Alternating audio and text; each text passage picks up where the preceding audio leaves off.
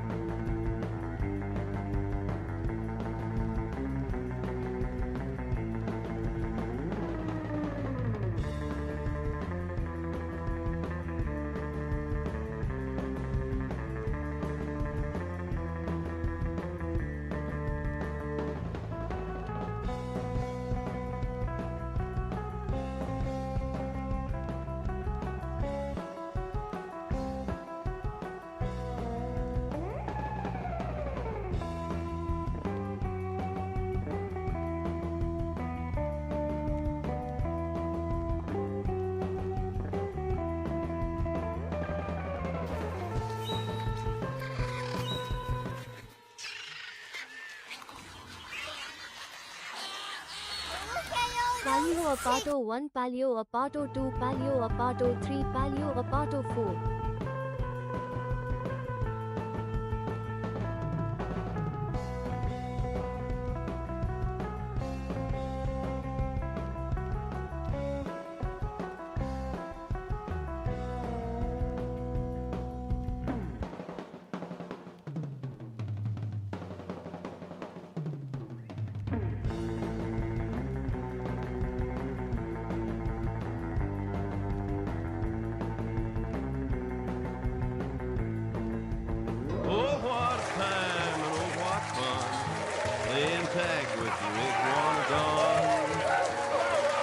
Choo-choo.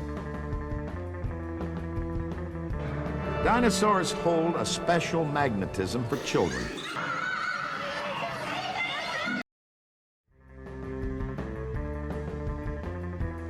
In at number 8, we have the Tradoon. Tradoon.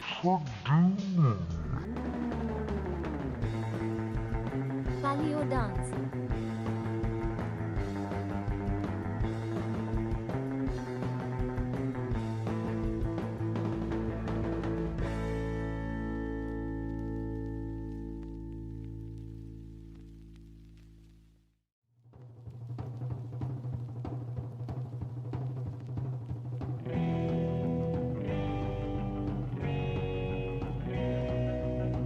Tradoon.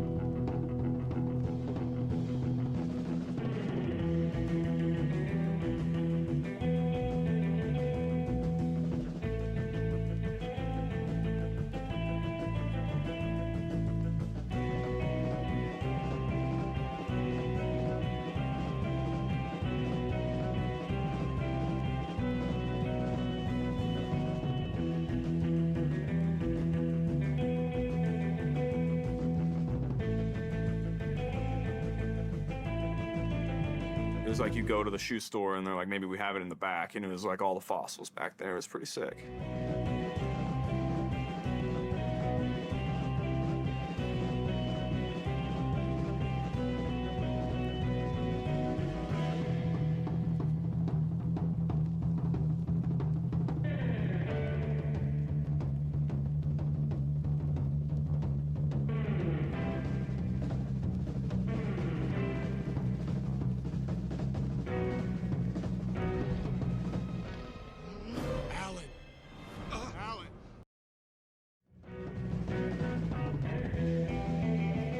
Was that 2 weeks already?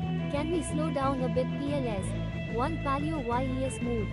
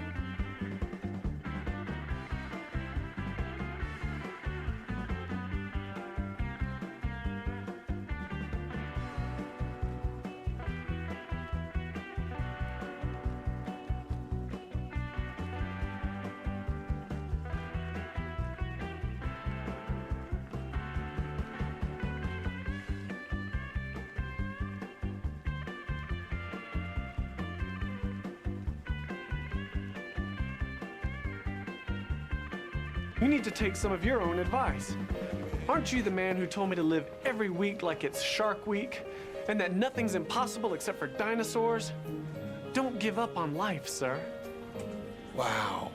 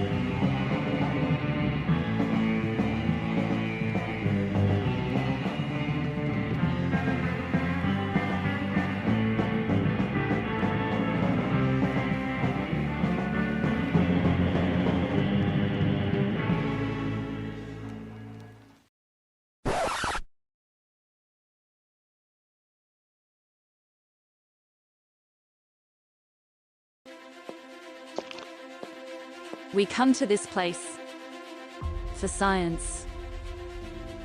We come to paleontologizing streams to laugh, to cry, to show up late and then ask what today's topic is even though it's right there in the title. Because we need that. All of us. That indescribable feeling we get when the surf rock starts. And we learn something we've never known before. Not just entertained but somehow infotained. Together. Baffling images on a tiny computer screen. Sound that I can feel. Dirter. A dirter is one of those things you get at the end of the paper towels, the cardboard thing in the middle, you go dir in it. Genus names I can mispronounce. Tradoon. Somehow, extinction feels good in a place like this. Our common ancestors feel like the best part of us. And dinosaurs feel like they're still around. Because here, they are. Paleontologizing streams, we make fossils less dead.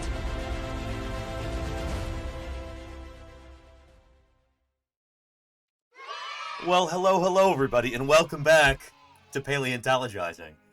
It is so good to see all of you here. Holy cow, I'm catching up from some jet lag right now, but feeling really good. Holy moly, what an amazing 2 weeks in the United Kingdom. If you're wondering what I'm talking about, I just got back from the Society of Vertebrate Paleontology meeting, and I did a big field trip before the meeting and after the meeting too. But in between, at the actual conference itself, I got to present some of my own work, catch up on what's new in the world of vertebrate paleontology, see a bunch of old friends and colleagues, and meet some new colleagues, make some new friends. It's been the highlight of my year. I've missed all of you for the past 2 weeks. But holy cow, part of me kind of wondered a little bit whether it was a good idea to leave for 2 weeks, to not stream for 2 weeks. That's the longest time I've gone without streaming since I started these broadcasts back in 2020. Holy cow, was it the right decision? Got some exciting announcements to make in a little bit. But first, shoot, where are my manners? Let me introduce myself real quick for anybody who might be new. My name is Danny Anduza. I'm a dinosaur paleontologist, and I'm here on Twitch trying to do some good old-fashioned science outreach. So, oftentimes well, here, before I, let's live by that phrase, show, don't tell. Let's find that channel trailery thing that I've got here. Set this up for viewing. There we go. Here, this is what I'm all about. Right here. My name is Danny Anduza. I'm a dinosaur paleontologist, and this is Paleontologizing.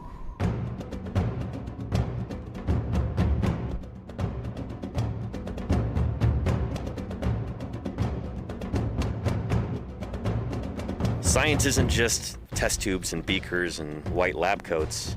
What we're doing out here is science, too. We're testing hypotheses by excavating these fossils. Join me for museum tours, interviews with other paleontologists, audience Q&A, 3D printing.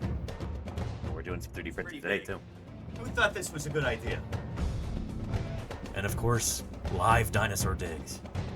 A limb bone from a new duck-billed dinosaur. I invite you to tune in and experience the adventure of fossil science. So there we go. That's me. That's what we're all about here. When I'm not in the field, I'm back here in my office, going over some of the latest publications in vertebrate paleontology, especially as pertains to dinosaurs, answering your questions, interviewing other paleontologists, doing some 3D printing like we're doing right now. I'll talk about this in a little bit. And other exciting stuff too. Holy cow, are there exciting things coming up. I can't wait to tell you. Holy moly. But first we gotta paint rent here. I think I'm a little bit behind on the rent payments. And our landlord here, Mini Pie, is not gonna let me forget that, huh? Huh, Minnie? He says, where is the rent? Where is it? You're gone 2 weeks. Minnie Pie, why are you adopting an accent? I don't know. What is it? I leave for 2 weeks and you're... She's trying out a new thing, apparently. How time flies. I know, right, Dark Puppeteer? Dinosaur man. Dark Puppeteer, thank you so much for the 3 months of support. Thank you, everybody, here in the chat, by the way. I haven't even said hello to everyone yet. Lenina, Kodali, Totally Tubular, Tima, Matt M33, Palosaurus, Avalon Angels, Go for Fluffernutt, Matt M33, Squiggles, Fake Do It, MS Coggins, Pursue, VHS James, F. Edgar. Oh, F. Edgar said something about, what was it? Been listening to the Fossil Files while you were gone.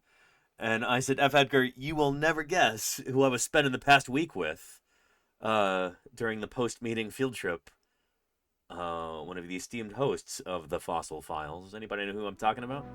I'll show you later. We'll do a little slideshow show and tell thing for the majority of today's stream. I'll be talking all about the SVP meeting. I'll be talking about the field trips. We'll be talking about a little bit of the research that was shared there. I can't share too much of it, but use that command in the chat. Anywho, yeah. But yeah, Claire Burr, wonderful to see you as always. Claire, hope you're doing well. Yeah. And there should be a command in the chat, in the title, Claire. Yeah. Notcher says, where are most dinosaur bones located? You might be surprised to learn that most dinosaur bones are found in the ground.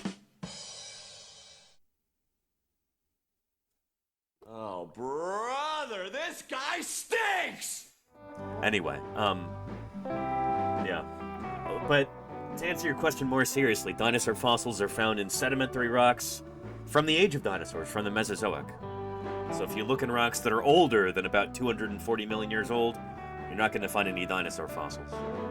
Likewise, if you're looking in rocks that are younger than 66 million years old, you won't find any dinosaur fossils except for birds. Birds are the only dinosaurs to have survived that mass extinction at the end of the Cretaceous. Anyway, dinosaur fossils have been found on all 7 continents, including Antarctica.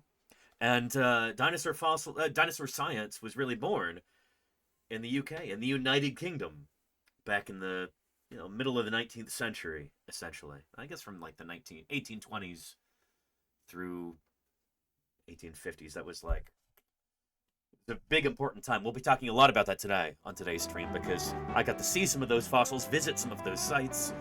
It was pretty awesome. So we'll be talking about that. Yeah. But and very cool Pursue. Yeah, we actually had pretty good weather in England. Better than I was expecting anyway. Anywho, we gotta pay our landlord here. What am I doing? I'm sorry, Minnie. I'm sorry. Let's get you paid, huh? Yeah. Here we go. What do you think? Look at those. Such riches.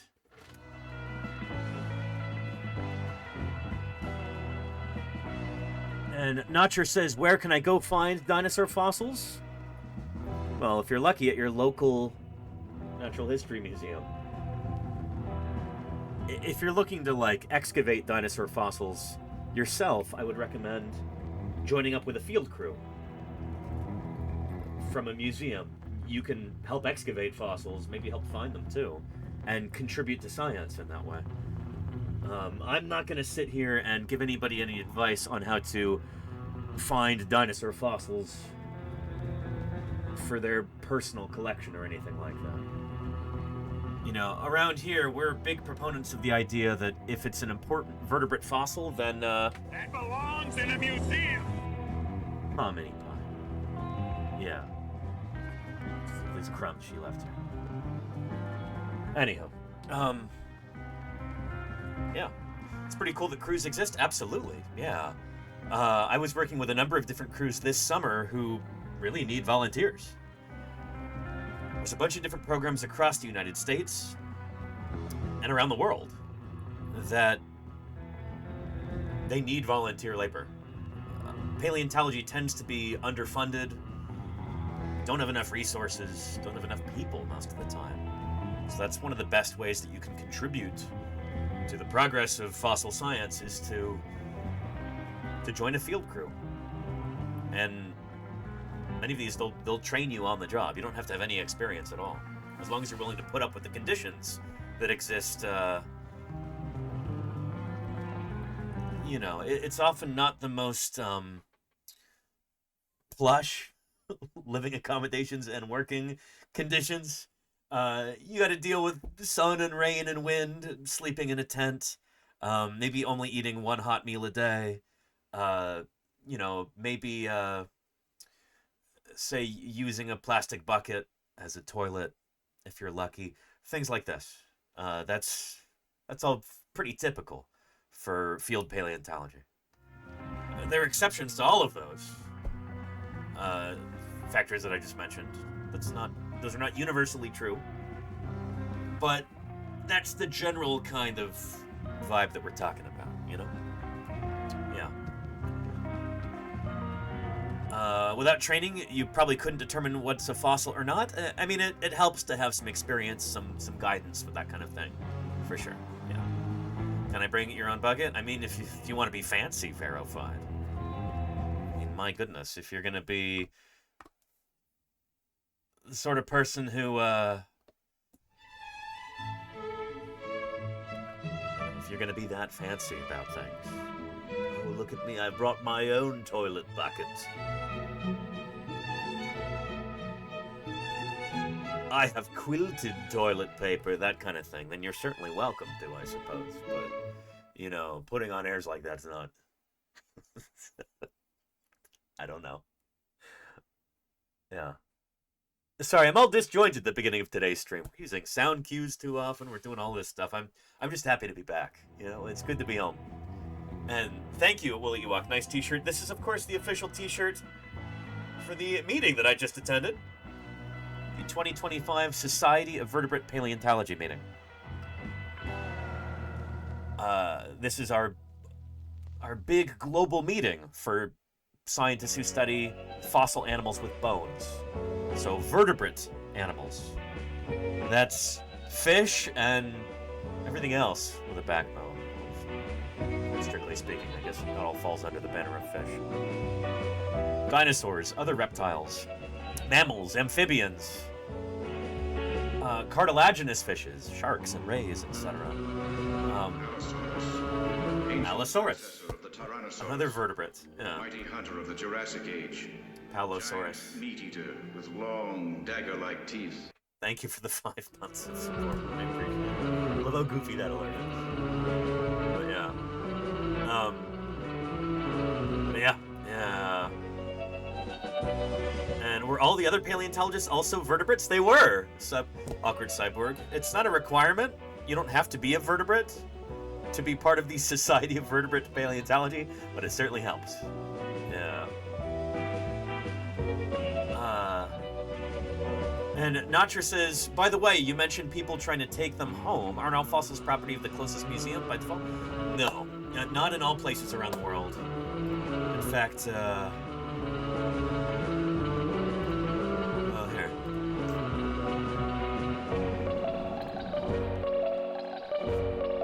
Let's find that real quick. Media spots.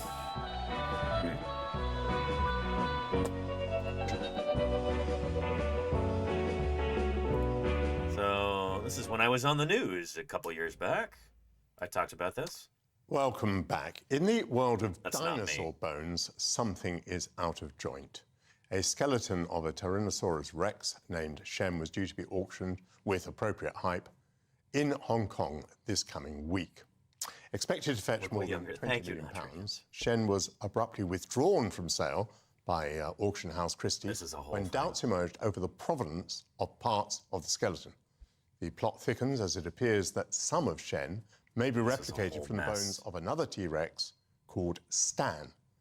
This Jurassic whodunit has serious implications. Globally, millions are made illegally trading bones. David Waterhouse is the senior curator of natural history and geology. Who's that guy Museum. on the left? Joins us from Norwich. Hello. Good to I guess to let anybody on the news. You know, here's a distinguished curator of a museum in Norwich, in the UK.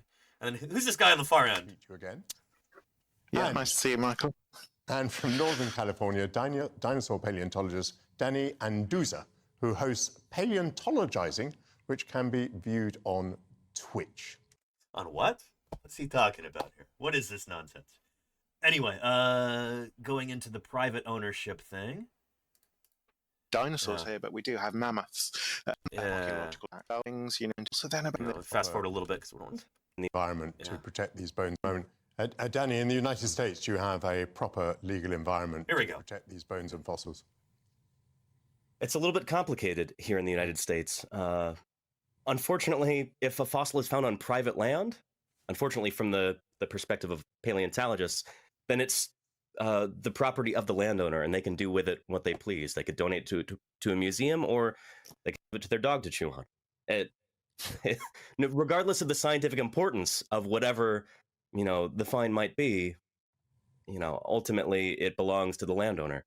If it's from private land, if it's from public land, the sorts of lands that I work with, Bureau of Land Management land, state lands, then it belongs to the people of the United States, and it needs to be held in the public trust, held in perpetuity so that scientists can study it and the public can enjoy it. And that's what paleontologists like us think should happen for every scientifically important fossil. Yeah. They're a benefit to all of humanity. They're part of our collective natural heritage. They belong in a museum. Danny Anduza and Professor David Waterhouse. Anywho. Yeah. Again, show don't tell. Pleasantly surprised that interview went that way. GB News in the UK has a reputation for being, shall we say, a tad right-wing? Yeah, a little bit to the right of, like, Attila the Hun. I was chuffed, I guess you could say. Some UK slang. That Michael Portillo was so amenable to the idea of public ownership of fossils, saving them for science, all of that. Here's a link to that video right there if you want to watch the whole thing. So there you go, pursue. I mean, I'm from the US though. I mean, we look at what's going on in the UK and it's like, that's not great, but we've got some things to worry about here in the States. Mellow by comparison. Thank you, Claire. Yes. Yeah. Anywho, and looking forward to the SVP upticks? Yes, indeed, Jazzy Cat. Yeah. I was just saying that the Society of Vertebrate Paleontology meeting, this is our big global get-together as vertebrate paleontologists every year. This is not only the big conference, it's also the social event of the year as a vertebrate paleontologist. There's a reason I flew all the way to the UK for this. First time I'd ever been in the UK. SVP is the place to be, you know? I'm so glad I went this year. I'll tell you about that when we go through the slideshow.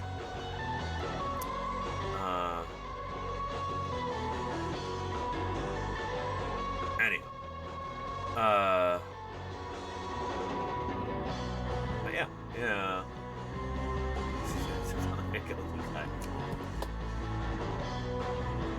Why don't we go ahead and start at the beginning, shall we?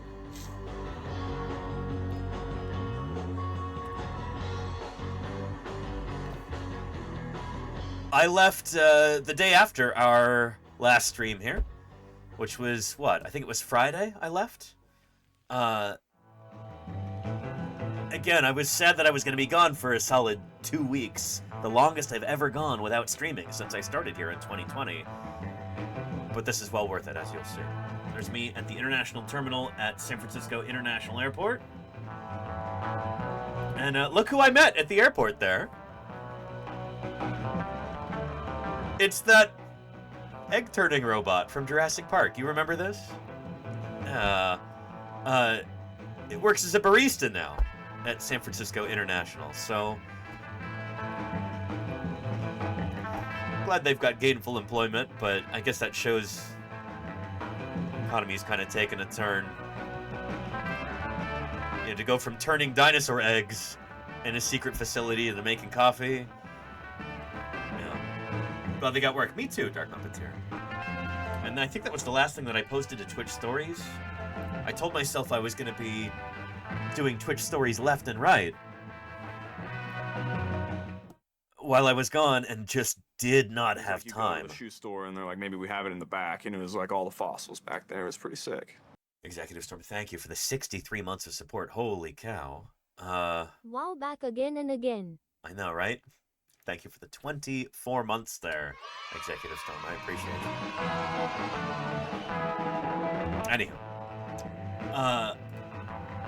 So it was a long flight across the Atlantic from San Francisco to Lisbon in Portugal, where I had my layover. There's the airport there. And then, finally, after must have been about 18 hours of traveling, something like that, maybe 19 hours, I arrived in the UK at Heathrow.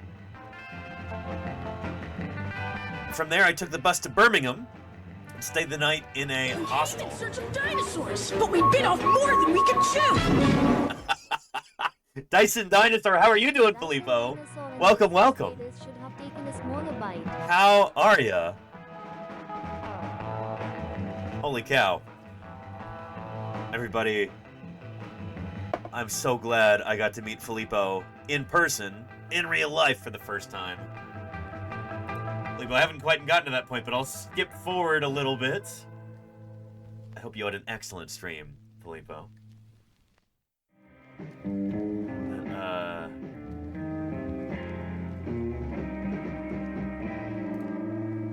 There we go.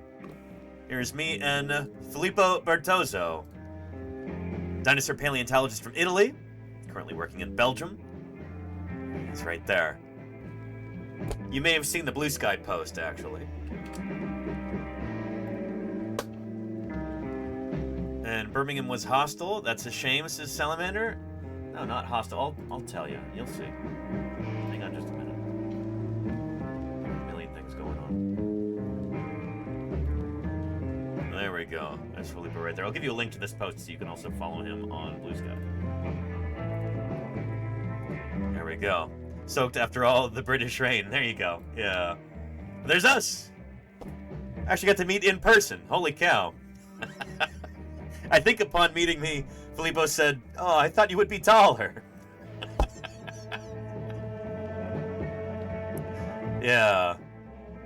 Twitch Task Force. There you go. Yeah. But really cool hanging out with Filippo. And holy cow, do we have some exciting things coming up, we hope, for SVP 2026. Again, I'll talk about this in a little bit. But anyway, Dyson Dinosaur, I hope you had an excellent stream. It's wonderful to have you here. I'm just going through a quick little kind of slideshow. Doing some show and tell. Talking about my trip to the UK. And a big part of this stream today is going to be justifying my leave of absence to everybody here in the audience. Again, 2 weeks is the longest I've ever gone without streaming since starting here on Paleontologizing on Twitch in 2020. But yeah, upon flying in to London, this would have been Saturday night at that point. It was like flying into a war zone. Everything was on fire. There were explosions happening left and right. I'm like, what in the world am I flying into right now? What is going on here? I wonder if anybody might have a guess. And Finn Lee over, how are you doing? Welcome, welcome. What would have been happening on a Saturday night, excuse me, in early November?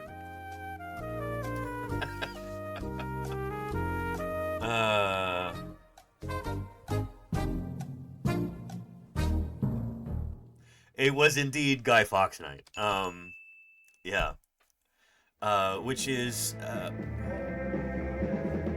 again, being a foreigner in that land, I'm not the best person to explain this. It's I guess, a celebration that sometimes turns into kind of like a xenophobic anti-Catholic thing, from what I can tell.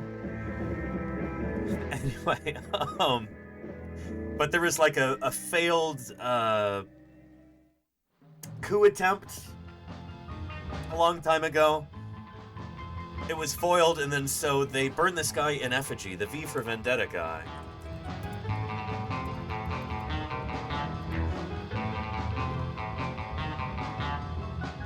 Yeah, bonfire night. There we go.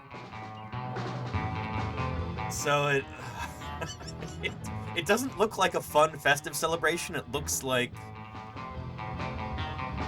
what it looks pretty dire. But anyway, that's what I flew it. Just from the plane, seeing fireworks going off, which from a distance just looked like explosions. Seeing these enormous bonfires, it just kind of looked like the whole city was on fire. Yeah, remember, there you go, Kodali, yeah. Anyway, big welcome for Daniel, I guess, so clever. I'm glad I wasn't the one being burned in effigy. So anywho, got to Birmingham, so I took the bus from Heathrow. Really simple and easy and not that expensive. I was thoroughly impressed with the public transit in the UK. Makes me feel like I've come back to a developing nation afterward here in the US. But anyway, took the bus around midnight to Birmingham, finally got in and stayed in a hostel that night. Hostel. Like you go to the shoe store and they're like, maybe we have it in the back, and it was like all the fossils back there. It was pretty sick. It is pretty sick. Thank you, Ironheart, for the 64 months. Thank you. I really appreciate it. Good stuff. Appreciate you, Ironheart. Should have had Wi-Fi on board the bus too. There was Wi-Fi, but it was glacially slow, so I didn't use it very much. It was a National Express bus from Heathrow to Birmingham. Yeah. And Andrew Miller is here in the chat. You brought these one. Good times, lots of fireworks and big bonfires. We even did this in the snow in Quebec after moving. Interesting, Andrew. Cool. Yeah. I was very surprised because I hadn't realized it wasn't November 5th that I flew in, but I guess it was the first weekend after that. And so everybody who had been waiting for the weekend celebrated then. But yeah.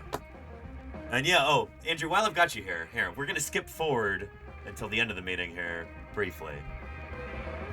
Because I'm sure you've got things to do, Andrew. You don't want to stick around for the I can see that my whole stream. 50,000 a year has been well spent. Dinosaur Dave, thank you so much for the 48 months. Hey, I appreciate that. Welcome back. I just got home from Tasmania. Very checking cool. out megafauna fossil sites. Nice, Can't nice. wait to hear about SVP laughing face. Oh yeah, Dinosaur Dave. It's going to be a little bit disjointed. I'm now skipping to the last night of SVP while we've got Andrew here because, yeah. Here, Andrew, I think you might be pleased that I got this on video. Oh, I'll have to flip it. Darn. The Morris Skinner Award is for So the Morris Skinner Award is it's a big prestigious award that SVP gives out every year. Can I not? Let's see.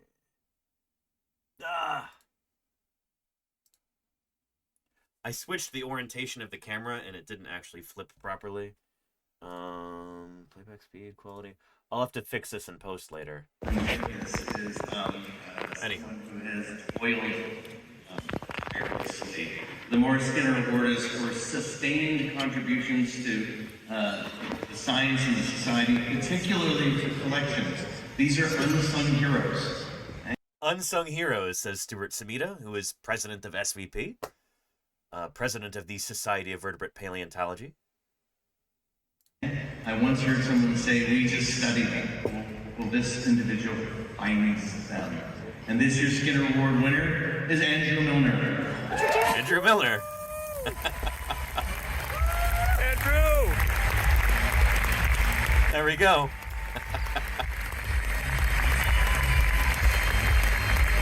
Oh, I was so happy.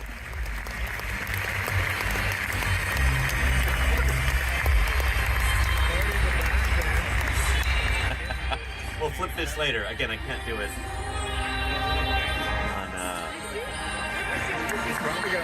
on, he didn't get to give a speech or anything. But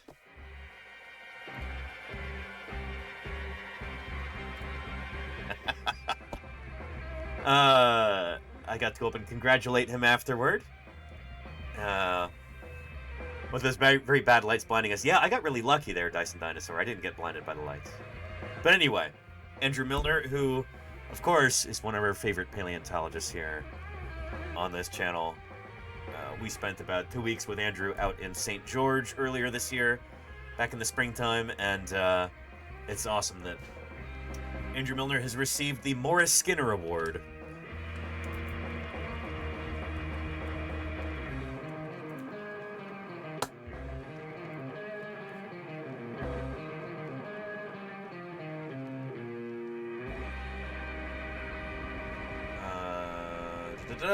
Honors outstanding and sustained contributions to scientific knowledge through the making of important collections of fossil vertebrates. Shall also be made to those persons who encourage, train, or teach others toward the same pursuits. Very cool.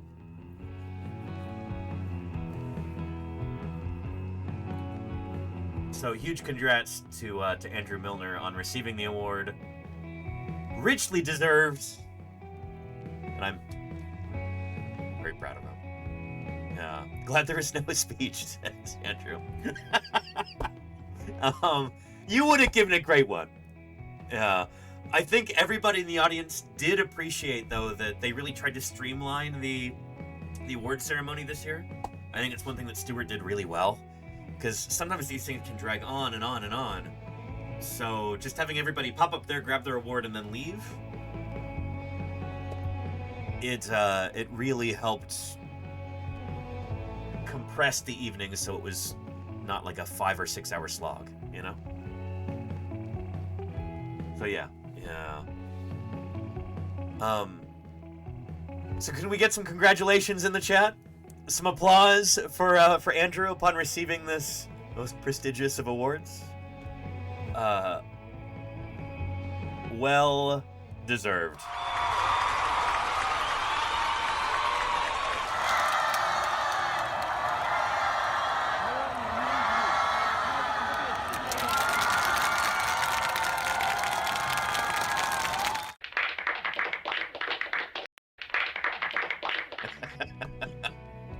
Anyway, congratulations, Andrew. Makes my heart smile to see you get this. Well deserved. Well deserved. And next year they'll throw the awards off the stage at the recipients. I mean, that would also speed things up, Niffler. Yeah. And thank you, Mighty Draz. Hey, appreciate that. You mean to suggest there is a Skinner Award and a Simpson Medal? There is, actually, yeah. That's why someone was making an Aurora Borealis joke.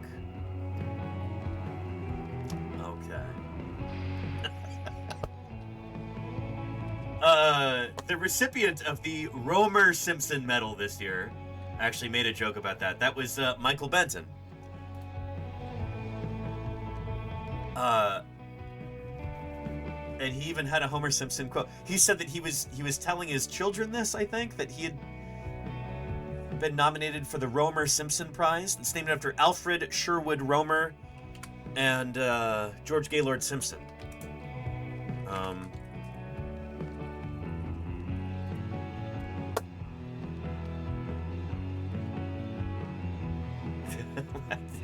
I do an image search for that. Strange beasts were protected by massive plates of bony armor. Kennedy, thank you for the 37 months of support. 41 months of support?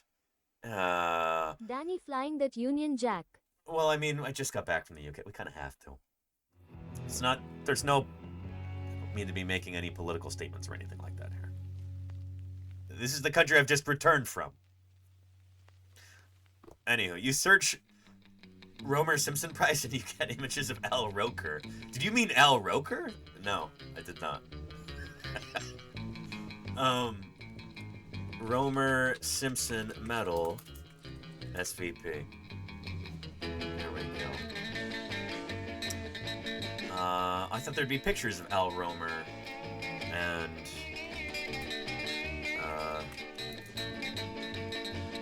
Alfred Sherwood Romer, very important vertebrate paleontologist back in the day. He wrote The Osteology of the Reptiles, which is a book that I have over here. Oh.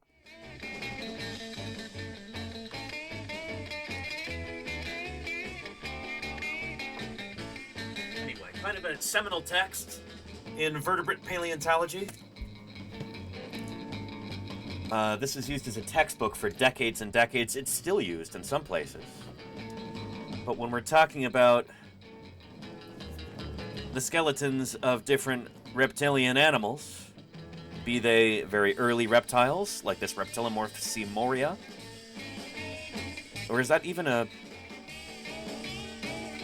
official reptile? Anyway, all the way up to,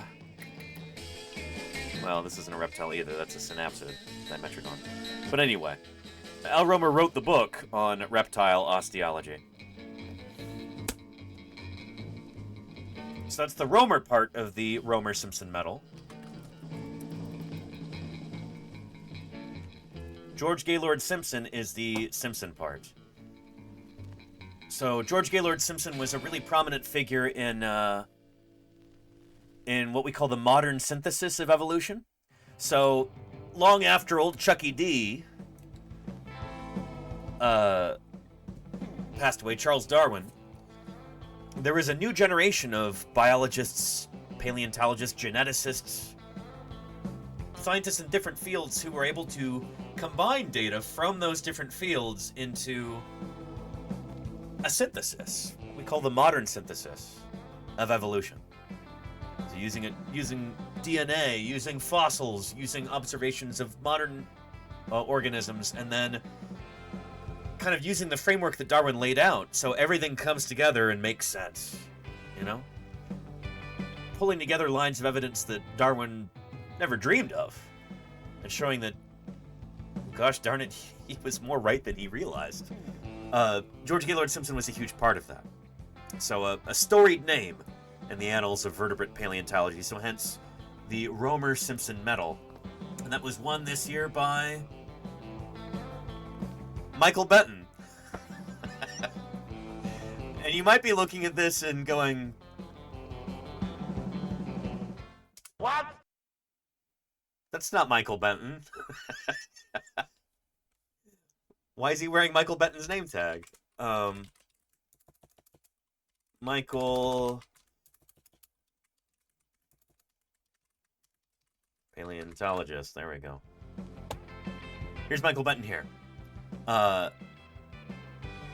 Michael Benton is still around, very much still around. He has written a stupendous number of papers. He's contributed to the field of vertebrate paleontology in a myriad of different ways. Chances are, if you're interested in vertebrate paleontology, you've probably read one of Michael Benton's books. Whether it's a textbook like this, the 5th edition Vertebrate Paleontology, Dinosaurs Rediscovered, Dinosaur Behavior is a new one that just came out recently. He's written so many different popular books on paleontology, helping to educate the public, generate enthusiasm for our science among regular folks, among non-paleontologists. But he's also published I don't know how many papers. It's a crazy number. So he won the big Lifetime Achievement Award for paleontology in general. So, yeah, research and career.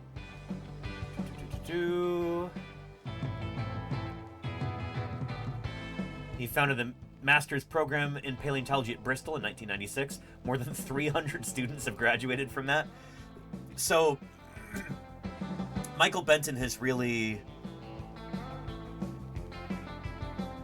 he's helped advance the field of vertebrate paleontology in ways that few other people have. That's why he won the Romer-Simpson Medal. And he made a joke during his acceptance speech. He was the only one who really gave a speech, as I understand. Not as I understand, I was there. There may have been one or two other speeches, but his was like the big prepared one. Praline Mocha and their 16 raiders are about to get flattened by dinosaur content. Oh, holy cow, Praline Mocha. I'm sorry the alert isn't working properly, but thank you for the raid. How are you doing? How was your stream? I hope it was really good. We are talking about why I was gone for the past 2 weeks, attending the 2025 Society of Vertebrate Paleontology meeting. So I'm sharing with everyone a few key things from that. And I'm going to be making some exciting announcements about next year, too. Which I know you'll want to hear. So, yeah. Yeah. That's a long meeting, says Blossom Gesso. Well, the actual meeting itself was 4 days, I think. But I had a field trip beforehand and a field trip afterward. And I'm very glad I did both. We'll be talking about those in a little bit. We had some people show up in the chat who were... Well, Andrew Milner showed up in the chat. He's a recipient of one of the medals. We're talking about this briefly. Let me put this book back.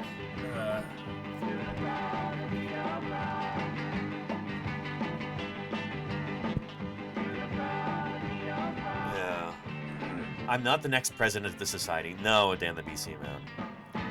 But I will be doing something I'm much better suited for. Again, no spoilers, I'll tell you in a little bit. And I did bring some souvenirs, Volvulus. I'll show you those too in a little bit. And are there a lot of dinosaur digs in the UK? There's a few, and I was able to go to some of those key sites.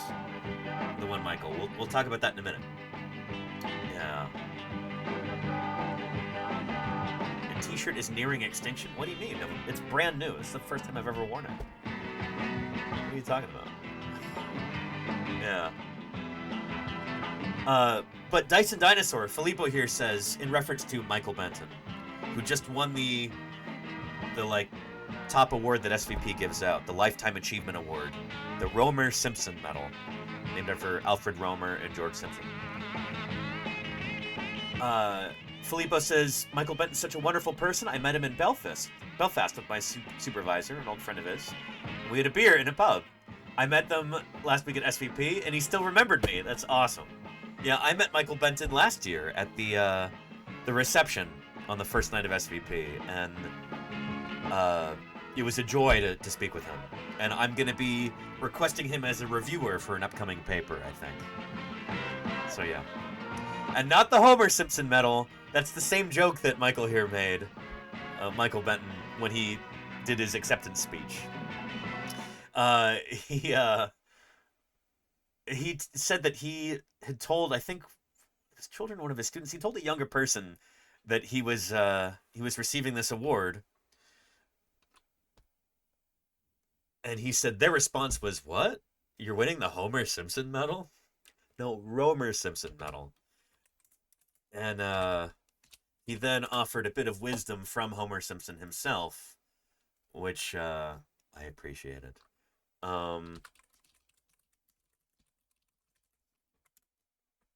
It was a quote from this. I think Bart and Lisa are feeling a little upset right now. Isn't there something you'd like to say? There sure is. Kids, you tried your best, and you failed miserably. The lesson is, never try. So I thought that was a very, it was an amusing and appropriate quote, I think. Anywho. Totally unexpected, says Dyson Dinosaur. I mean, that's the thing, is that Michael Benton has this air about him. He's very... He commands respect. You see him and you go, this is someone who...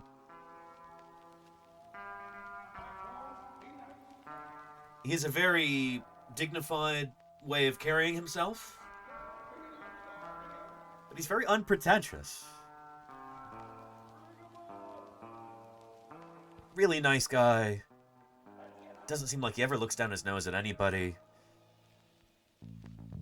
Many other people in his position would do that. He does not. And there should be more people in this world like Michael Benton. So, excellent recipient for this award. Quite Monty Python-y. Is that right? Dyson, okay. And Neverwinter, thank you for the 21 months. Thank you for the Prime there. I appreciate that.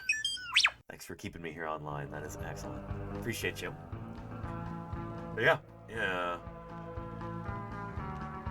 That gives the history of life its very quirky, fortuitous, chancy character. We are literally here only because of the good fortune of dinosaur extinction. That's true, Tasty JK. Thank you so much for the 7 months of support. Thank you for helping me keep on doing what I'm doing with your continued support. It's only because of the generous support of viewers like you that these broadcasts are possible. So thank you for that. And Tondo, how are you doing? Hello. Welcome. Good to have you here. Anywho, Michael Benton looks like this. So, who is this with his name tag? I've talked about this before. Let me explain again very briefly. There's a tradition at SVP that, the name tags that we have for the whole conference, many people trade those at the after party at the end. And often the idea is you trade with your friends or you trade with your supervisor, the leader of your lab, whatever, but there's a general loose understanding that you try and trade up, You might be a rookie, you might want to trade to trade one of the All-Stars for their name tag.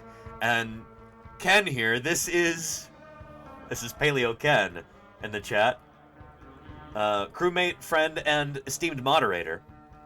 So, there you go, Claire. Ken won the Big Door prize. He ran right up to Michael Benton and asked to trade with him. So there you go. Yeah. And Dinosaur Dave says, that explains why you still have your one. It's the toppest of top-tier badges. No, unfortunately. Dinosaur Dave. I wanted to keep mine because I thought I would need it for the field trip after. And I had one of the top-tier people asked to trade with me, and I have photographic proof.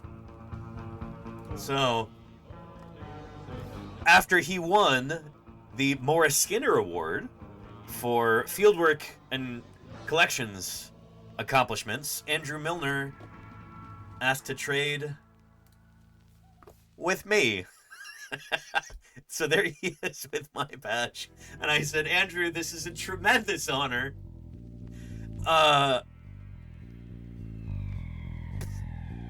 really need to take this one home.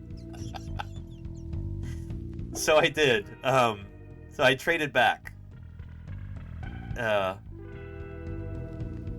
Anywho. Well, also, full story. So Andrew Milner had already traded with Robert Gay. So he traded Robert Gay's name tag for mine. And then I requested that we trade back. But I have this photo and I will treasure this. Yeah. Anyhow.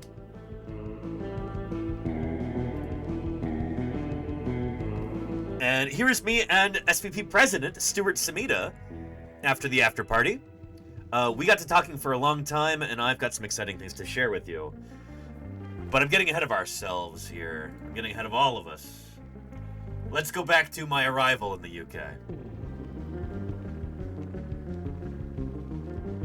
So let's go backward to when I first arrived in England. So I flew into Heathrow. Like I said, there were all kinds of explosions and fires that I could see from the plane. So I guess it was the 5th of November celebration, happening on the weekend instead. Guy Fawkes night.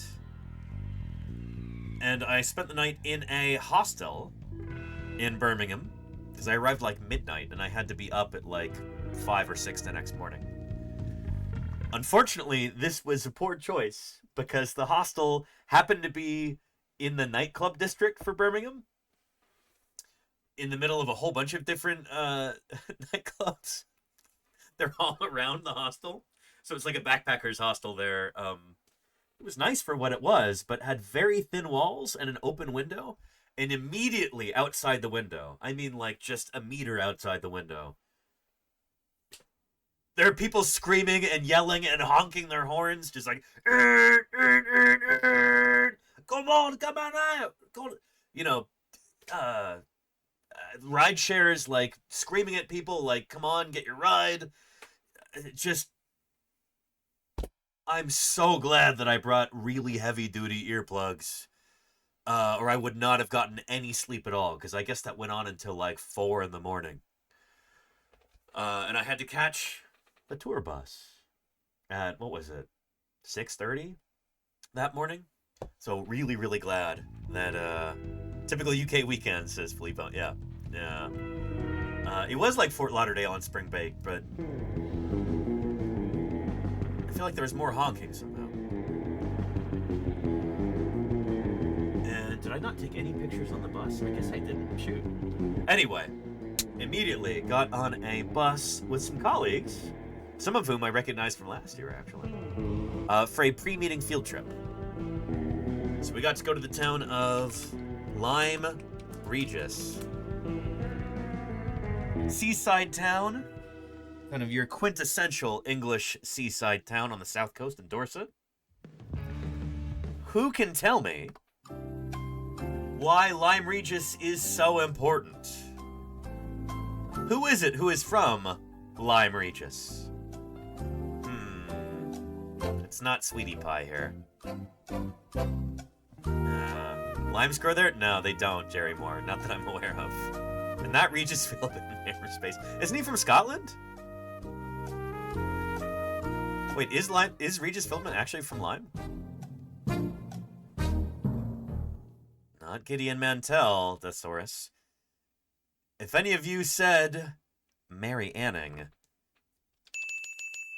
you were correct. So, Mary Anning, many call her the mother of paleontology, almost the patron saint of our science. She was born and raised and lived the entirety of her life in Lyme Regis. We do a special stream every year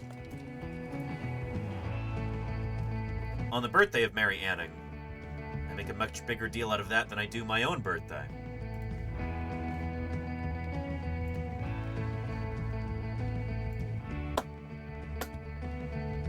Mary Anning emote when, says Murph. That's a good question, you know?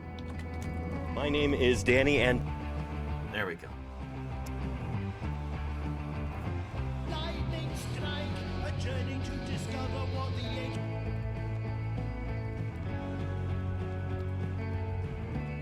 I'm a dinosaur paleontologist. Okay. But dinosaurs happen to be what I study, what I publish on in the scientific More literature, cats, oh boy. What I talk about here on Twitch. The more things change, the more they stay the same. Sometimes 7 days every week. And what I dig up during the summers. Just next week, we're going to be leaving for the field, going out to Wyoming and digging up more dinosaurs. Anyway, Mary Anning. Red ribbon and the straw bonnet like that.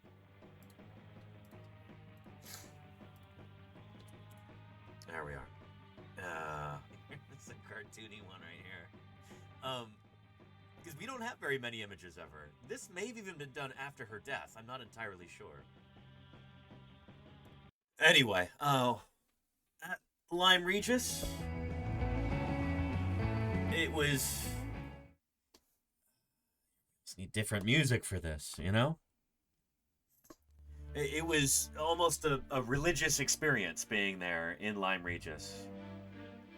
Being able to search for fossils on the same beaches that Mary Anning worked. Visiting the museum. The Lyme Regis Museum, built on the site of her home. Just absolutely incredible. And that statue of Mary Anning that we've talked about many times on our channel before.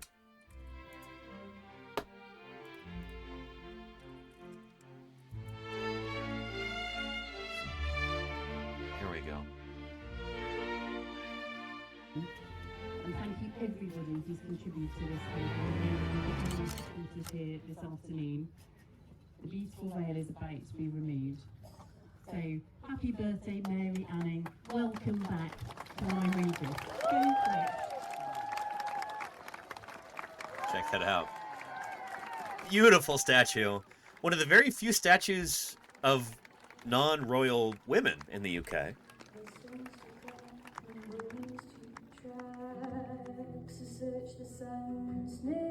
Pretty incredible. And thank you, Otter Do It. It is good to be back. Yeah.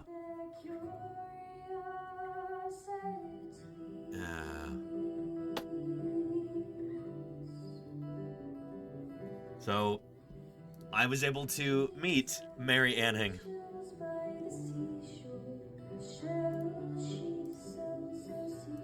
Just incredible. And I took the opportunity to take a series of photographs. Nova says she's huge. That's not life-size. You know, in order to truly honor her, you know, they embiggened her a bit. Appropriate for a woman of her stature in our field of paleontology.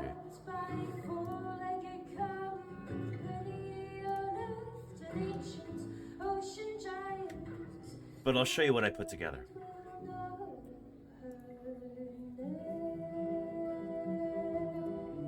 There we go.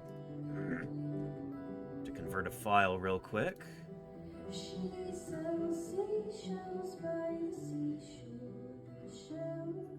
Downloads. There we go. And convert to STL.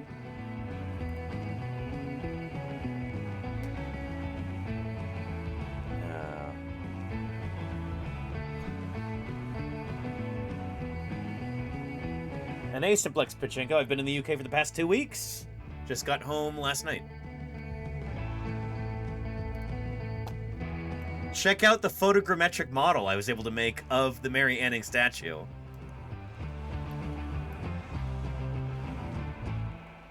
Check that out. There's her dog Trey beside her there. And so I was able to do a little bit of file conversion, some digital magic. And I'm currently 3D printing a statue right there. It's Marvin. Yeah. Cousin Marvin Barry. You know that new Pyrokitty's Tavern has a new sound for their 3 listeners. Pyro Kitty's Tavern, thank you so much for the raid. How are you doing? It is wonderful to have you here. Thanks for joining us. I hope you're doing well. Hope you had a good stream. But there we go. You can see the tip of her boot there on the left side. That is... Here, I'll orient it. This right here is... right there. See it? So it's currently printing. This is kind of a test print. I'd like to print a larger one, but we're going to do this one for now and see how it turns out. But I'm pretty excited about this. And I will make some kind of profile, maybe a profile on Sketchfab, and I will share this model with folks later. So if you'd like to, you can print your very own Mary Anning statue at home. Yeah. And Deathsaurus, that was part of the digital magic I was doing, is how does the 3D printer know what not to print? I cut those parts out in order to make the 3D printer file. So it's a whole involved process. I can tell you more about it later. Yeah. Enjoying some Paleopants. Very nice, Pyrokitty's Tavern. Happy Dino-Vember to you as well. I hope you're having a good day. Thanks for bringing everybody up. Yeah. Fire up the resin printer for that for sure. Excellent, Lenita. As you can tell here, I tried to make 2 files, one of them with about 400 or 500 pictures, one of them with like 800 plus, and the 800 plus one did not work. It totally bricked for some reason. So with this one, I failed to get the top of her head, and so I'm going to need to clean that up a little bit before I end up posting it anyplace. But I'll keep everybody updated. We will do a... Yeah, I'll make like a Sketchfab profile or something and upload a bunch of different files, including this one. And what photogrammetry software do I use? I use a program called Polycam.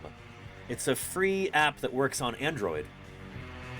So it's how I've made a number of different things. Polycam. I'll type it in for you, or I'll provide you a link.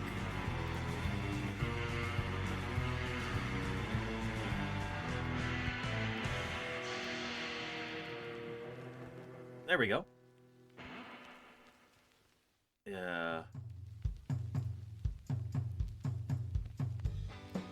How powerful does the phone need to be? I don't know. Thank you, Claire. You posted the link, too. I have a Google Pixel 7. It's probably about 3 years old. It's not the highest end phone. It's got a good camera on it. But you don't need a... You know, you don't need like an $8,000 iPhone 19 or whatever. Although, to be fair, I think iPhones are actually less powerful than Android phones, proportionally. That's what everybody says, anyway. I'm not an Apple guy. Never have been. Probably never will be. Yeah, I got that from my phone. I could show you, Deathsaurus. Shoot. Yeah.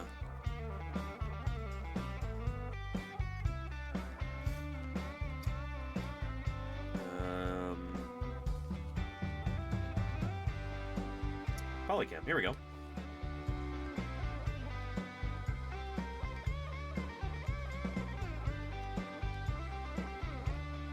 There we are right there. Yeah. All told, this probably took about 5 or 6 minutes. Pretty snazzy, right? And it's free. Yeah, not too shabby. From there, I could download it, or upload it rather, directly to Google Drive. And then when I had it here on my desktop, I could convert it to a file that I could 3D print. And Bosman18, thank you for the 1 year of support there. Thank you for the Prime. Appreciate it, Bosman. Thank you, thank you. Yeah. Yeah, what do you think? You need... Landlord here needs some treats. I'm gonna have to make that happen. Huh, sweetie pie? Yeah. And Daily Dasp, is there any dinosaur bones that have been found broken? Like broken bone and... Yeah, certainly. Yeah. I can show you some in a minute. We actually got to hang out with one of those dinosaurs at the SVP reception. I'll show you in a bit. But for right now... Oh, hang on.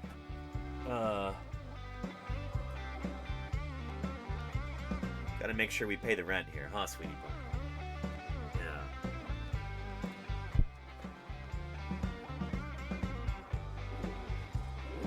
What's this? Ho ho ho.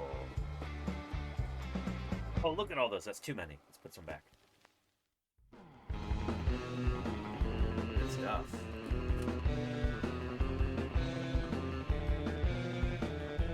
I do owe rent, Niffler. Don't want to get evicted here, huh, sweetie? Yeah. And there you go, Mayor of Space. That's the impression I get too. I'm glad I'm not alone in this. But yeah. Anywho.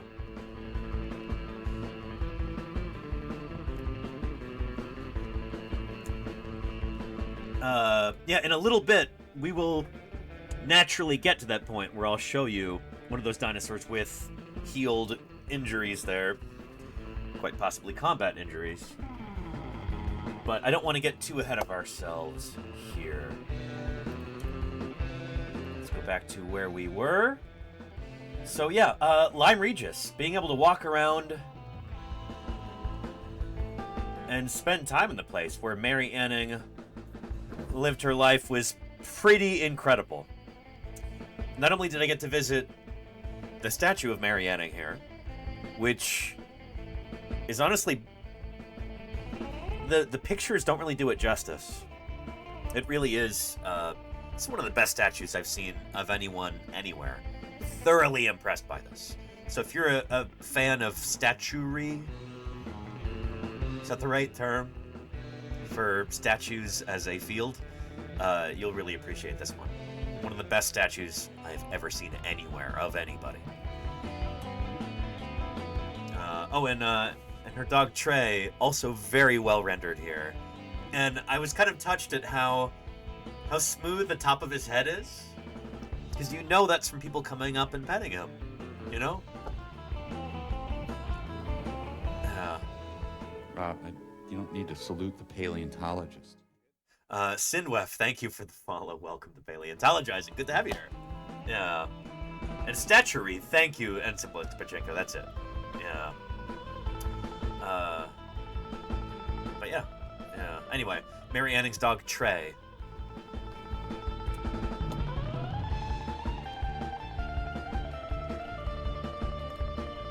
And while there at Lyme Regis, I even found this.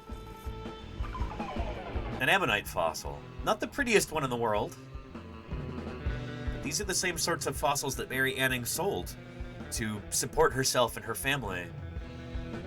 And she tried to do her best to get these two scientists who would study them and write them up, and often they would take credit for having found them, and it's a whole thing.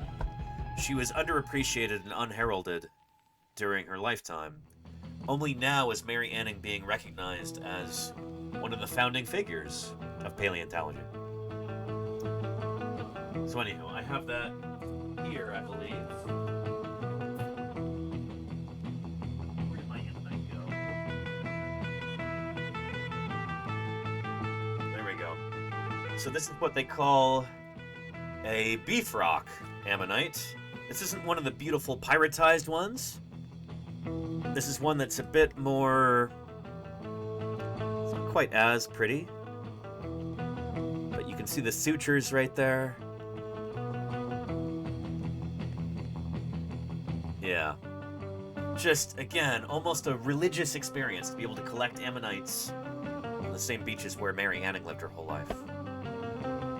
Pyritized, it doesn't say R a lot, no. So the locals call these beef rock because, I guess they have a texture along the side that reminds people of beef. When you cut into it, I wouldn't know this as a vegetarian, but that texture right there in cross-section, they call that beef rock. Anyhow, happy to have this. I'm going to be taking tomorrow off from streaming. We don't normally stream on Fridays anyway. I probably would, but I have a bunch of things to do. One of the things is to take all the fossils that I found along the beaches there and make sure that I'm labeling these properly. So years or decades from now, I'll know exactly what these are, where they were from, all of that good stuff. Gotta make sure that you record your data about these things, especially while it's still fresh in your mind, so that information doesn't become lost. So I'm going to be doing that tomorrow. That, and then following up with a bunch of different people that I met during the field trips and during the conference. Because holy cow, we have exciting things coming up. Signedwef, how are you doing? Welcome, welcome. Yeah. Oh, and very cool, Dark Muppeteer. I also found some huge ammonites along the beach at Lyme Regis and at Charmouth. So I'll talk about those in a bit. But, yeah. The Lyme Regis Museum was something special indeed. So this is a museum that was built on the site of Mary Anning's old home. For whatever reason, the town of Lyme Regis decided to bulldoze that building at some point. I think they were widening one of the roads or something, which seems extraordinarily short-sighted, but they did have the good sense to allow the construction of a museum on the site. So this museum was built on the location of Mary Anning's home. There's a doll that I took a picture of, a Mary Anning doll that someone in the local community had made. Just a lovely museum. There's an ammonite from there at Lyme Regis and a place of honor in the museum. And this didn't turn out quite as well as I was hoping, but there is a almost life-sized ichthyosaur made of Legos. I knew some people in this community would really enjoy seeing this. So yeah. Entirely made out of Legos. Really, really cool. Again, I wish the photo turned out a little better. Let's see if we can find a better one online.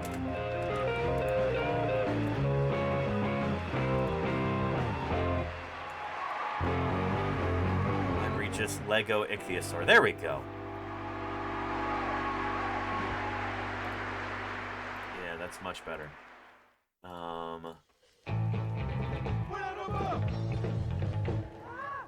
Is that real or a cast? It's made of Legos. Pretty neat, right? Yeah.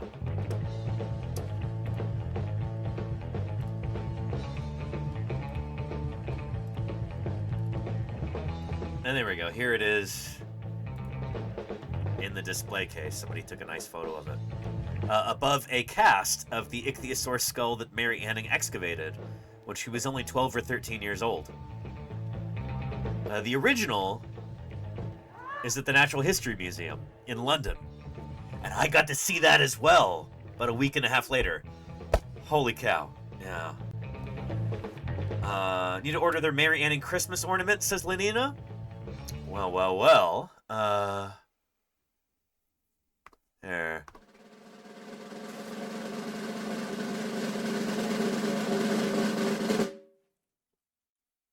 There we go.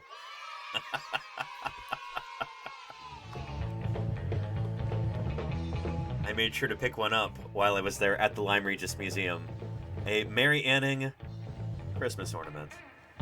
This is going to have a place of honor on the Christmas tree this year.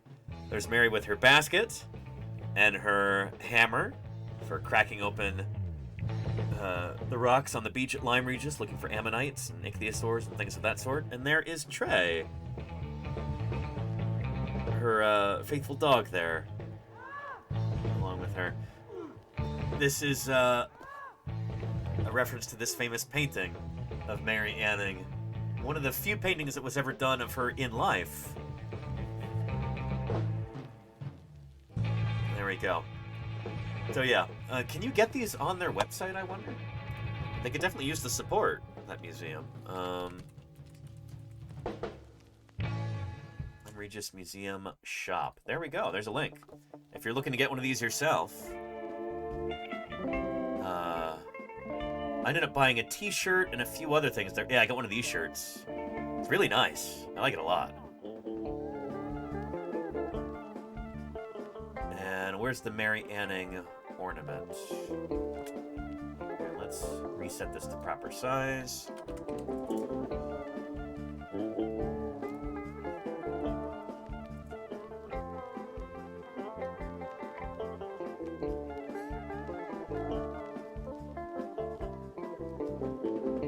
Sorting, popularity. There we go, right there. Here you go, Lenina, if you need a link, or anybody else. Bingo. Wonder if they ship to the US? I'm not sure, Petrodactylus. You can certainly check. And check the shop in the London Museum too? Yeah, I saw them there as well, Philippe, but in fact I saw a lot of the same stuff. I thought, oh man, I better get this now. It's the only place I can get it. And it turned up in a bunch of different museums. They had them at the museum at Oxford as well, if I recall correctly. We are unable to offer overseas postage at this time. That is disappointing.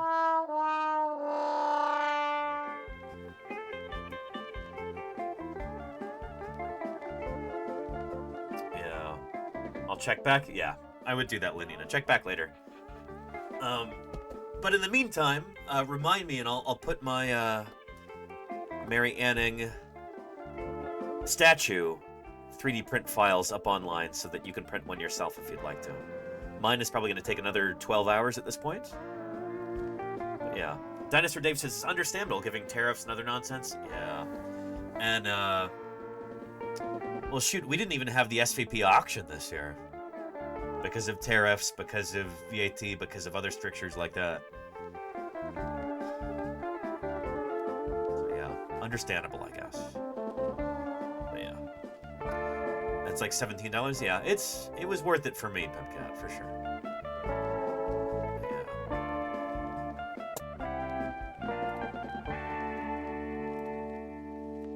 Anywho. Get rid of these tabs.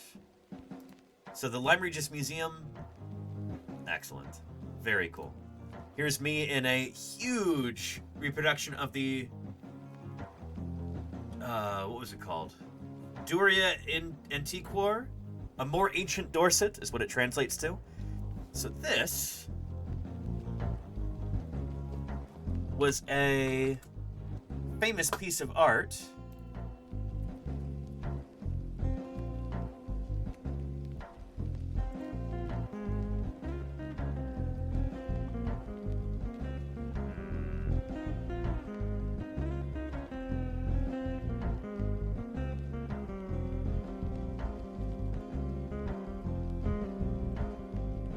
Find a video on this, maybe not.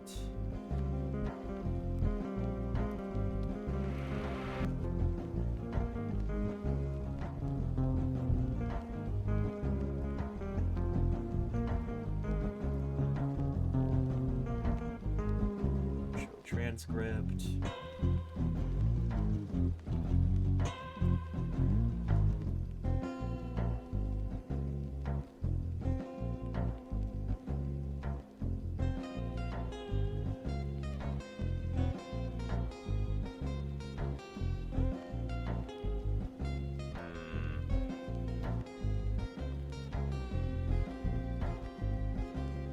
Anyway, here we go.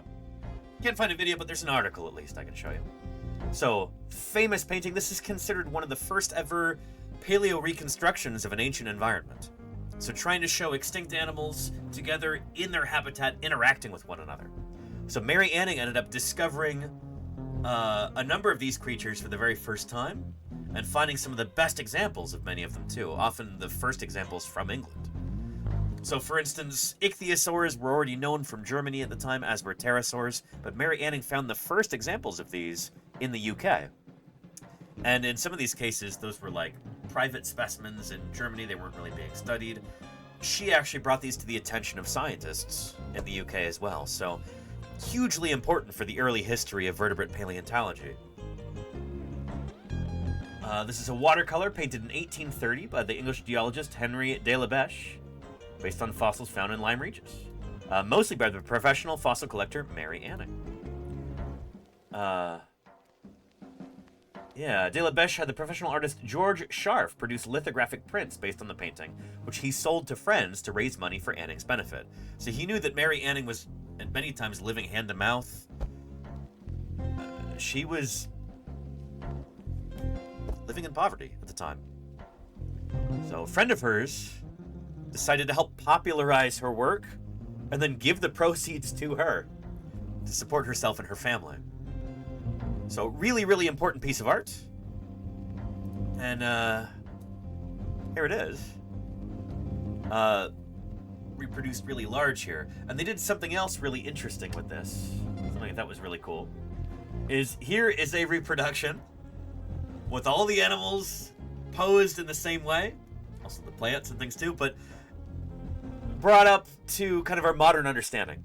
So here is a modernized depiction of the same scene with the same things going on, but here's how we currently understand these animals and plants to look, which is really cool, I thought. I didn't know that anybody had done this, so it was really neat to see.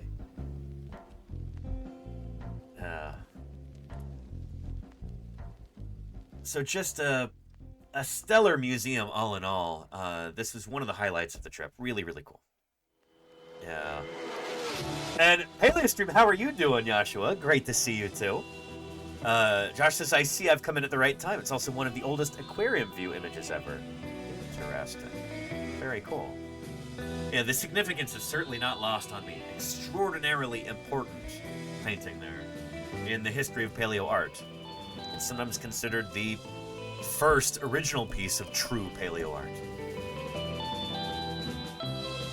And I got to see one of the originals just a couple days ago in Oxford. We'll get to that in a bit. But one of the originals there from the time, not like a modern reproduction, but one of these lithographic prints that was produced and then colored in by hand at the time in the early 1800s. And I had a tremendous time at SVP. It's been the highlight of my year, PaleoStream. Holy cow. And I would love to see a PaleoStream version of Doria Antiquar. Holy cow, would that be cool? I would buy a print of that. That would be awesome. Yeah. Oh, and Dinosaur Dave, yeah, we should talk about that real briefly, shouldn't we? I need more information on this before we really get into it. But I do want to share this. Richard Butler, whom I was hanging out with at SVP and at the field trip afterward, he posted this. So Leicester in the UK has a big geology department, and paleontology is included within that. And the university, it seems like they've decided that they want to get rid of this department, dissolve it, and in the process fire a bunch of the geologists and paleontologists, people on staff, kick the students out of this and put them in like the chemistry department, something like that. So here's a petition there, but we call on the University of Leicester to urgently reconsider their proposal to dissolve geology, which includes paleontology, into a new school of chemical, earth, and environmental science. So basically they're trying to downsize the earth sciences and just get rid of a bunch of stuff, which is a tremendously short-sighted and foolish idea, if you ask me. If the proposal goes ahead, many staff will lose their jobs, crucial research will be shut down, and the future of undergraduate degrees is in jeopardy. Under the proposal, all staff employed on combined teaching and research contracts are required to demonstrate their alignment to a narrow range of new research areas or be made redundant. Anyway, so I'm going to take this opportunity to sign this petition right now. Let's see, I guess the last time I signed a change.org petition, I lived in Bozeman. So let's change this, update it to California.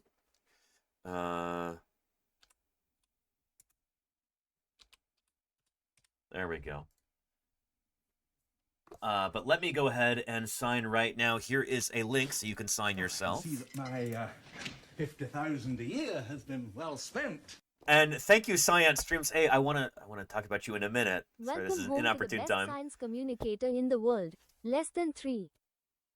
I think there's been some sort of a mistake, Science Streams. You're talking about yourself right there. Thank you for the 55 months of support now at Tier 3. That is extraordinary, and I appreciate you, Balint. Holy cow. Appreciate you more than you know, Balint. Anyway, there is a link in the chat right there. I'll post another one right here. Please sign this petition. I'm going to sign it right now. Here we go. Signed petition. Hold on to your butts. There we go. And yeah, I'll chip in $3. Sure, let's do that.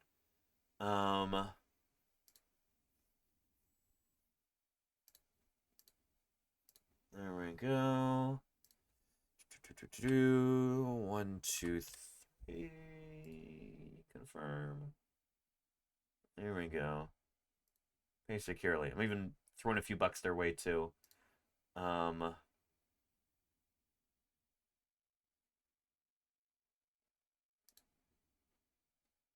There we go. Good stuff. So please sign that petition. Here's the thing. Here, stop the music. This is a serious thing. Paleontology is under threat in a lot of different places right now. Science funding across the board is being cut. Researchers are being fired, labs are being shut down, projects are being halted. This is a worldwide phenomenon right now. But maybe especially in the US and in the UK too. When you cut the funding for things like paleontology, that is a threat to science everywhere. As paleontologists, we provide kind of a gateway into the sciences for people. This is something that I talk about all the time, and I'll talk about it again right now. For many, many folks around the world, paleontology is their first introduction to science. There's so many kids around the world who early on, they might go through a dinosaur phase. And people look at this and they go, oh, that's cute. Really interested in dinosaurs. Wow. Great. Who cares? It's just a phase that kids go through, right? Wrong. Sure, it might be temporary in one sense, but when a kid becomes really interested in dinosaurs, they're becoming interested in a scientific field. You can't just go to a zoo and see a stegosaurus walking around. When you become engaged with dinosaurs, you're kind of forced to think scientifically. Since these are not animals that we can see alive today, in order to engage with them, you have to adopt a different kind of mindset.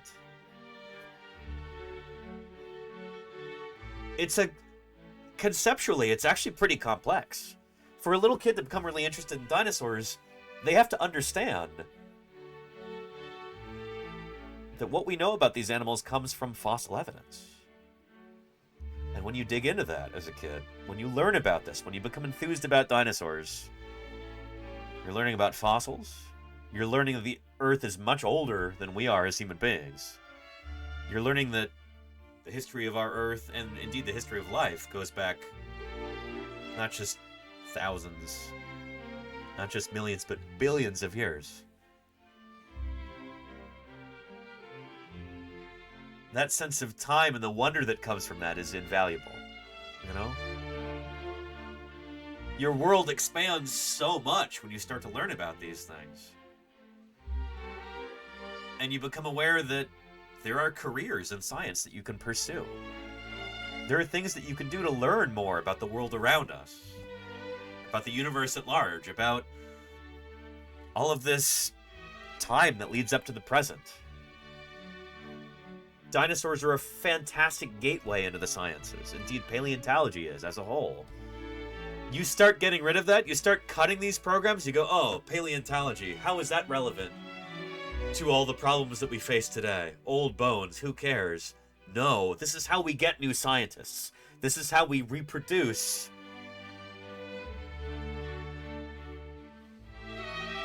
This is how we reproduce learning from generation to generation.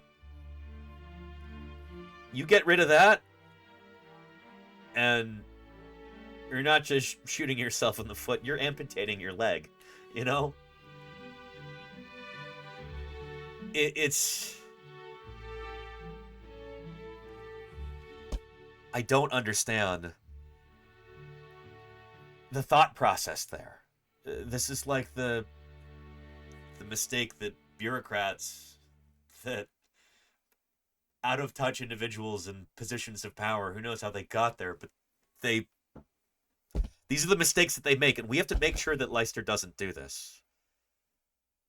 So again, this petition right here, I implore you to sign this. I'll put a link here to the Blue Sky post, and you can get a link.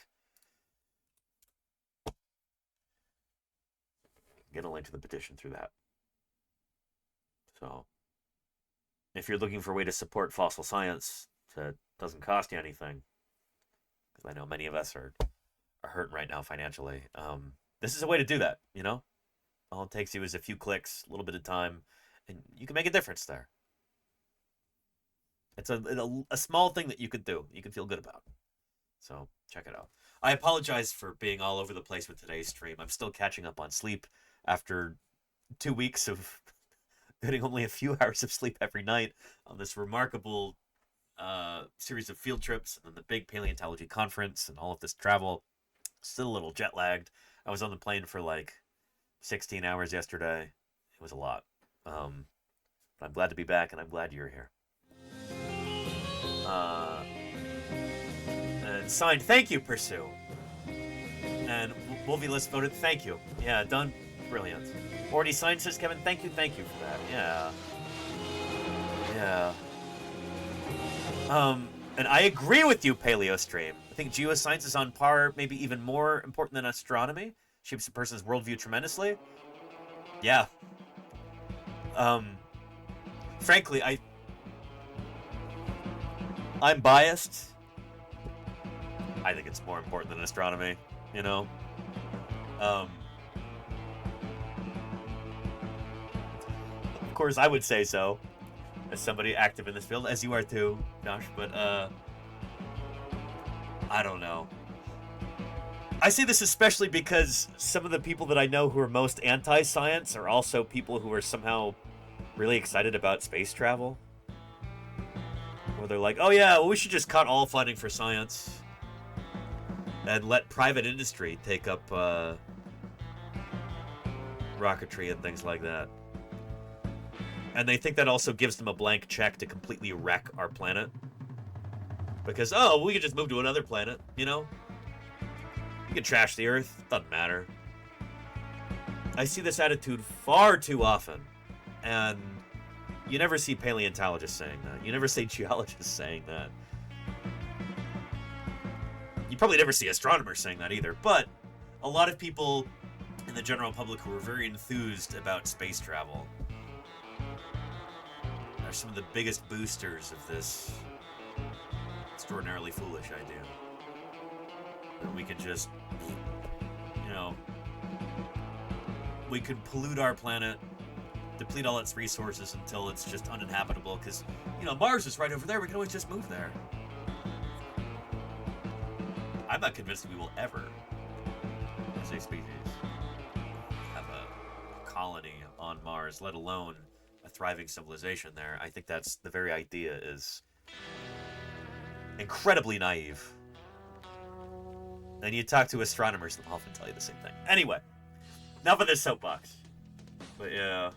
And privatization killed the German train system, don't do it? Yeah, paleo stream.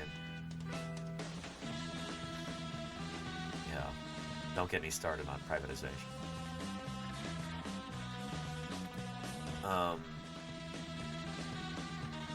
Yeah. Yeah. And there you go, Simplex. Yes, yes. Yeah.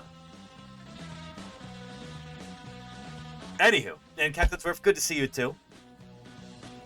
Balint, are you still here, Science Streams? So I'd like to address you for a second. I again just got back from the UK, and yeah, Lordy shared a message with me today that I was crestfallen about. I don't know if you want to share that again if you're still here, but I'm looking forward to doing some collaborations and doing whatever I can to help with yours and Lita's mission of going full-time here on Twitch, becoming you're already full-time science communicators, but making a living doing that. So let me know, Science Streams, what I can do to help. And if you've got time, I'd love to call you on the phone tomorrow, talk about this. But yeah, anyhow. We'll talk. Hey, there's a thought. You could hire a dinosaur to put a swimming pool in your backyard. All you'd have to do is show up for 5 minutes, whop, instant swimming pool. Gameverse Man, thank you for the 13 months of support at tier 2, no less. Cheers. Thank you, thank you.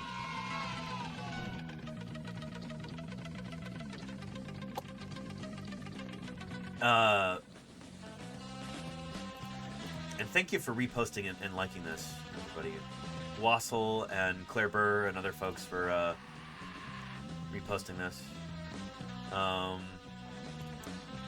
Bobby reposted it too. Excellent. It was so good to be able to hang out with Bobby again. Bobby and Sarah. Anywho. Let's get back to SVP, show and tell, slideshow, that sort of thing. So, at an incredible time at the Lyme Regis Museum, there is a cast of the ichthyosaur specimen that Mary Anning excavated when she was 12 years old. This was kind of the critter that made her famous. This is just a cast here, but later on, visiting the Natural History Museum in London, about a week and a half after this, I got to see the real thing. And I think I even took a picture with it. So yeah, just incredible. Here is a fossil shop just down the street. And I got to talk with the owner there. This was the same fossil shop. This wasn't actually the location of Mary Anning's fossil shop, but this was the location in the film Ammonite, if you've seen that. Got to talk with the shop owner there and told me all about the whole filming process and everything, and they paid him to vacate the shop for 2 months. I'm not going to attempt to do his accent, out of respect, because I also don't want to embarrass myself. But he told me, yeah, it's the only time where I made more money closing up the shop for 2 months than I did than open.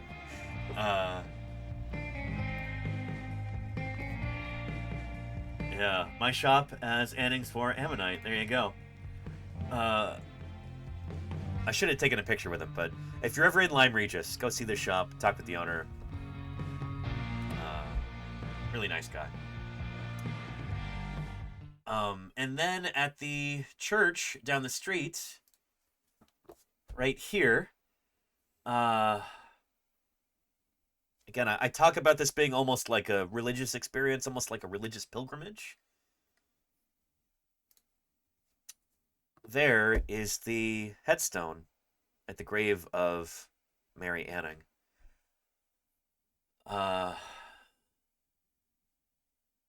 Sacred to the memory of Joseph Anning, who was Mary's brother.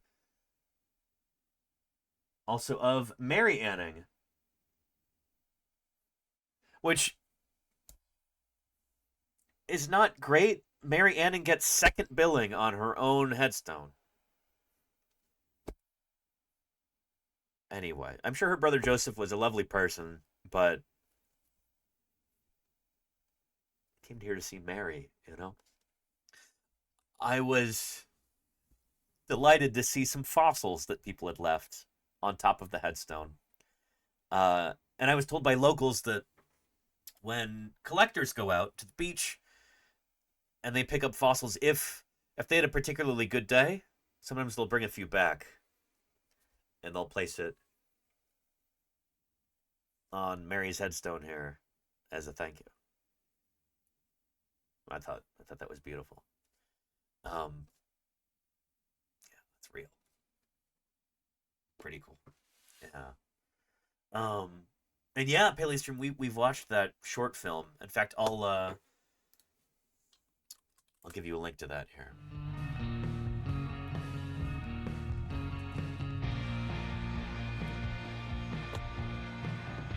Here we go.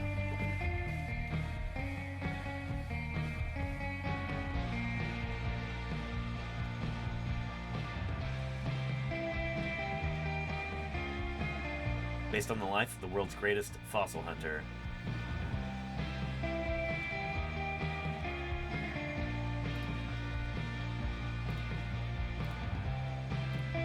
We watch this every year on her birthday. Highly recommended. Bookmark that for a later date if you haven't seen it yet. It's phenomenal. So well done. 20 minutes long. Well worth a watch. And Yash says, I left an ammonite there when I visited. Very cool, yeah. Oh, and by the way, Yash, you weren't here earlier, I think, when we were talking about this. But, I made a photogrammetric model of the Mary Anning statue. That's there at Lyme.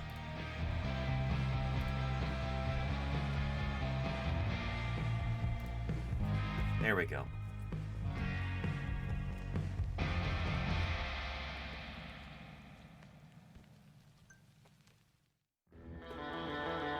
There we are. And I will make this available for 3D printing. And I'm actually printing one right now, so let me know if you'd like the files. I will see if I can put them up on Sketchfab or another site like that. I'm going to do a little bit of reading and asking around to see which one of those sites would be best. But I'll set up a public profile and I'll do that. Yeah. You want it? Yeah. All right. We'll get that done soon.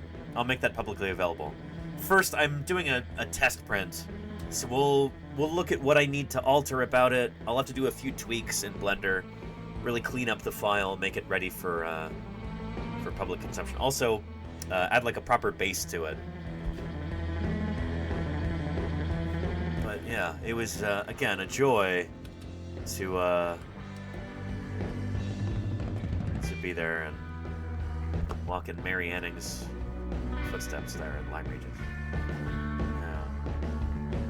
European laws about art and statues. I'm sure it's fine, Dinosaur. I'm not profiting off of this.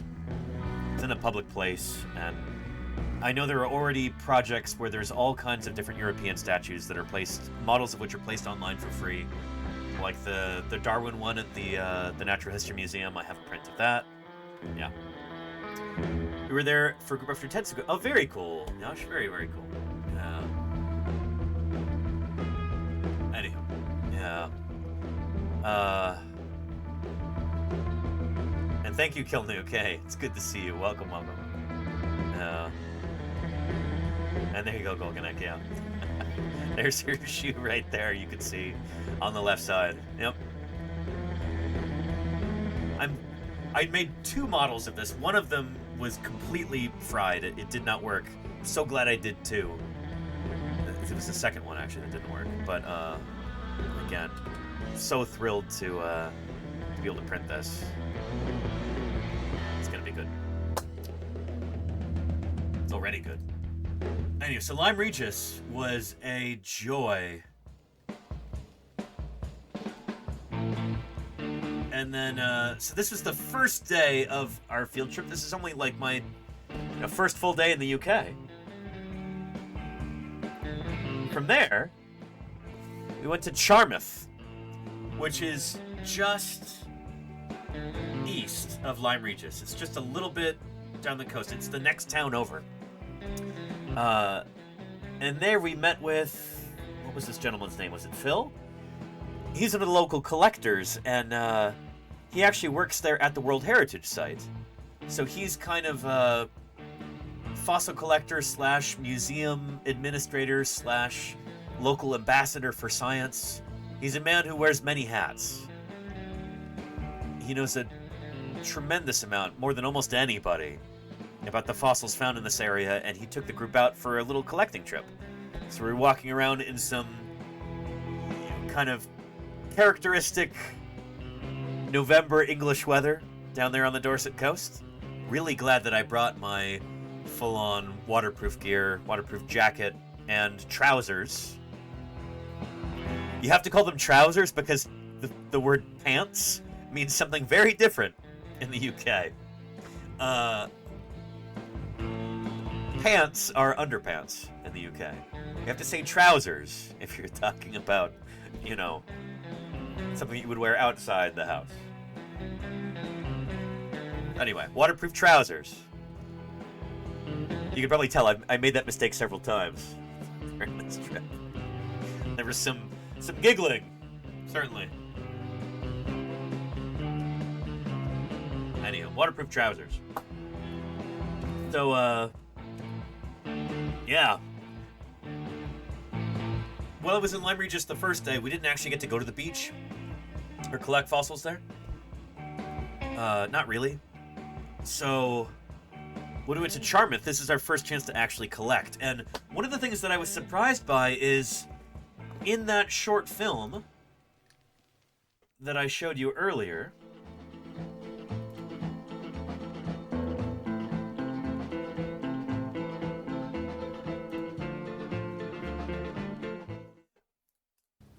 it really is like this. Just muddy, mucky. The cliffs there, when they're saturated by rain and by mist from the sea, it really is just incredibly slippery, dangerous. The whole thing is just ready to tumble down.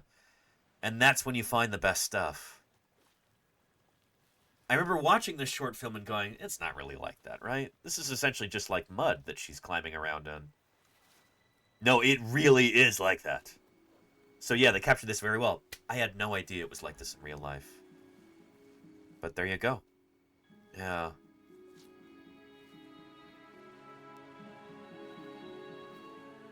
Yep. So it...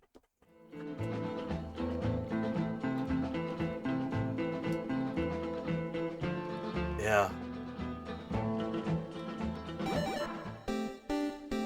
M. Oculus, thank you for the 29 months of support. Hey, I really appreciate that. Holy cow.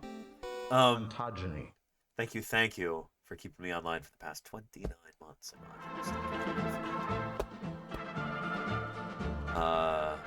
And Dorset Mud doesn't have anything on Yorkshire Mud? Well, I mean, Yorkshire doesn't have fossils like this, though, so I'm sorry. Also, to be, to complain about things in Yorkshire being so much more dire.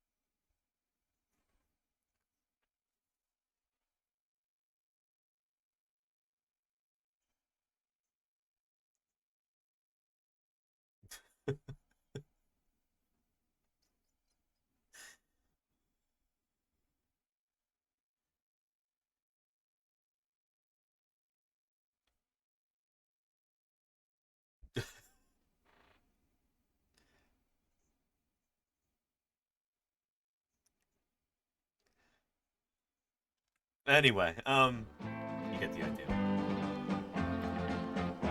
There's a link if you need it. And yeah, I suppose they do have good fossils in Yorkshire. I don't know what I'm saying. It doesn't have the same kind of... When you think about UK fossils, Yorkshire usually doesn't come to mind first.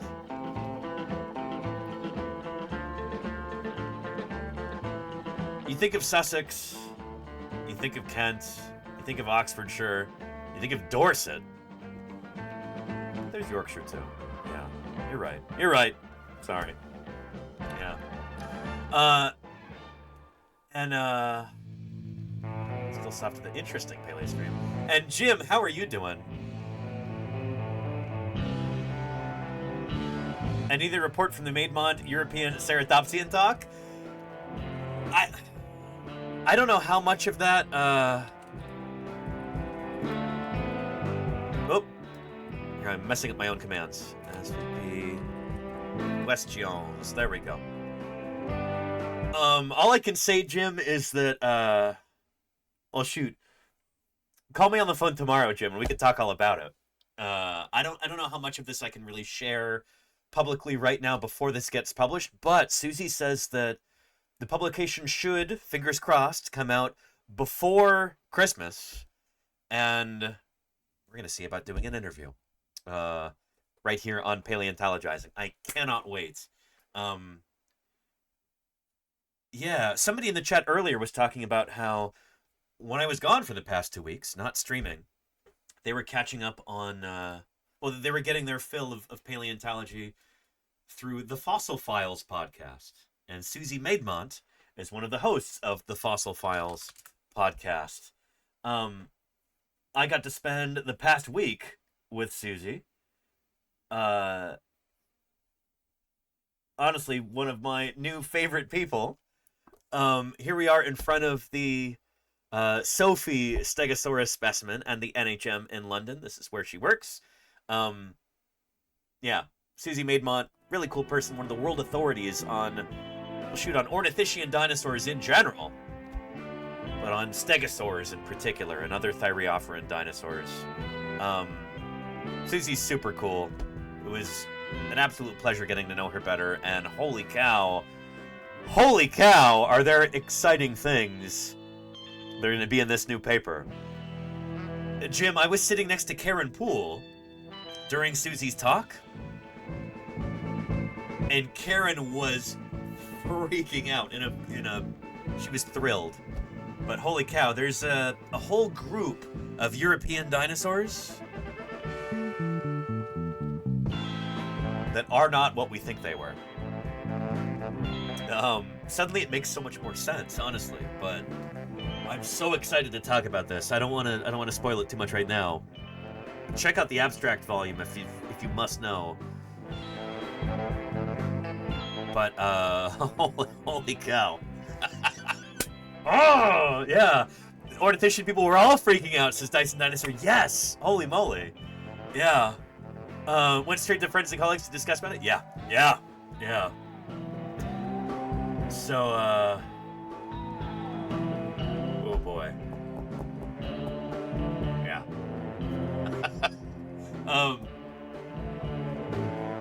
It's gonna be good. It's gonna be really good.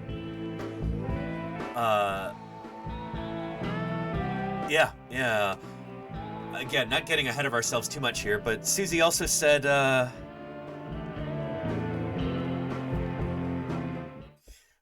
if I can find my way back to the UK in the next year or so,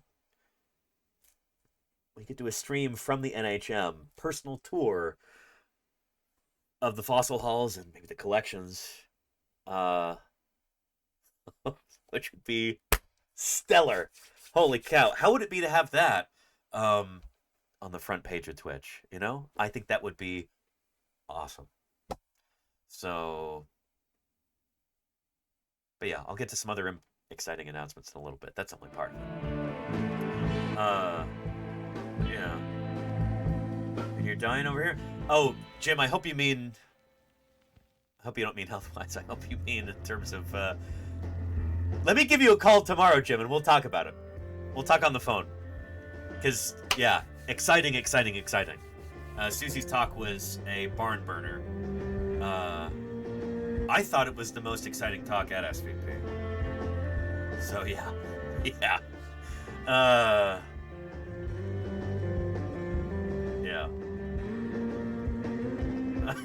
Andrew says, don't do that, Jim.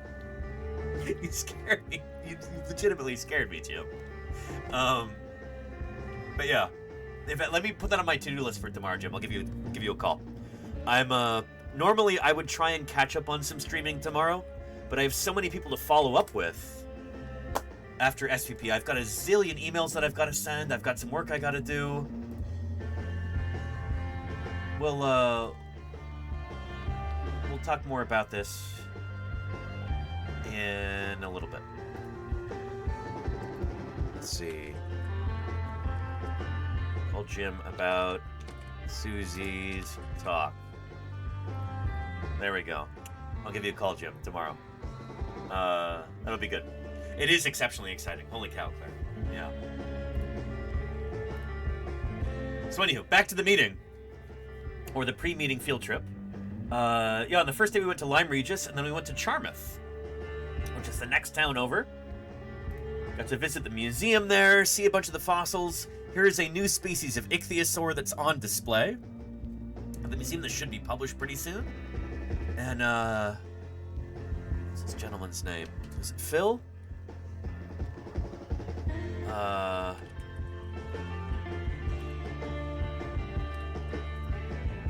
Let's see.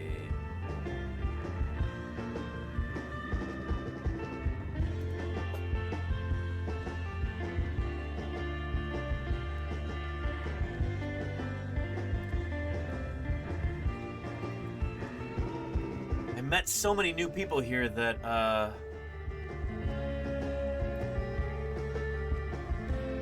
hope I'm remembering names correctly.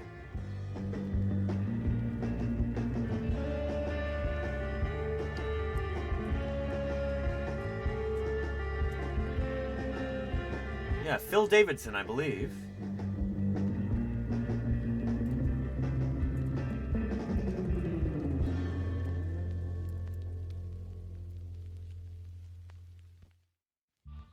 Yeah, there he is. Here he is on a sunny day. And here he is on a more typical November day on the Dorset coast. But it was a joy talking with him and getting a grand tour of not just the fossil site, but also the museum. Brilliant. It was so cool.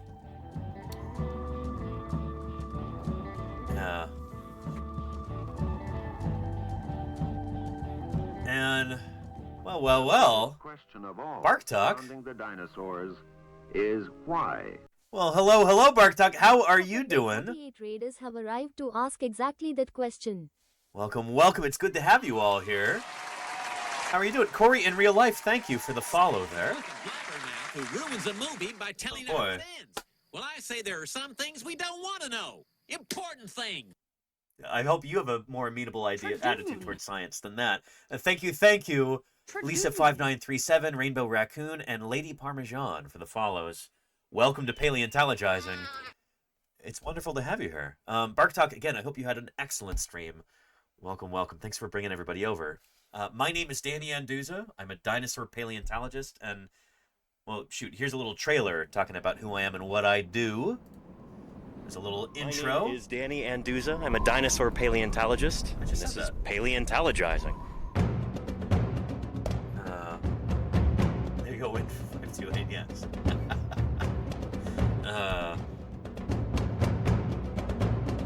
Science isn't just test tubes and beakers and white lab coats. What we're doing out here is science, too. A moment from prehistoric time. And get lost, Nat, thank you for the follow. This is a moment from prehistoric time, isn't it? Yeah, not just fieldwork streams, but office streams, too. We're going to be doing interview streams. We're going to be doing streams from SVP next year. Oh, you didn't hear that yet? I just got back from the Society of Vertebrate Paleontology meeting. I was gone for 2 weeks. I was in the UK for the very first time. So we're kind of doing a little show and tell talking about this. And, yeah.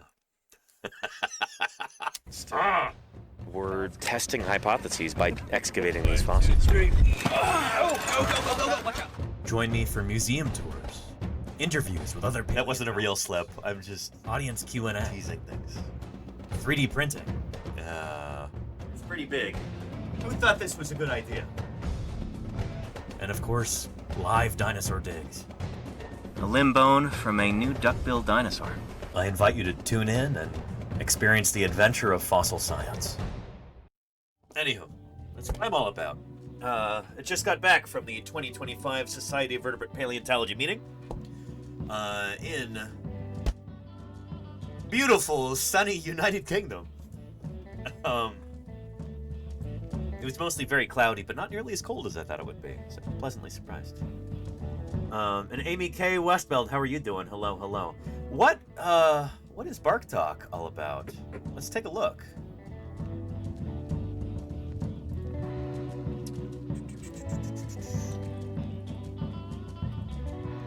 Mobile Dog Gym. California's first mobile dog gym. Well. Cool stuff. This support is a lot.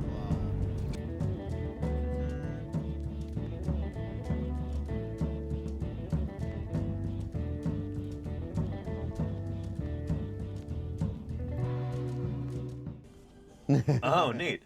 Maybe.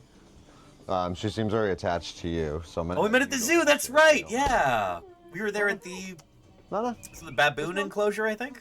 Yeah, let's go. The San Diego Zoo right after TwitchCon. And then we'll just sort of close in the space on her. Come on, Nana. Oh, neat. Yeah, So it's a back. dog gym in a van. Yeah, go back there. Looks like this is her first time She's doing smiling. this. Trust us yet. What's that? What is? Go, Nana. What's this? Go, Nana. You be good? She's like, I want to go in that one spot. Go ahead. It's not even on the machine yet.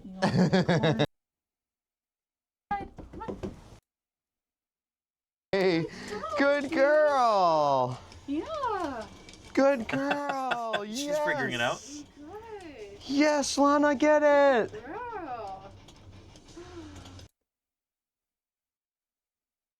There we go. She's building up some confidence. Yay! Oh, that's super cool. Can we get another shout out for Bark Talk? That's really neat. That's so cool that you could stream this too. Super cool stuff. A real mean kid.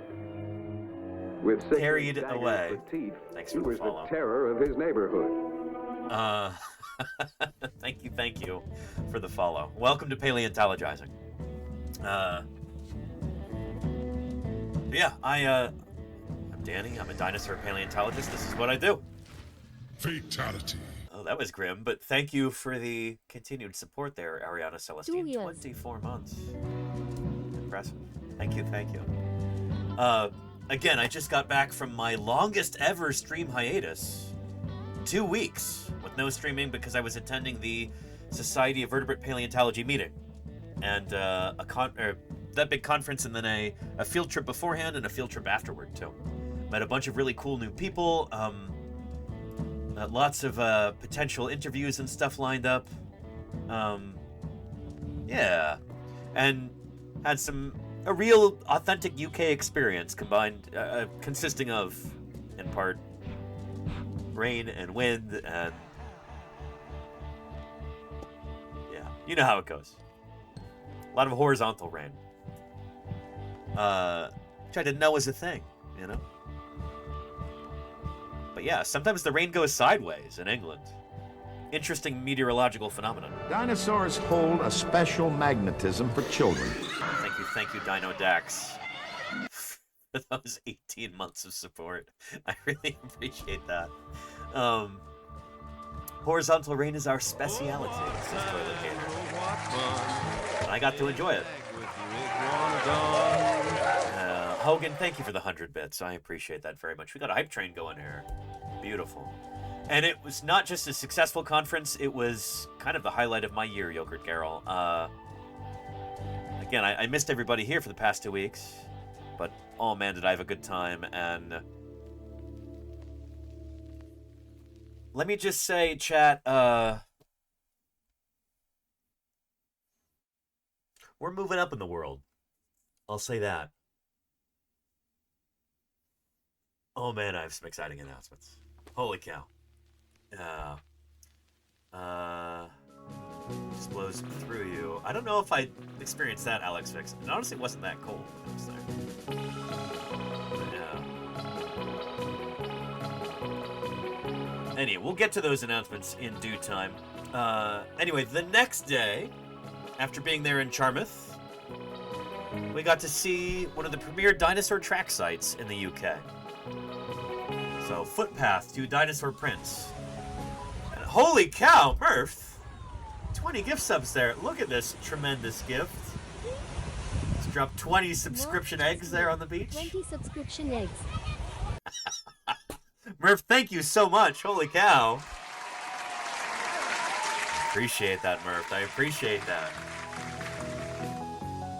20 different chatters won't have to watch a single ad for the next month. And you good aim with some of those. Nova Penguin, Strawl, Kelladon K, Cacklin's Wharf, excellent. Bliss 9. Thank you. I really appreciate that. Yeah. Horizontal Hail. Holy cow. Yeah. Anywho, the next morning, we, oh. And thank you, Win528. We're gonna... Much love and support to Science_streams. Well, thank you. I mean, we'll be doing some fun, cool, supportive stuff with Science Stream soon, too. I don't know if this is the time to talk about that now, but we will do that coming up. I gotta talk to Belinda tomorrow. But, yeah. We got to visit the Keats Quarry the next morning. See some dinosaur footprints here. This is a site that is publicly open. You can go here 24/7. You know, 365. The site never closes. It's in the middle of an agricultural area. Are thin at one end, much thicker in the middle, and then thin again at the far end. Yogurt You're Carol. moving on up and taking over the world. That's our Dino ambassador. I appreciate you saying that, Yogurt Carol. Holy cow, 54 months is longer than almost anybody. Appreciate you, Yogurt Carol. Thank you, thank you. Good stuff. Good stuff. If anybody's not yet following Yogurt Carol, you're missing out. Let's give her a shout out there. Chill Lego building streams, chatting streams, bird watching IRL streams. It's always a good time over at Yogurt Carol. Go check her out. And Mayor Space says, after experiencing Montana cold, it's going to take some serious cold to impress Danny. Oh, yeah. 50 degrees below zero. That's cold for me, you know?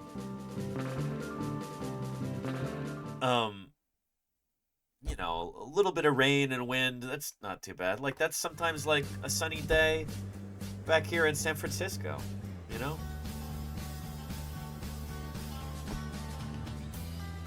What is it that Mark Twain said? It was, the coldest winter I ever spent was... No, hang on. Coldest summer I ever spent was a winter in San Francisco. Mark Twain never actually said that. But anyway. How cold before you don't wear shorts, says Murph? Around maybe 45 degrees Fahrenheit. I brought some pairs of shorts with me to the UK. I didn't really wear them except in the hotel, just because I didn't want to stand out that much. I don't know. But I was definitely too warm wearing long pants while outside during the day when it was probably, I don't know what, like 10 degrees Celsius, something like that. So yeah. Yeah, there you go. 7 degrees Celsius. Thank you, Claire. Yeah. Yeah. Anywho. Get the Barbie out and grill some... Yeah, exactly, Crimson Garden things, yeah. Anywho, so... Nice rainy day in the UK. You can see there is a tractor with a big bale of hay, it looks like, in the background. So this is limestone that's underneath these fields, and there's a stone quarry nearby. And so in the process of quarrying, they'd removed a bunch of this limestone, and then there's sauropod dinosaur tracks right underneath. So you can't quite see, but there's the rim of one of those tracks right there. There's my boot. There's my waterproof trousers. Again, trousers, not pants. Trousers. Can't say pants. That means underpants in the UK. And these are difficult to see, but there's one track, there's another one, there's another one. These look like big potholes. There's a better view from up high. Here's other members of our field trip right there. And you can see these are conveniently filled with water. But these are a couple of sauropod dinosaurs walking on through there. Yeah. And Devious, I know waterproof pants in the UK is a completely different thing. Yes! It's something that might be prescribed by a doctor, I might imagine. And Ubrante's, Andrew says the temperatures in the meeting rooms were all over the place. Yeah, that's true. Yeah. It's the wrong trousers, Gromit. Yes, my response. Thankfully, I mostly had the correct trousers during this whole trip. But anyway, really cool to see this. If you have a chance to visit this site, do it soon, because it's not going to be around for very much longer. This is exposed to the elements. Andrew can tell you all about the this. sort of creatures you might think of as inhabiting another planet. Nerduino. Or the kind you dream of in a bad nightmare. How are you doing, Nerduino? Hello, hello. Thank you for the 30 months of support. I'm very excited for our science collaboration, which is going to be on... Check my calendar here. December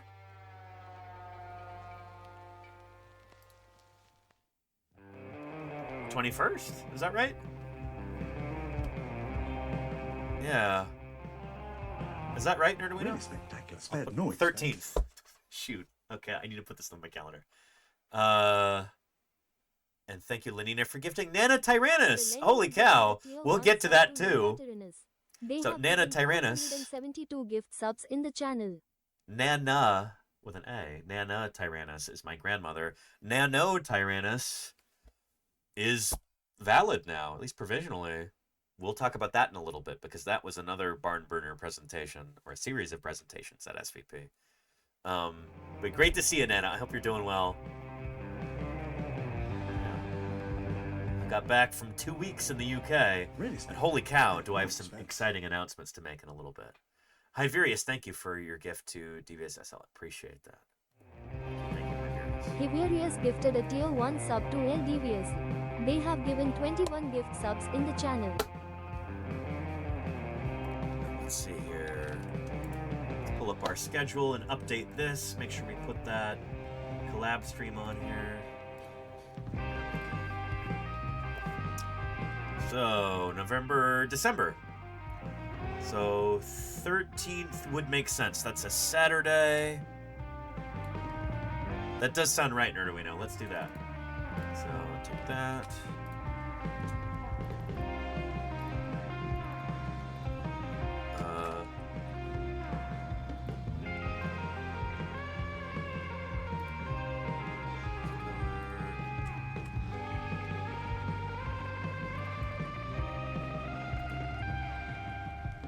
Science collab stream.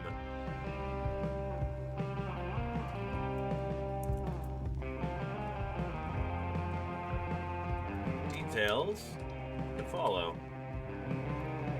There we go. Excellent.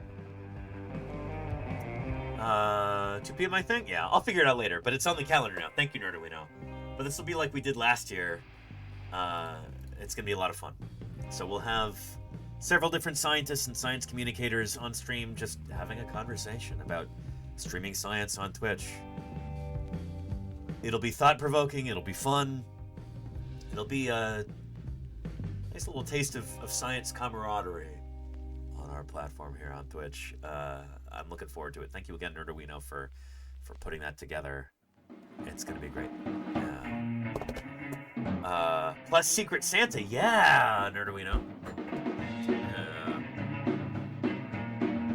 Oh man, I had a heck of a time trying to come up with a good Secret Santa present. I had Lita last year. She was my Secret Santa recipient. And I think she either had a meeting or was busy or was sick at the time. So she couldn't attend. And I didn't get to see whether or not she liked my gift that I got for her. I was trying to think, what could a scientist actually use as a gift? Not a gag gift, not a trinket or something, but like something that might be useful to a working scientist.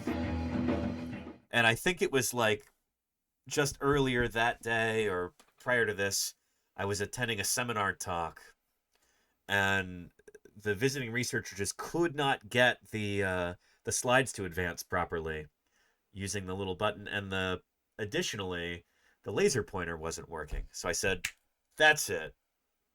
I will get a very well-reviewed, reliable USB clicker thing to advance the slides, and it has a built-in laser pointer. And I thought, Lita will be able to use that, right? I'm sure she gives seminar talks and things. So yeah. Yeah. And I've seen Lita like 5 times since then. I keep forgetting to ask her if she actually liked it. Anyhow. But there goes my good idea. I gotta come up with something new this year. Rack my brain. What is a good scientist gift, you know? No way she didn't like it? Well, I don't know. That's the thing, Wolvulus, is that as scientists, oftentimes we're very particular about the equipment that we use, and we have very strong opinions about it. So I would not be shocked. Lita is the sort of person who is...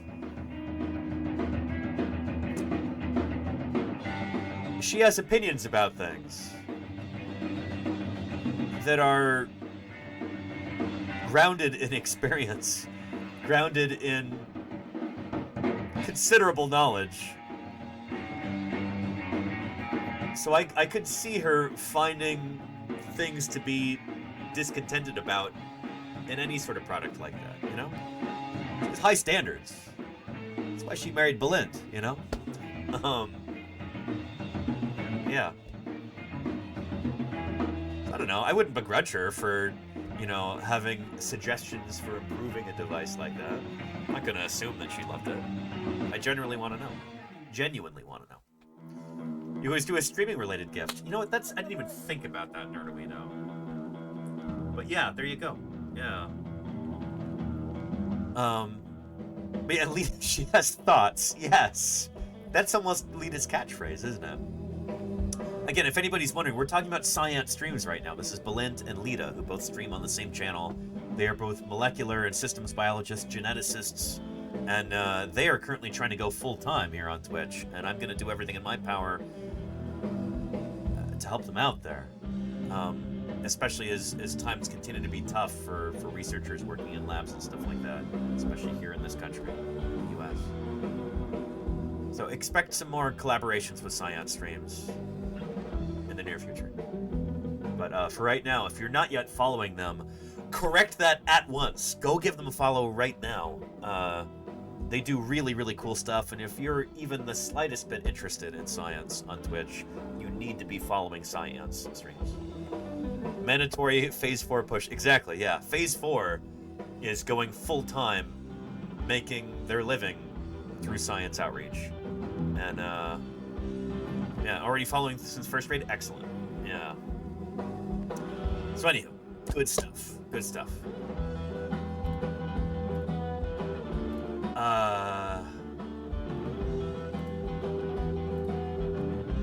Anyway, let's get back to the UK trip, SVP, all of that. We haven't even gotten to the meeting yet. Oh, but I should show you. Right after our visit to the track site there. Oh, and hang on. While we still have Andrew here, if Andrew is still here, I wanted to talk about this real quick. So this is, believe it or not, one of the best dinosaur track sites in all of the UK. One of the best dinosaur track sites in England, certainly. This is only going to be around for another few more years, probably. Because it is exposed to the elements.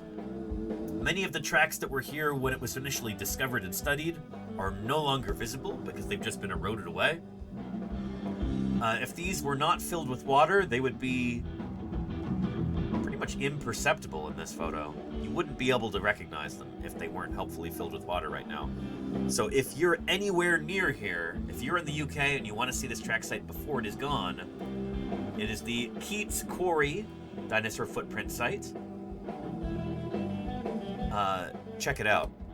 Now, Andrew Milner could tell you all about the damage that water can do to a track site like this, and that is happening here.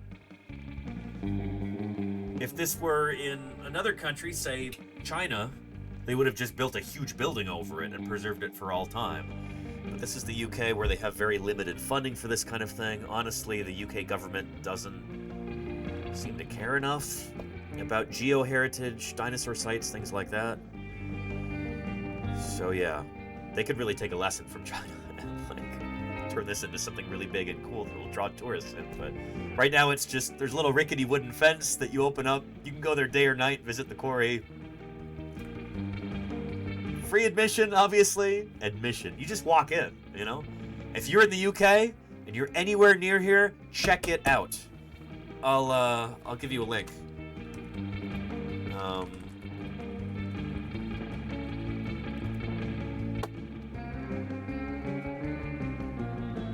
Keats Quarry, dinosaur footprints. Here we go.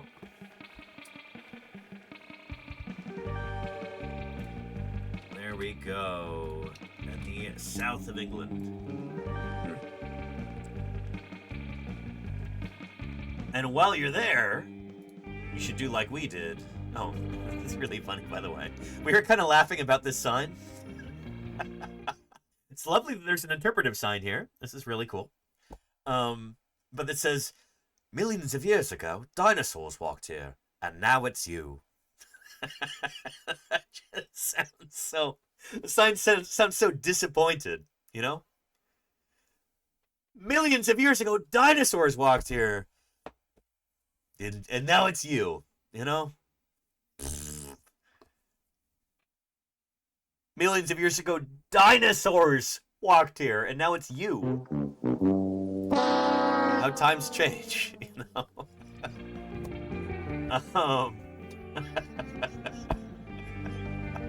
Way to go, you, says Lenina, yeah.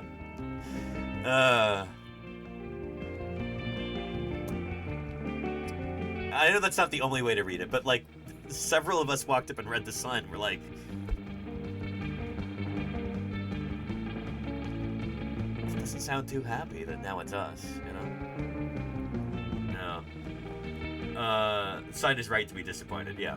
Yeah.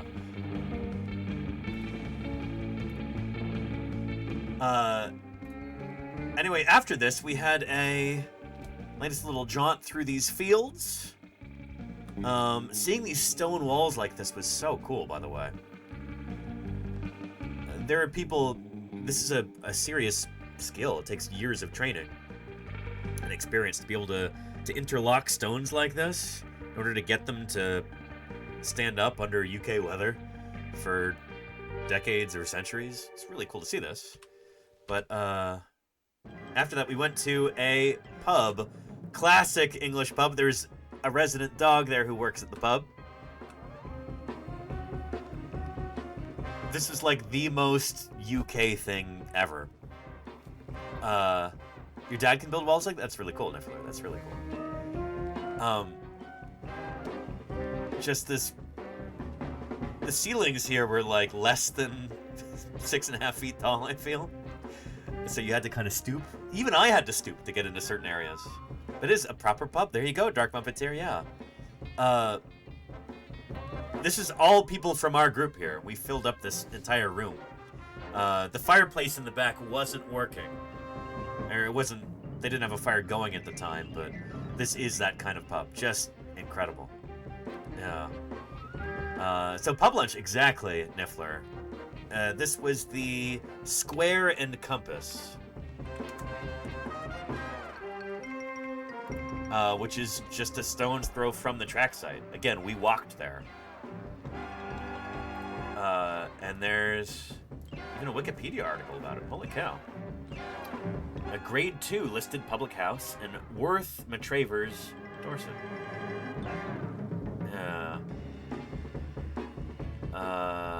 Building includes a museum of fossils and other local artifacts, and the pub is one of only 5 nationally that has been included in every edition of Camera's Good Beer Guide since 1974.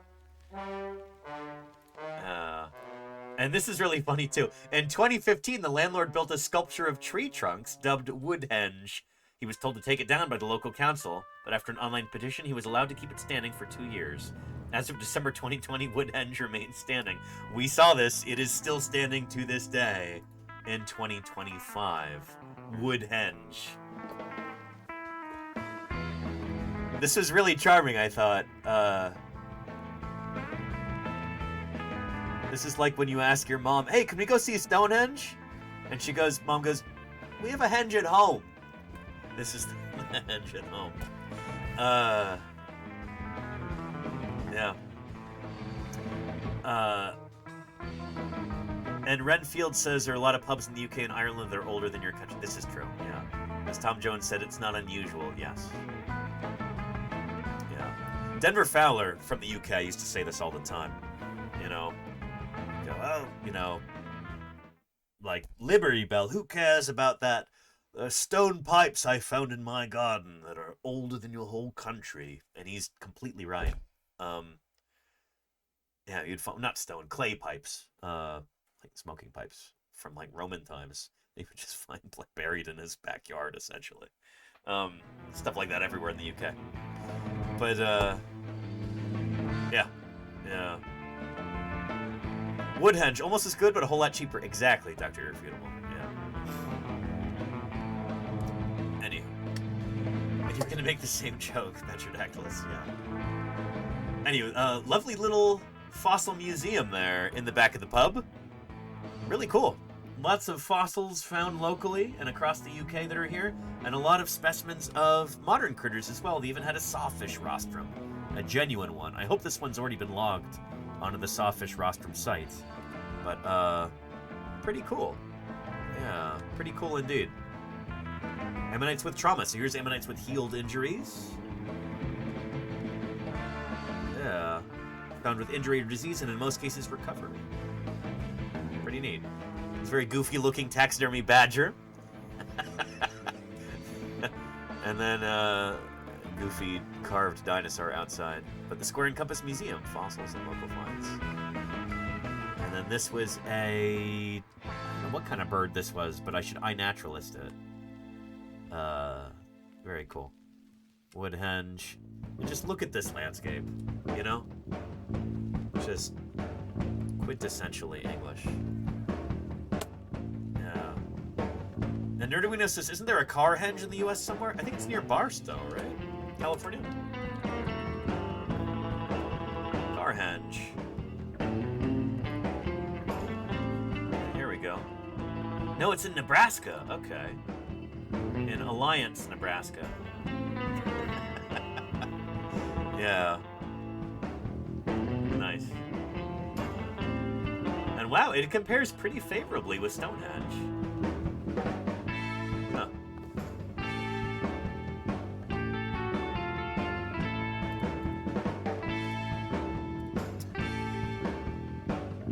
From there, we went to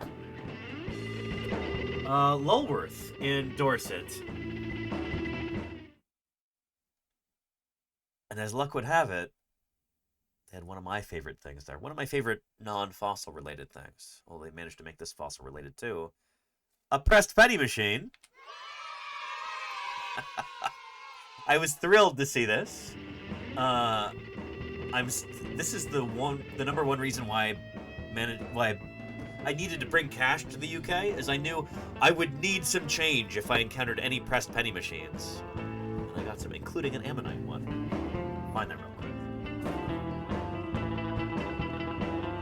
Anybody here is fairly new to the channel. I'm, well, long-time viewers know that I am an avid collector of pressed pennies. And I was able to get quite a few in the UK. I was thrilled by this.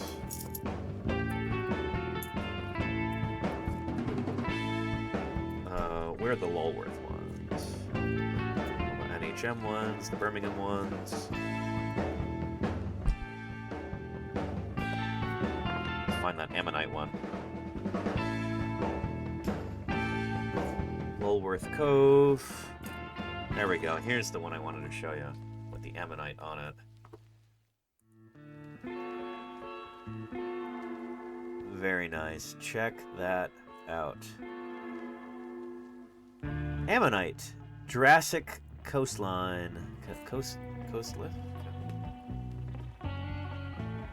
Coastline, yeah.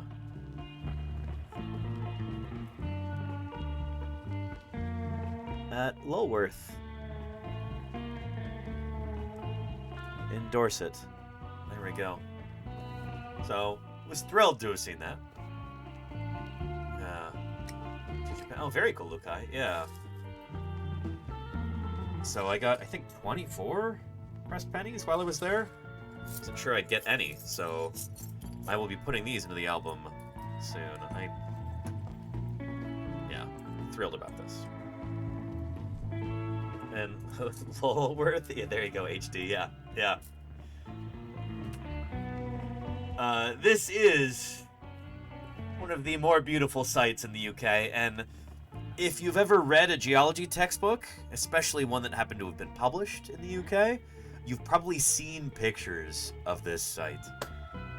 There are some incredible instances of folding and just the uplift. It's so cool. The strata here are pretty amazing. Yeah. And yeah, so there's Kirsty, one of the field trip leaders. So she is from University of Oxford. And, oh. But those claws on the wings are once again invaluable. And the Reverend of Twitch, thank you for the 22 months of support. Really appreciate that. Good stuff. I took a video of this because it illustrated a concept that I'd never seen or felt it before. But you have all of these rounded rocks up on the beach. And I know intellectually, conceptually, these are rolled by wave action. And Moose, thank you for the 100 bits there. I really appreciate that. Getting this, that hype train going. Thank you for that. You could hear it here. You could hear the rocks being tumbled by the waves. You could hear them being rounded by erosion like this. So I wanted to make sure that I got video of it. Really cool. Thank you, Nerdowino, for those 100 bits. Really appreciate that. Good stuff. We don't have too many rocky beaches like this where I'm from. Most of the beaches are fairly sandy. So it's really cool to be able to see this and feel it and hear it. You know, just hear those rocks being rounded like this. When the waves retreat, you just hear this these rocks tumbling in the surf. Really neat. So there are important fossils that are found in this area.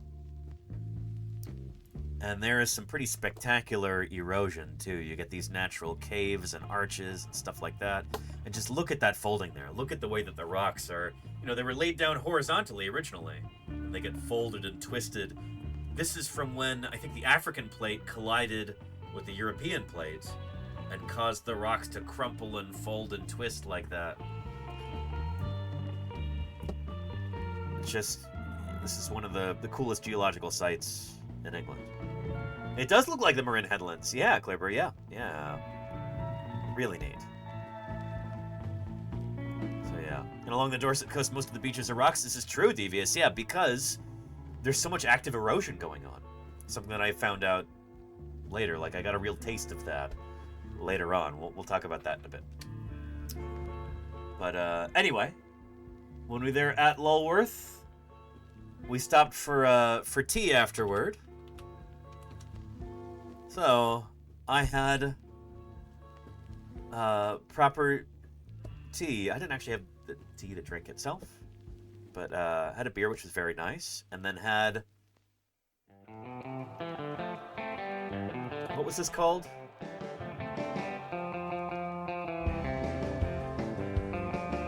Yeah, scone. There you go.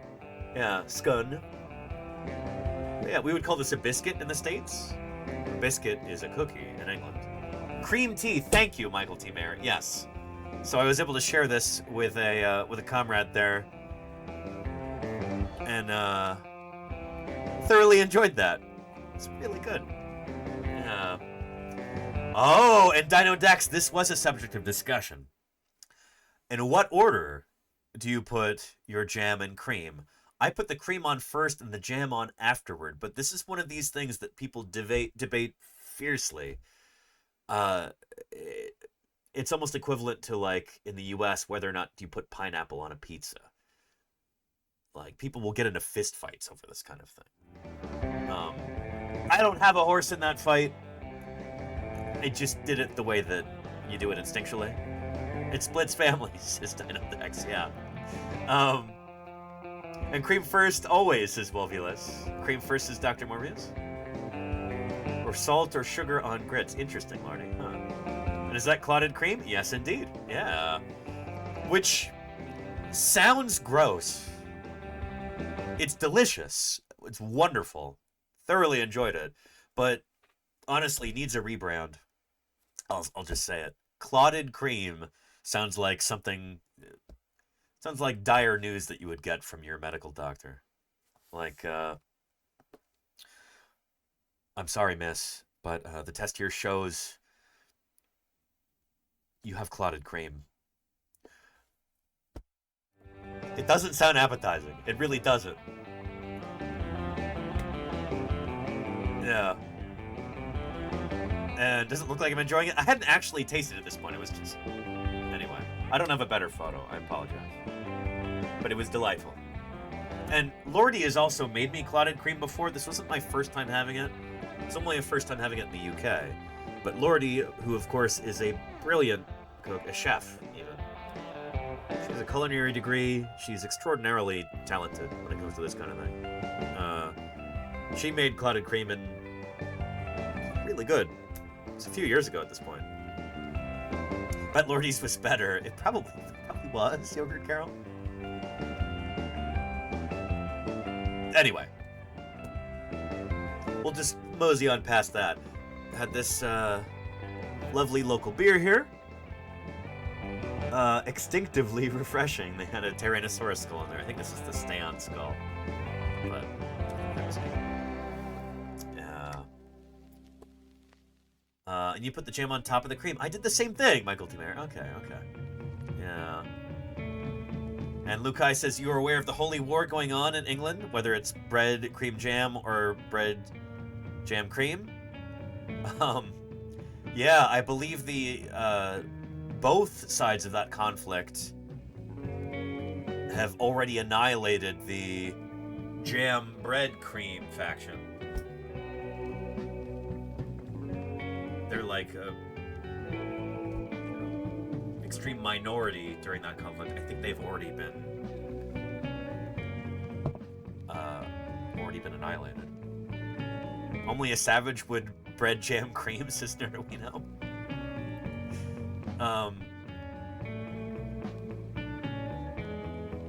Next time I go, yeah, I should do jam, bread, cream.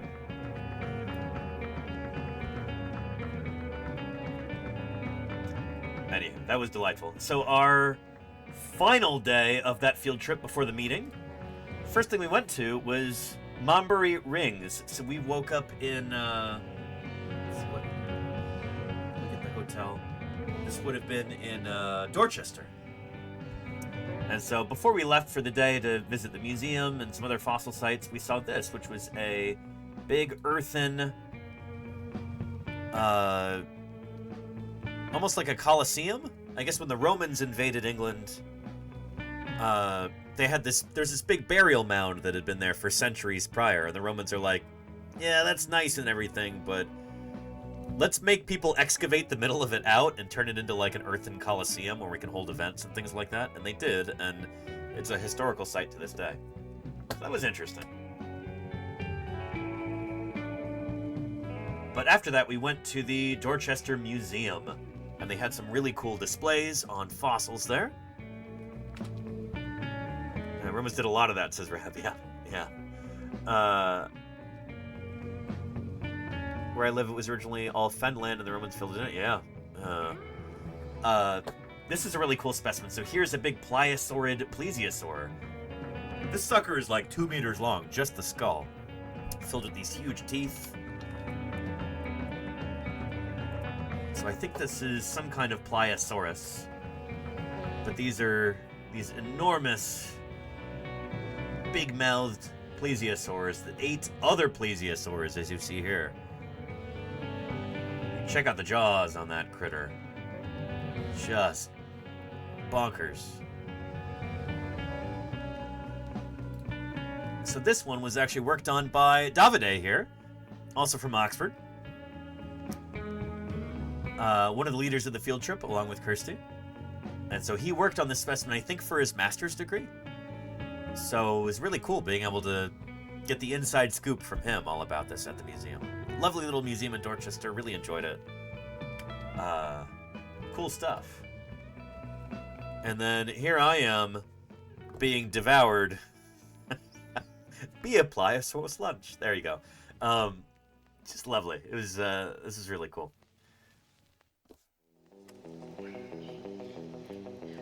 And here's Kirsty being eaten by the pliosaur too. Great little photo op there. Love an interactive museum display, you know? And they even had like squid costumes that you could put on to complete the illusion. Yeah.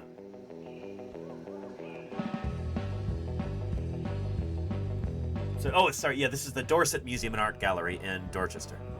Really cool. And while there, even got to see a journal that belonged to Mary Anning. This is her handwriting there. So this is just absolutely a thing of wonder to be able to see this. Like, this is Mary Anning's own handwriting. Just incredible stuff. And that was a lovely transition to our return to Lyme Regis. So on the third day, we went back to Lyme Regis and actually got to walk along the beach and collect fossils there. This is where I found that ammonite. It was a big deal. And then got to spend some more time with the Mary Anning statue, so. Really cool. Really cool.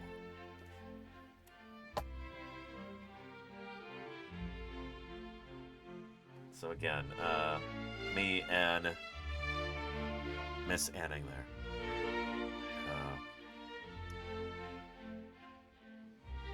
And I'm near definitely going. Yeah!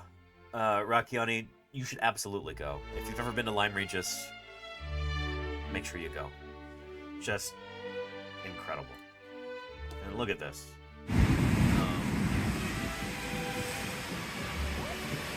These are the very same cliffs that Mary Anning worked back in her day.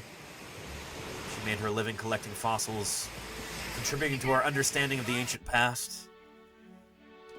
It was like a religious experience being there, you know? There, walking in the footsteps of the mother of paleontology. It's just...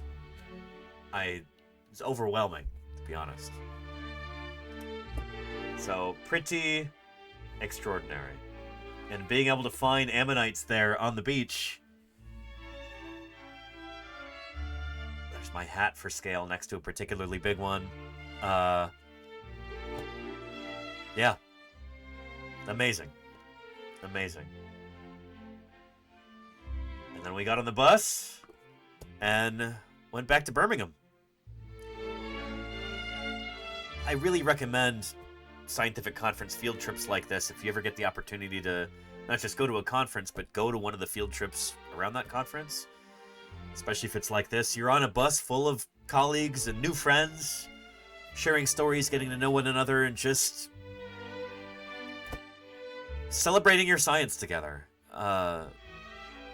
Extraordinary. It was an absolute joy, an incredible privilege. I'm so happy I got to do this, chat. Holy cow, this... What a joy, you know? And that was only the beginning, because the conference hadn't even started yet. So the Society of Vertebrate Paleontology annual meeting was held in Birmingham this year. And, yeah, we got to Birmingham that evening. I checked into my hotel, which was way nicer than I was expecting it to be. It was a little overwhelmed, honestly. Take a look at that. I asked for a room with a king bed. They gave me 2 queens, which is nice, I guess. Queen bed's big enough for one person. But look at that room. Holy cow. Really. He's just sleeping in a tent. I slept in a tent for 11 weeks this year.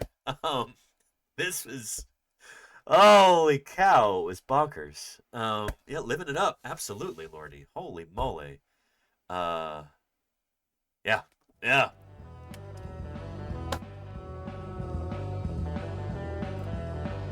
And then, went to go sign in at the meeting and, kind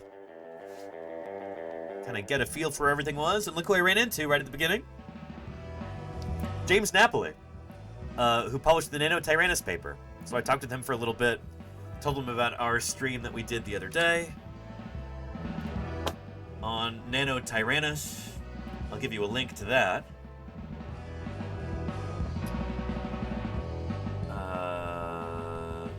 Oh, no, not that one.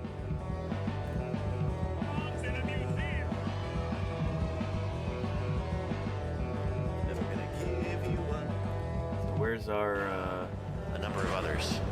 Yeah. These are animals that are screwed. We open up a bottle of champagne. Might not be supported by the... To celebrate how I'd been wrong about the whole Nanotyrannus thing. The preponderance of the evidence now shows that Nanotyrannus is most likely a distinct lineage from Tyrannosaurus. It is valid, indeed. It's as close to, like, objective and, you know, non-interpretive. Really, it makes things. My colleague. Thus, Nanotyrannus is not valid. That's what I've been saying for years. The wingspan of this flying monster would have been about 15.5 meters. Miko the Ghost, thank you for the 15 months of support. I really appreciate that. Thank you, thank you. Keeping me here online. Looks like I was wrong. Along with a lot of my colleagues. In science, it's so important to admit when you're wrong, when the evidence does not fit with your hypothesis. You have to accept that. And so, well, rather than lamenting this, I think it's important to celebrate it. So I've got something special for today. Bottle of champagne. Let's open this up and let's celebrate. I feel like our audio was peaking. Having a pet hypothesis. Anyway. Negated by the evidence. Falsified. It's kind of what science is all about, you know? We're trying to figure out what's real. Anyway, no. Open the champagne, Danny. That's worthy of some champagne. Don't you? See if I can get this thing open. If you're feeling a bit cheated, try blaming the dinosaurs. Thank you, Dr. Tara, for the 100 bits there. Yeah. And, yeah, I'll be sharing that, video on Nano is really that solid. video later. Question about your Danny. Does this change the way you view other small tyrannosaurids like Raptorex, Not Raptorex, no. Asiatyranus, Aliramus, or even the recent comments on Kunkulu? It feels Maybe, like Pandora's yeah. box has been opened. That's what we're going to talk about a little bit. Yeah, good point there. So, I was having a conversation with some colleagues about this past summer.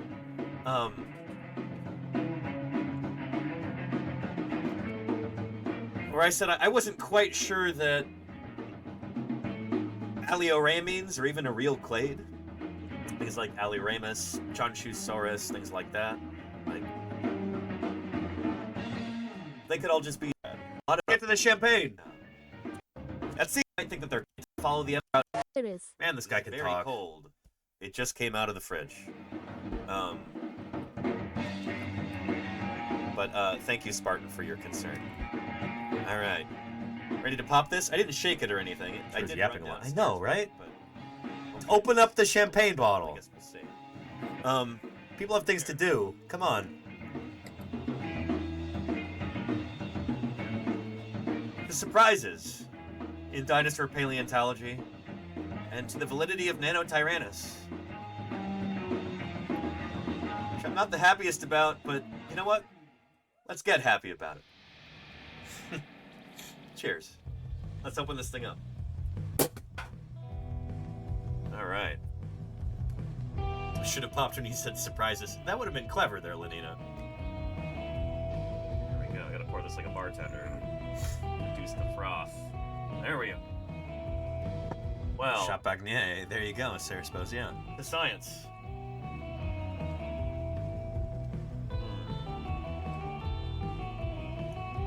Rhagodactylus said something really important here earlier. Oh, and Saphromyophilus Azadi, you too. Welcome, welcome. Anywho, I'll give you a link to this. If you want to watch that whole stream, this was fun.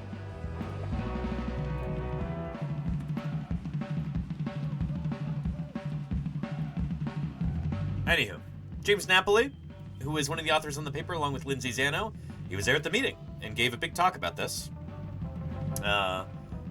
So it's cool to be able to congratulate him about it, and yeah.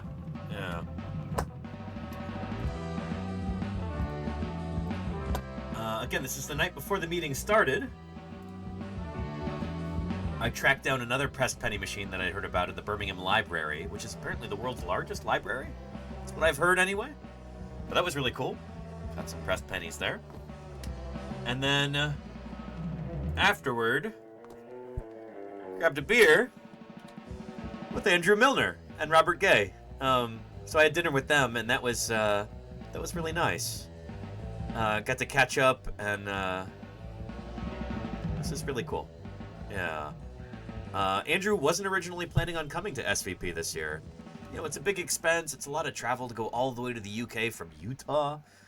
But, of course, since he was nominated for and then won the Morris Skinner Award for Lifetime Achievement in Paleontological Fieldwork and Methods, he had to come to the meeting. I hope they paid for his hotel and stuff too. But yeah, so that was really cool. Nice to catch up with them. I love the shirt that Andrew is wearing too.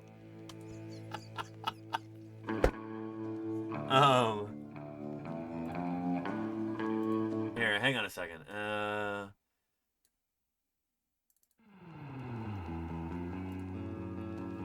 There we go. Isn't that great? So, I think this might be that Japanese therizinosaur that was found in marine strata.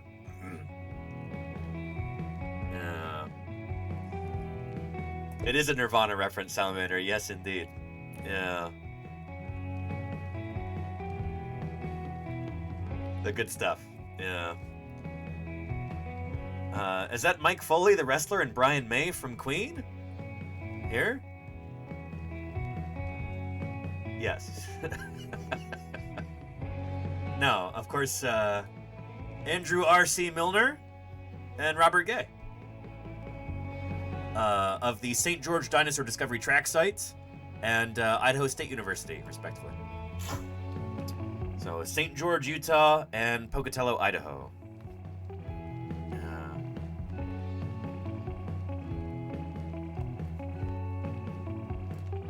Anywho, I'd never actually met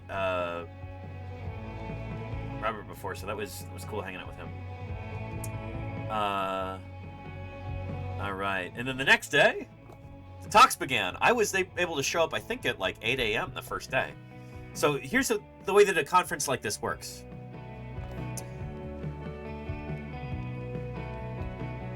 See if I can pull up the abstract volume, at least to show you the schedule for a scientific conference like this for SVP.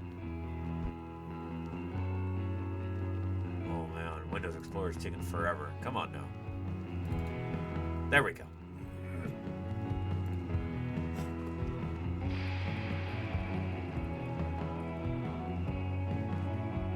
Wednesday. So 8 a.m. the talks start. And this is always a thing. At a scientific conference like this, people are traveling from a long distance. They're a little jet-lagged. They stay up late, hanging out with friends and colleagues, having dinner, having drinks, stuff like that, going to parties. Many people are a little bit disappointed if they get a talk. Like, if the talk slot that they're given is for early in the morning, because not too many of us show up when you have a talk at 8 a.m. I don't know, you may have been up till 4 in the morning the night prior, so to drag yourself to a talk at 8 o'clock in the morning it's hard work. But I tried to do that for almost every day of the conference. So it went from Wednesday through Saturday, and I had to be there at 8 a.m. because technical session 1, Dinosauria, Ornithischia, and Theropoda, started at 8 a.m. So I made sure that I was there for that. So this is how it works. This is, I think, Hall 4 at the time. So there's 3 different talk venues all going simultaneously. Because they've got a lot of talks to cover, and they try to organize things so that dinosaur talks in one room, Paleozoic fishes are in another room, and these sessions will go simultaneously. Sometimes you have to run from one to another if you want to catch this talk, because a friend is giving a talk on, Cenozoic catfish. You have to run from the dinosaur session to get there on time, but they try and organize these things in an intelligent way so that, for the most part, if your research interests are on a particular group of critters, you don't have to do too much running. They'll all be there at the same time for the most part. It is like TwitchCon, yeah, Yogurt Girl, yes. Yeah.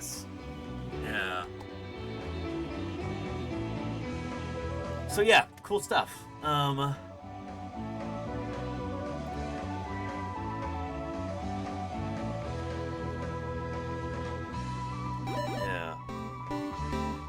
Steely Dan, thank you for the 26 months of support there. I really appreciate that. Thank you kindly. Ontogeny.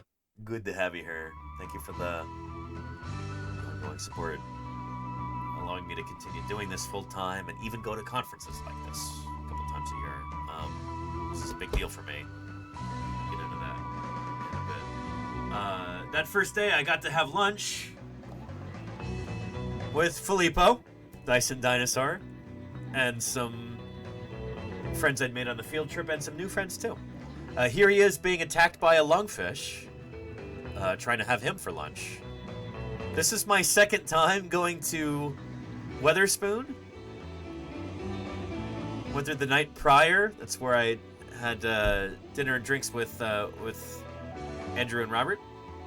I ended up going to Weatherspoon like 6 or 7 times during the conference because it was right next to the venue, and yeah, is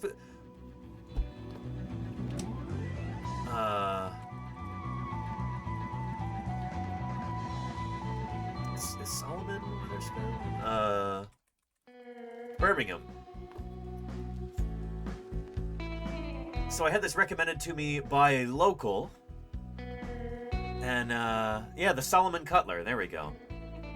So this, I guess, was a historic building that ended up being sold, and Weatherspoon bought it and, like, restored it, kept it from being bulldozed. And we ended up going there a bunch of times. So this is, if I were to try and describe it to an American audience, Weatherspoon is like it's an institution in the UK. Picture like a chain of diners, like Denny's or something like that. But imagine if Denny's, as an American diner chain, casual dining, imagine if it were a little bit more affordable, but instead of like building a new building or whatever, when a historic building, something maybe a little bit on the older side, something of sentimental value, it goes out of business, it's going to be bulldozed or whatever, Weatherspoon will apparently come in and purchase those and just set up shop there. So they actually have a hand in like preserving some of these edifices, which is really cool. Very unpretentious, very approachable to an American like me. They have good food and good drinks for cheap. I had a bunch of spicy vegetarian curry there, and some veggie burgers. In the UK, vegetarian food is everywhere. It is so easy to be a vegetarian in the UK. I'm a little jealous as an American. Even here in California, it's not always easy. When you're going out to restaurants to eat, you might have like one option. Sometimes it's like, oh yeah, you can get the kids' grilled cheese. That's the only vegetarian thing on the menu. In the UK, it's everywhere. It's so easy to be vegetarian. Anyway, Weatherspoon was really nice. Liked it a lot. Yeah. It's the spirit Halloween of eateries? Well, no, because it's there year-round. It doesn't dry up and blow away in the wind the day after Halloween, Lenina. Weatherspoon is there year-round. Locals make fun of it a little bit because it's just very, it's like Denny's or something, you know? It's not highbrow. It's unsophisticated, but I thought it was solid. I really enjoyed it. So, yeah. And I didn't get around to a Greg's, no Dino Dex, but I did have some veggie sausage roll at some other places, which was really good. But didn't get to make it to a Greg's. Not this time. Yeah. Anyhow. And Dark Mumpeteer says spoons. They're kind of like a more reasonably priced airport bar. I found they were the most reasonably priced place around anywhere. Yeah. It was great. I know to anybody watching from the UK, they're like, you know, who's this moron? This uncultured American saying nice things about Weatherspoon. I enjoyed it, you know? In the same way that a bunch of, some of my friends from the UK go nuts over Walmart. Oh, Walmart's great. They have everything. Yes, I don't know. Being from the States, it's like, oh yeah, Walmart. Yeah, okay. I feel like that's the way they feel about Weatherspoon, but it's great. Some spoons are good, some are hellholes. This one was good. I like this one a lot. Good stuff. Anyway, so, had lunch there with Filippo and colleagues on the first day. And afterward, look who I ran into. I told Steve here, I need to take a picture with you. My viewers demand it. This is Steve Brusati here, who's at the University of Edinburgh. I've got a friend who's one of his master's students now. But Steve works on tyrannosaurs. He wrote Rise and Fall of the Dinosaurs and Rise and Reign of the Mammals. So, yeah. And I caught his talk on the new mammal phylogeny, which was really good too. So, yeah, Steve Brusati. Again, this is afternoon of the first day. And then we had the reception afterward at the University of Birmingham. Here's me and their cast of Big Al, the Allosaurus, who, this is a replica of that original specimen. The original specimen is held at Museum of the Rockies, where I used to work. I've worked on that specimen. I got to make molds and casts of the claws. Do some other stuff with it when they were kind of redoing one of the displays. So yeah, it was cool to run into an old friend. A very old friend, about 145 plus million years old. In Birmingham. The reception was really cool. I wish I'd taken more photos of this. But yeah. Oh, here's me and these are, must have had like, lens is blurry, but there's me and Lisa White from Berkeley. So we're both from the Bay Area. She went to SVP this year. It's really cool to run into Lisa a few times throughout the meeting. We need to interview her at some point on this channel. Lisa's great. She does education and outreach and a bunch of other stuff with the University of California Museum of Paleontology, just down the road from me right here. So yeah, Lisa's great. Anyway, next morning, I was there bright and early before all the posters had even been set up. The poster session was kind of weird this year because there was like a main auditorium area, I think in kind of in the middle of the conference hall here. And the posters were set up around this like mezzanine balcony area up top. I guess it's a balcony, huh? Not a mezzanine. But anyway, yeah. My poster ended up being right over here later on. In fact, I think that might be it right there. So.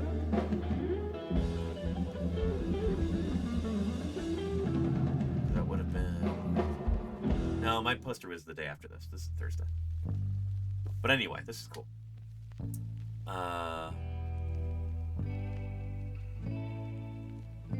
Man, I did not take any other photos on Thursday. That was it. Anyway, here is me with my poster on Friday morning. At any scientific conference, they pretty much always find a way to mess up the poster session somehow.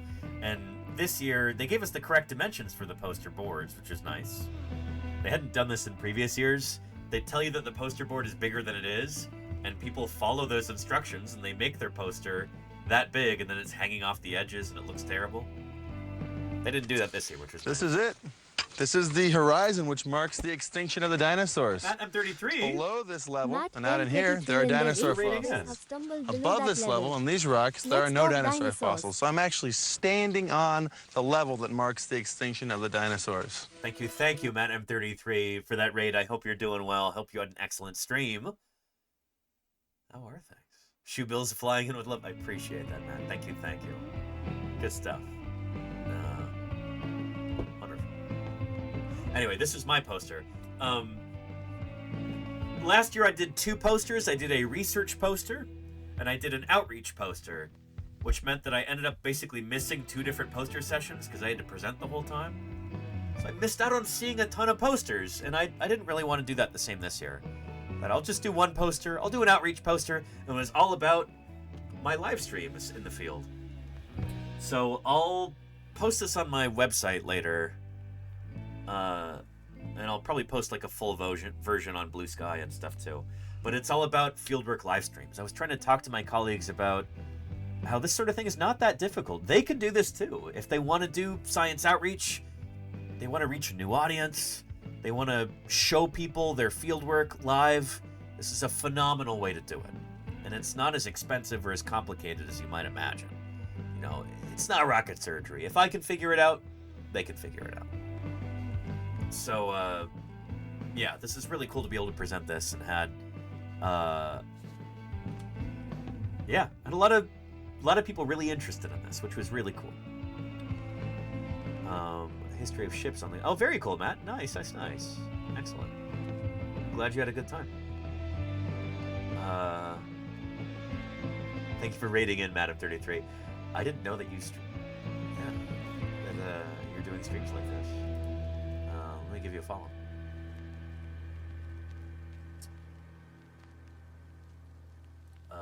Good stuff.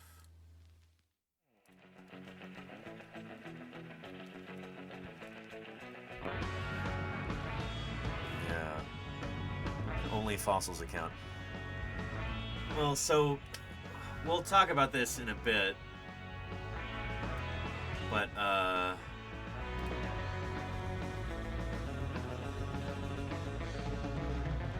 guess it must have been the day before this. I don't have pictures of it, but here, I'll show you here.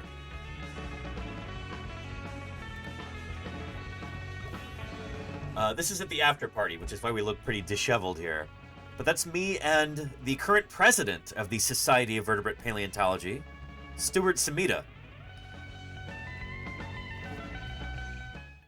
Okay, announcement time.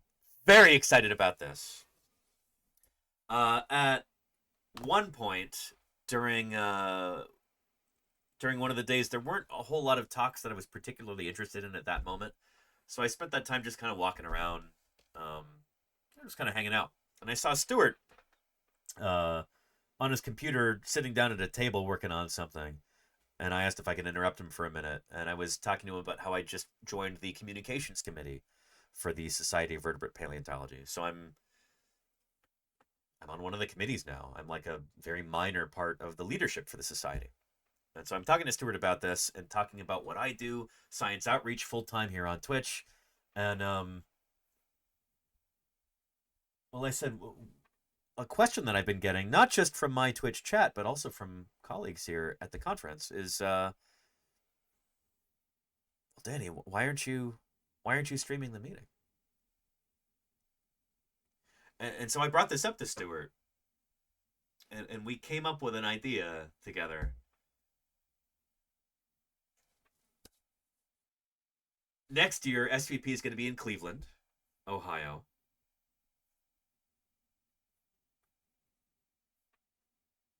And now that I'm a Twitch ambassador, and well, I said, why don't we try and stream the meeting next year? Why don't I use this platform that I have on Twitch and the equipment and stuff that I've accrued over the years and the know-how and everything else? Why don't we see if we can live stream this as a means of outreach and fundraising for the Society of Vertebrate Paleontology? So here's the idea that we came up with.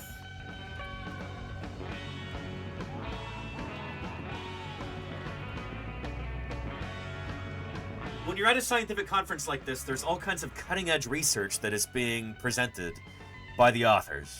This is stuff that hasn't been made public yet.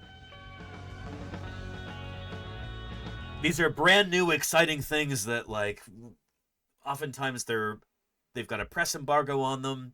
You don't want to share it with the public until your results are actually verified, until things are peer-reviewed, all of that stuff.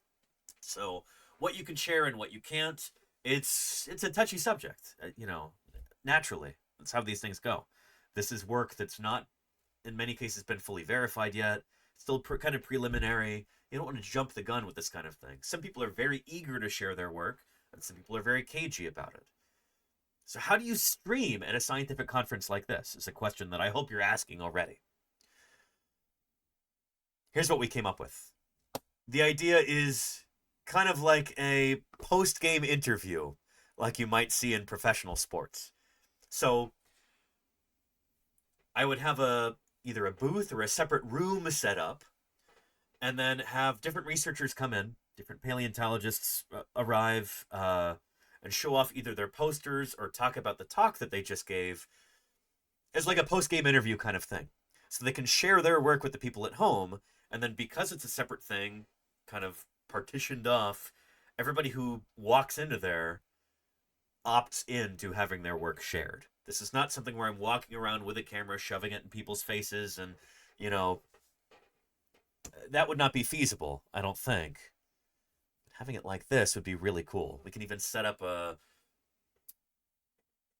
schedule of events so that people know exactly when they're supposed to come in, and that way they can also share their research with their friends and family at home, with their lab mates who couldn't make it to the meeting, all of this. And we can have it here on Twitch too, and there's even a decent chance we can get this on the front page. And we can use it as a fundraiser for the Society of Vertebrate Paleontology too. So, very, very excited about this. I'm going to be drafting up an official proposal with details, requirements, caveats, all of that stuff, and sharing it with the SVP leadership soon. But for right now, Stuart and everybody else I've talked to about this, very enthusiastic about the idea. So, really excited about it. When I told you all that I'm going to be gone for 2 weeks attending this conference, I'm sorry I can't stream it. I was really hoping that by doing this year, we can set things up for next year. So that we can stream SVP. So excited about this. And I think it would be phenomenal, not just for outreach for the Society of Vertebrate Paleontology, but for fundraising as well. I think we could probably pull in a decent amount of money for this. I'm very excited. Very excited. It's just been a constant brainstorm since we talked about this, me and Stuart. Oh man, I'm stoked. Filippo and friends have also come up with a really interesting idea that I think some of you at home might be very excited about, especially if you're into Dungeons and Dragons or adjacent things. But I'm not going to steal Filippo's thunder. I will let him make an announcement about this if and when that becomes finalized. But I just want to tantalize you a little bit. They've got some really exciting ideas too. So stay tuned is what I'll say. Stay tuned. But yeah, I can't wait. Cannot wait. We've already got some official buy-in from SVP here on Paleontologizing.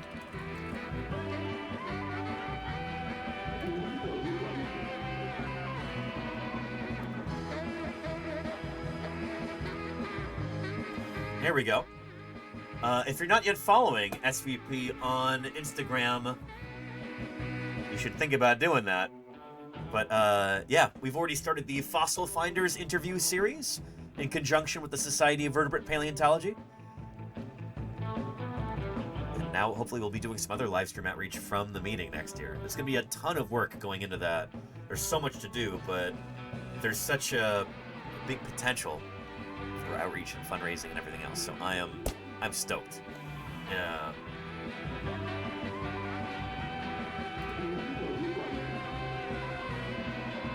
Anyway, also on their Instagram profile for SVP.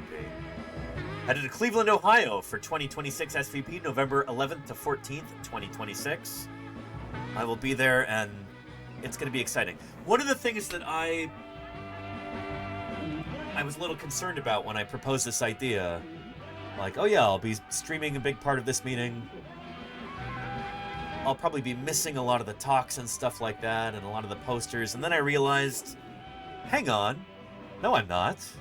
We won't be missing those things. Not really. We'll instead have a front row seat into these things, a special VIP presentation, because anybody who wants to share their work, they'll come and I can ask them questions about it. You know? You at home can get a VIP ticket to SVP. Through the magic of Twitch. And I can reach out to some friends and colleagues and be like, hey, please sign up for a time slot here. I saw your stuff in the abstract volume. I'd love to talk about it. I could have my very own tailored bespoke VIP SVP experience and share that with you too. Oh, I can't wait. It's gonna be good. XVR says, any idea for the cost for a normal-ish citizen to attend SVP? It's a little pricier if you're not a member of the society. If you don't pay dues, then it is pricier. I want to say it's like, it might be like $800 to attend for the full 4 days, plus travel and hotel. But I highly recommend you do that if you can afford it. Absolutely do that. It's well worth it. And one of the things that we're trying to do with the SVP leadership right now is encourage more regular folks to attend, more people who are not professional paleontologists. If you're interested in paleontology, we want to turn SVP into something that's a little bit more friendly and attractive toward outsiders, you know? So I'll be talking more about this as next year's meeting approaches. But we want to do a big outreach push. We want to get, not to be too hoity-toity about it, but we want to get to the point where, you know how like when people think of professional football, American football here in the States, pro football and the NFL, the National Football League, they're almost synonyms, right? You think of football, you think of the NFL. When you think of vertebrate paleontology, we want you to think of SVP. We want you to think of the Society of Vertebrate Paleontology. Because right now, people are intensely interested, in the general public, in vertebrate paleontology. Mammoths and saber-toothed cats and mastodons and megalodon sharks and dinosaurs. Everybody knows and loves these things, but hardly anybody in the general public has ever heard of SVP. We want to change that. We want people in the general public to learn about SVP and love SVP, and this is a step in that direction, to do outreach, stuff like this. So yeah. And Petrodaclys says, I'm just a little dino outsider who is indeed very interested. I want people like you to be able to attend SVP either in person, if you can afford it, or remotely via live stream, you know? So I'm very excited about this. Yeah.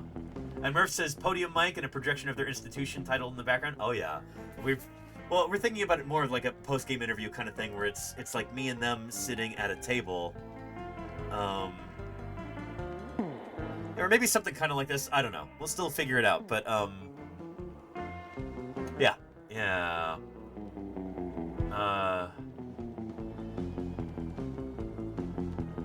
So yeah. And I got to give a shout out to an old friend of mine, Jack Wilson, former roommate actually, when we lived in Bozeman. He's the guy that Daspletosaurus wilsoni is named after.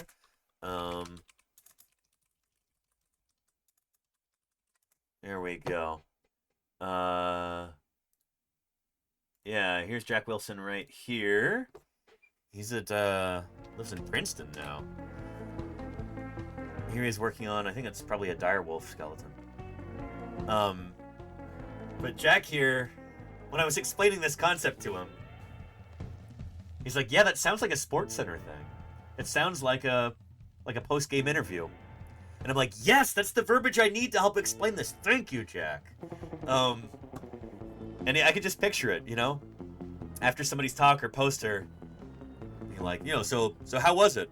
Well, you know, we just left everything out on the field right there. You know, had some tough questions at the end of the talk, but, you know, really pulled through at the end, and that kind of thing, you know? I love that analogy for this. I think it's going to be a ton of fun. So yeah, the towel around the neck is a definite win. I like that. HD, I'm trying to think of, like, yeah, what are the visual accoutrements about this sort of thing? You know? And yeah, the towel around the neck is, I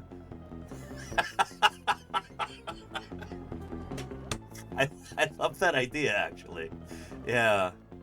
The Gatorade bottles. Yeah, but it shouldn't be Gatorade. It should be some other, like, sponsor of SVP, you know? Yeah. I know, we'll do some brainstorming about this later, but I'm excited about this idea, and I'm glad you are too. Not the glue, though. There you go, Claire.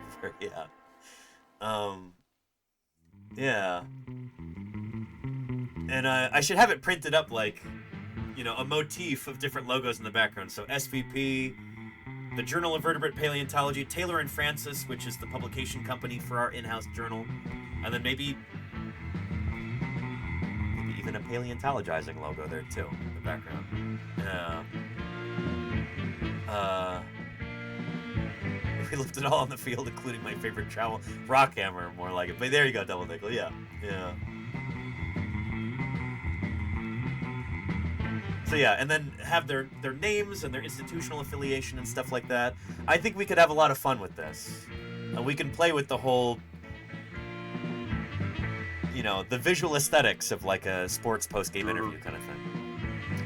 Make a fake TV station logo for it too, PNN. We'll just do SVP because it's the Society of Vertebrate Paleontology. But I can change the font so it looks more like a TV station logo. I like where your head's at, Rico. Yeah, yeah. So yeah.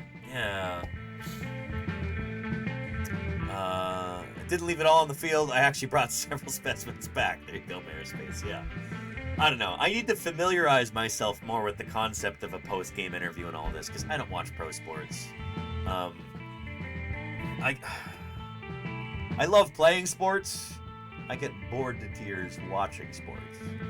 So I should talk to my brother about this because he loves watching pro sports. Come up with some ideas. But yeah, anyway, that's one of the big announcements that I wanted to make. That's really the big one is, with any luck, let's see if we can stream SVP next year.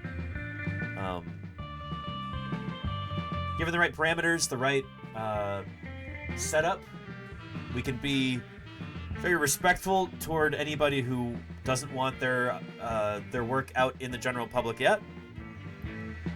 Given that everybody would be, not everybody who wants to share their stuff would opt in. I think there's our consent thing just, yeah, all worked out right there. Simple, elegant, I think it'd be great. Yeah. There were partial field jacket, there you go, XVR, yeah. Yeah. Estwing and Plugmans. I mean, that'd be cool, Golden. If we could actually get some of the SVP sponsors, like if we could put logos in the back like that, that could be really neat, I think. Yeah. And DCI Banks, they're like your part of the UK? Was that Dorset? DCI Banks? If it is, I loved it. Yes. Incredible. An awesome time. Yeah. Went to Lyme Regis, to Dorchester, to Charmouth, to Lulworth. What a cool part of the world. Holy cow. Yeah. I was talking all about this in the first half of today's stream, but yeah. Oh man, it was awesome. So anyway, SVP, lots of really cool presentations. I'm not really going to talk about that here because a lot of these things are still under embargo. But there we go. Save the date. Next year, Cleveland, Ohio. The 2026 meeting of SVP. The 86th annual meeting of the Society of Vertebrate Paleontology. I am stoked. And who can tell me what this critter is right here? Anybody? Bonus points if you know what the other thing is, too. And I did enjoy the hill. Wolvulus says leatherback. No. Oh, I thought you were joking. No, not leatherback. Much more ancient. Sorry. But it does have the tomial teeth like that. Yeah.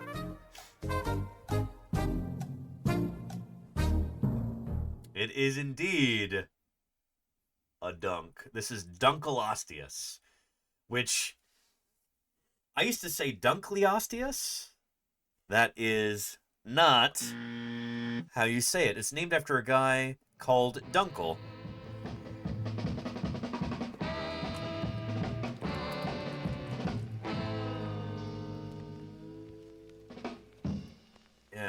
David Dunkel was his name.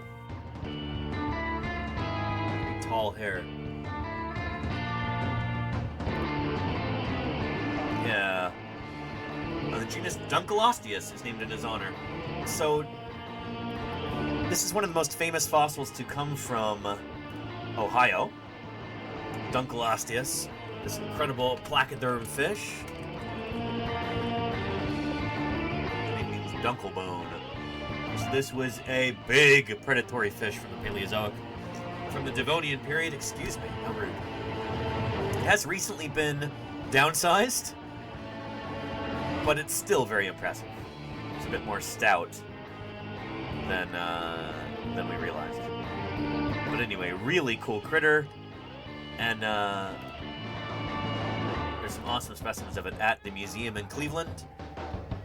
So that's why it is the logo, or in the logo for SVP 2026 in Cleveland. This is one of the guardians on one of the big bridges in Cleveland.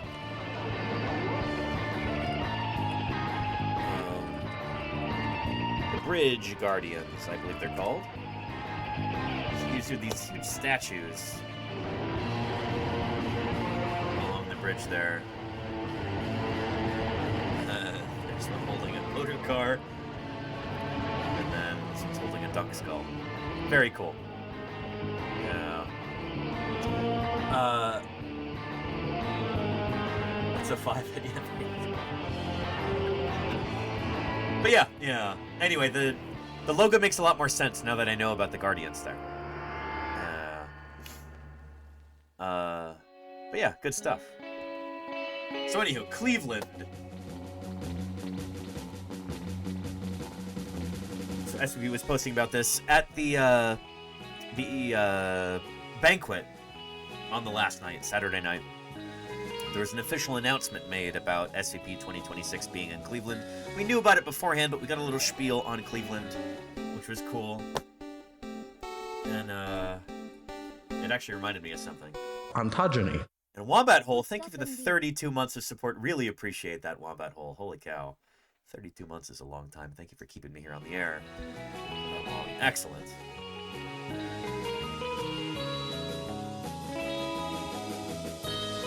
But,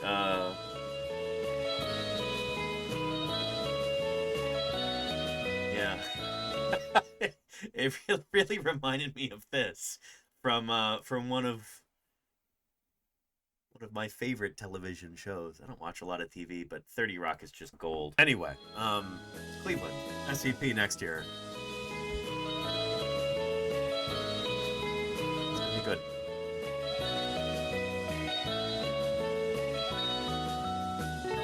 I hope it's okay that I'm kind of sharing this now at this point. Nothing's been finalized yet. I want to make that very clear. I'm going to be making an official proposal to the SVP leadership about this, but I seem very enthusiastic about the idea right now.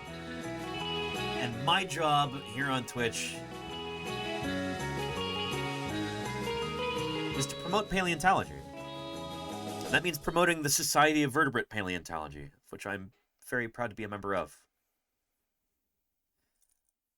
I want to talk about this right now, even before anything's finalized, because we're trying to build hype over this. I know it's a year from now. Well, 51 weeks from now, maybe. But it's going to take a lot of work, and it's going to take a lot of planning. It's going to take a lot of preparation and a lot of equipment. I've been gone for the past 2 weeks, and I want to tell you why that is. Why I was so excited to go to this meeting, and I want to tell you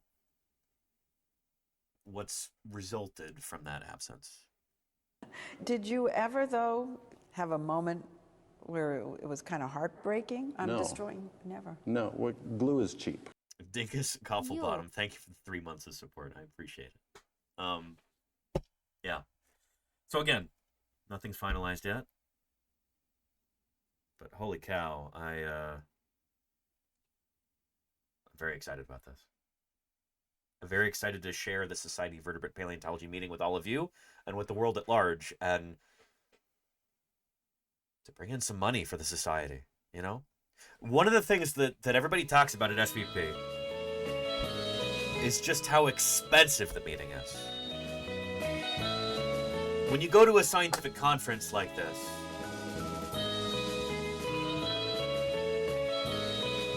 you know, I've talked with chemists, with physicists, with people in other scientific fields who have much, much bigger scientific societies. And I talked to them about their meetings, and I talked to them about SVP. And, you know, I talk about attending something like this and how expensive it is, and they go, "What? What? Like, what do you mean expensive?" They say, "Well, you're telling me the society doesn't pay for you to go? Your hotel isn't comped? To pay for registration for the meeting? Like, what are you talking about?"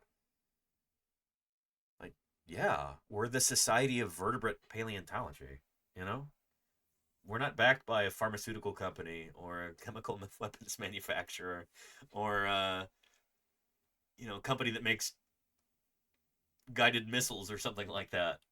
Like, no, we dig up fossils. We study long-dead organisms. We don't have that kind of corporate backing, I guess. It'd be really nice if there were a, you know,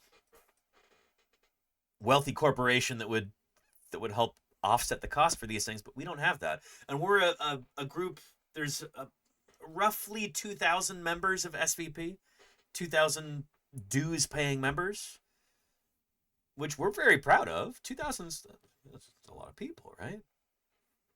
That pales in comparison to a lot of these other scientific societies where, so we have 2,000 members. There were something like 1,500 people who came to the meeting this year, which was huge attendance. But that's kind of the opposite of a sweet spot. It's like a reverse Goldilocks, where we're a big enough group that we need a major, like, venue, a big convention center. But we're not large enough where we have enough dues-paying members, and we don't have corporate sponsorships, not to the extent that would be nice. We have a few that we're very grateful for, but the point is we're big enough that we need a big, expensive venue, but we don't have enough people where we can spread the costs out effectively enough. So it's really expensive to attend SVP. It's one of the most expensive scientific meetings to go to, honestly. It's just the way that it works out. So we're trying to find a way out of that. Increasing membership or finding other means of fundraising, getting the word out about SVP, introducing the general public to the society. We're trying to do all of these different things. And I'm thrilled to be able to potentially help with that. With your assistance, Chad. So very excited about next year. Really excited to start typing up this proposal tomorrow. It's good stuff. It's good stuff. Yeah. Anyhow, you should look for a spine doctor, a chiropractor, because, you know, vertebrates, things. I mean, yeah. Yeah. You know, well, willing to try whatever. Yeah. 30 Rock, Rock and Roll Hall of Fame, SVP 2026. So much rock in Cleveland. It's true, Fall Machine. Yeah. Yeah.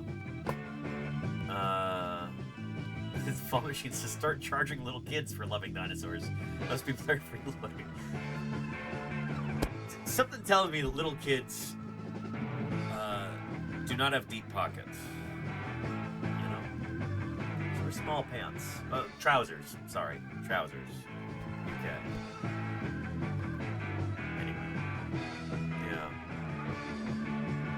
But yeah. Anyway, very excited for SVP 2026.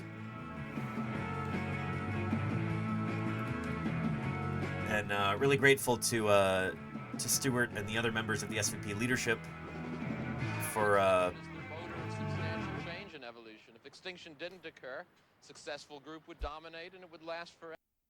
This is true, Sibley. Thank you so much for the 9 months of support. Thank you for helping me avoid extinction myself for the past 9 months. Appreciate you, Sibley. We're really grateful to President of SVP, Stuart Samita, his term ends at the end of the meeting next year. So I've been really grateful that he's been so enthusiastic about the idea of doing live stream outreach, and it's gonna be good. I might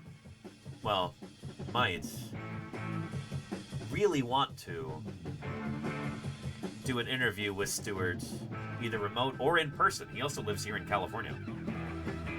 Do an interview with him before next year's meeting, so we're gonna work that out. Yeah. I think it's okay to share this with you. He said this jokingly, but also kind of not jokingly. In true Twitch fashion, you can even do a hot tub stream, which I think would be really funny. I think that would be pretty humorous. Talk about SVP, talk about fossil science, talk about science outreach. Logistically, that might be kind of complicated. But I love the idea. Thinking outside the box for these things, I think could be, yeah, that would be hilarious. This Golgan, I think so, maybe, yeah. Spinosaurus hot tub stream, there you go, yeah. So we'll see. I don't know. We're trying to be creative about these things. Trying to think outside the box.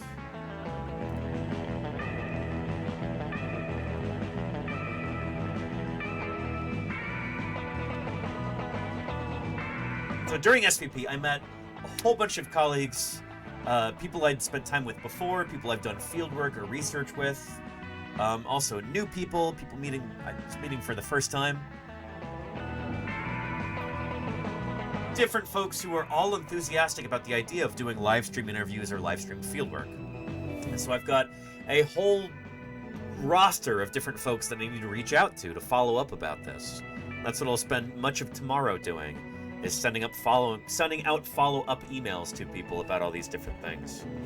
But rest assured that we've got very exciting things coming up in the next year. We're moving up in the world, chat. We are moving up in the world. This platform that we've been able to build here on Twitch, Paleontologizing, we're going to be able to use this for some really cool stuff.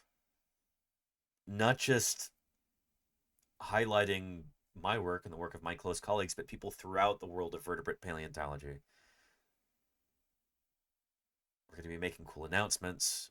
We're going to be doing lots of interviews about cutting-edge research as it's being published or just before it's published. You'll be hearing about exciting new scientific work when it's totally fresh and new. I'll be trying to give my colleagues a venue for sharing their work without the kind of editorializing that often happens in like more traditional media. You'll be getting the science straight from the source. We'll be doing outreach in the best way that I know how to do. And hopefully raising some funds for future fieldwork, lab work, research, that kind of thing too. I want paleontologizing to be a benefit to the field of paleontology as a whole. And we're finally in a position to really do that. We did a bit of that over the past few years, raising funds for fieldwork in Wyoming, helping save the St. George Dinosaur Discovery Site, the substation quarry. We did that this spring. I'm immensely proud of that and really excited for what we can continue to do throughout the next months and years. Things are looking up. Again, chat, we're moving up in the world. I am thrilled about these new developments. So, yeah.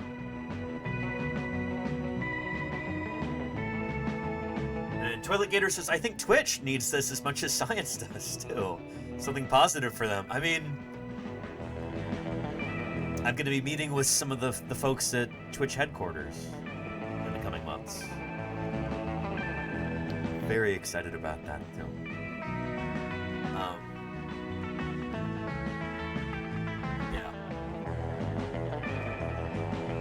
knows? Maybe we could...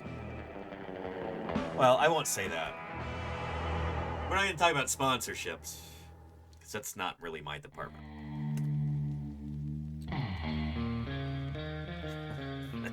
Yeah. Who knows?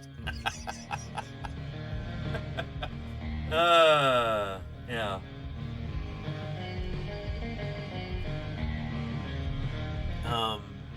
Oh, and very cool, XVR. Yeah, I might hit you up about that.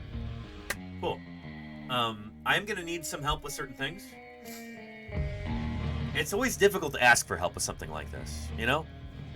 I'm, generally kind of a one-man show here, you know?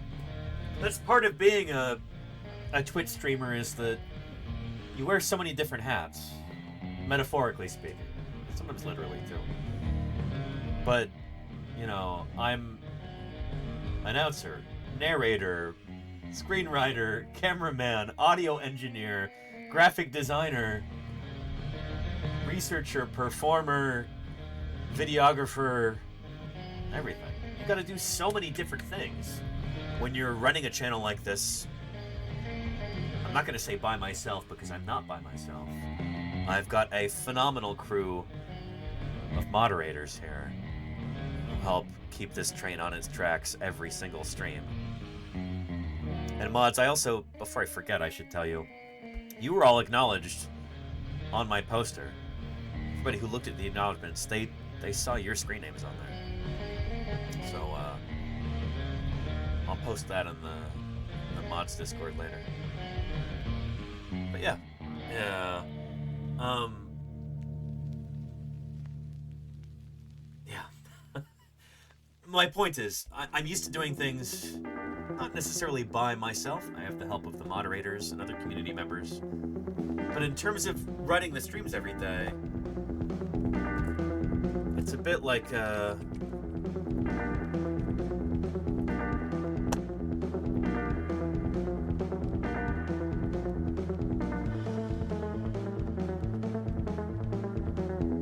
it's a bit like a one-man band, you know?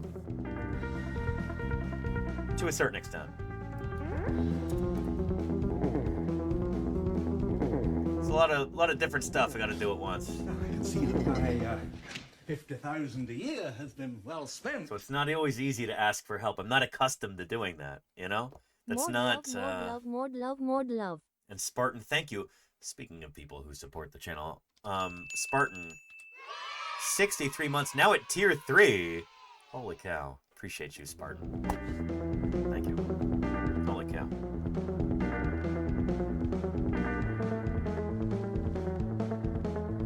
But yeah. Good stuff.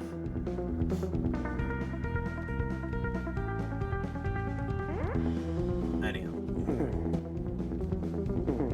So, yeah, as I start to draft up that proposal document for SVP 2026, I got to think a lot about the requirements, both in terms of like logistics and like we'll need a room or a separate area, like all kinds of stuff like that. Table, extension cords, all these things. Yeah. But yeah, it's the only tier 3 I have left, but it's important to me. Spartan, thank you. I appreciate that. Anyhow, yeah. Let's get back to SVP. After the meeting, again, here's Andrew Milner wearing my name tag after the meeting, at the after party. I did ask him to trade it back, but I wanted to snap a picture of this first, because, like, again, it's a tradition at SVP to exchange name tags. You try and trade up. Andrew wanted to trade with me. I was like, I don't know what to say. Holy cow. Yeah, after that, I had a post-meeting field trip.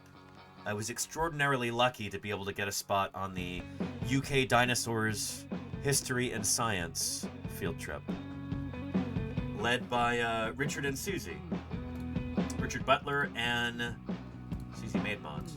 We ran into them in the field this year, actually. So let's go back just a little ways. Let's see, this would have been to stay, I bet.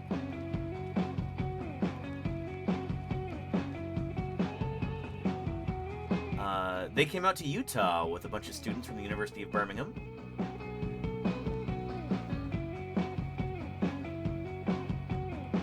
And that was super cool.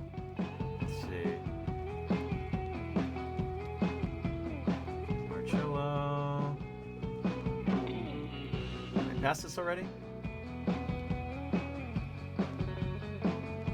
Might have been the day before this, too, or the day after.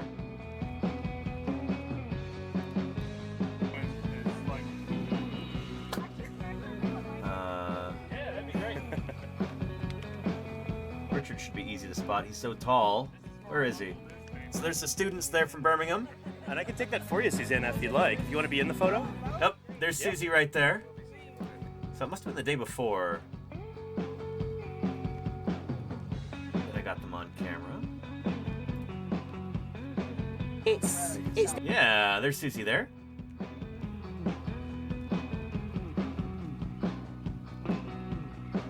difficult because every time we go there, Yeah. the fossils are getting stolen basically. So you have to have a permit to dig when we dig, and we are the only people with the permit to dig in the area. So Dr. Susanna Maidmont here is one of the world authorities on ornithischian So dinosaurs. it's really frustrating. Thyreophorans in particular, especially stegosaurs. Being able to get that sort I of think nobody on the planet knows more about stegosaurs than Susie. So I've always had a tremendous amount of respect for her. Read a lot of her work and everything. Never really got to spend a lot of time with her until the past week. She was one of the leaders on this field trip.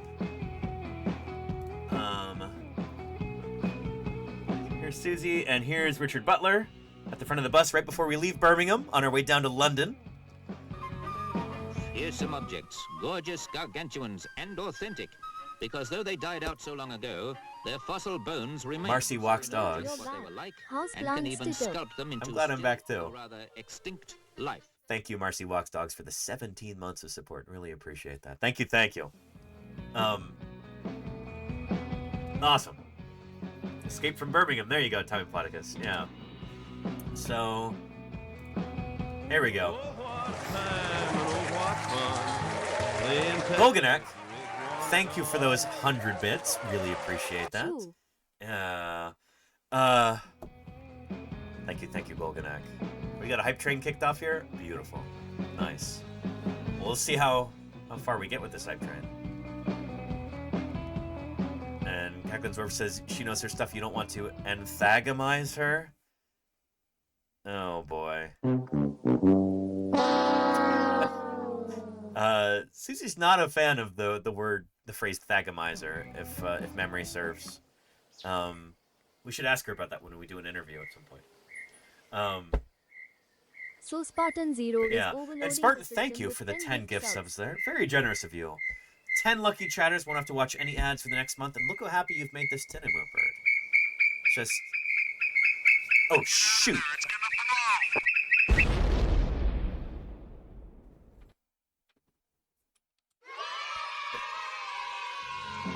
Thank you, Spartan. See what I said about stalwart support? Appreciate you, Spartan, more than you know. Thank you. Yeah. And we're not going to do Thursday birthday today. There's too much stuff to cover. I didn't know what dinosaurs was all about until these boys come. And Mechaholic, thank you so much for the 50 months of support. Holy cow. We'll do like a Wednesday Birds Day spectacular next week, I think. Right before Turkey Day here in the States. But, yeah. Anywho, the NHM in London, the Natural History Museum. This was the first, real major natural history museum in the world, established by Richard Owen back in the 19th century. I'd never been. This was bonkers. So this is where Susie Maymount works. It was like a religious pilgrimage going. I keep saying that, but it was phenomenal being able to attend, being able to visit. They've got a bronze cast of the Diplodocus composite skeleton out front. this whole garden is new. Again, I wish I could have spent hours and hours and hours here. I could have spent a week at this museum. And we had about... We had about 2 hours. There was a lot of traffic on the way to London. So... I could have spent the week here. I think we were there for a little under 2 hours. I was just thrilled to be able to go, you know? And it is free to attend. Yes, indeed. DCFX, yeah. So, check that out. We have the skull here in my office, by the way.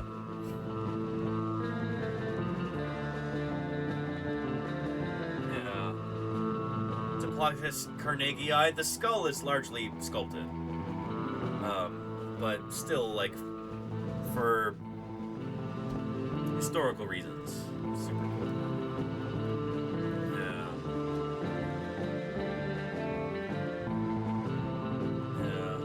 Our dinosaurs. There we go. Dark material. Yeah. How many real intact skulls do they have for Diplodocus? I think there's like 2. And I think one of them is pretty incomplete. So, yeah. Anyway, sauropods. Not well represented in terms of skull material. A fellow Plodicus. There you go, Tommy Plodicus. Yes. One of your kin.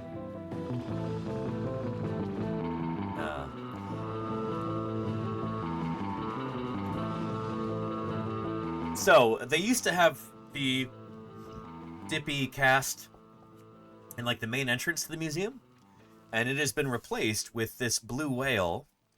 There's various reasons for this. I won't get into that, but now Dippy is on tour across the UK, different museums, different cathedrals. Basically, if there's a town that has a venue that can hold an 80-foot-long sauropod dinosaur skeleton, she's going on tour there. It's been really cool and just a tremendous boon for the Natural History Museum and for museums across the UK. Anytime Dippy shows up in a new place,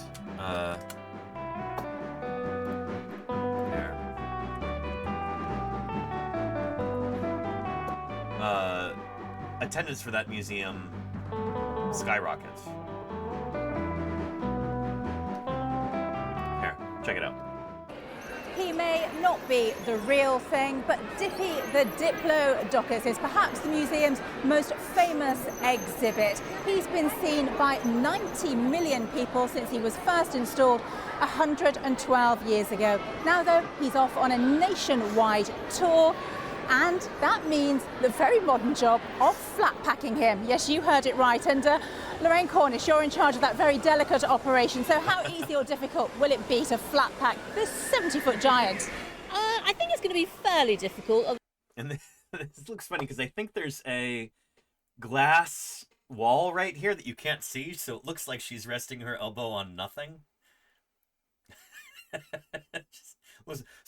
She's not doing something weird. There's a glass wall right there. That's what she's leaning against, as I understand it. Although we're fairly confident we can do it. Over 292 bones, quite dusty, so we're going to give it a bit of a clean first. We've got to build some scaffolding, because as you see, it's quite high up. And we've got a team of people that are going to be working over the next month. Much as we love the public, they will not be here from tomorrow, so we'll have a quiet, calm atmosphere to take this down very carefully and make sure that we know what we're doing and label each bone properly. He's much loved. Why are... Yeah, so is there a video about the Dippy on tour? Here we go. Yeah.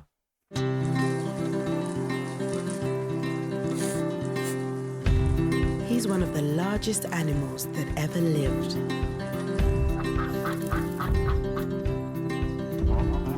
Those arms are bending the wrong way. 150 million years ago. Leaves, but doesn't recognize these. Incredible natural world right on your doorstep. So this is a really cool thing that they've been doing, and it's helped to... It's not just helped the NHM in London, it's helped a bunch of museums and other venues across the UK, and I think it's brilliant what they've been doing. And Dippy, I think, is currently still on tour. Where is she right now? I say she, but apparently since that moniker Dippy was first established back in the early 20th century, the word dippy has become a phrase. It's like a disparaging word in the UK. If someone's a bit dippy, that means they're a bit...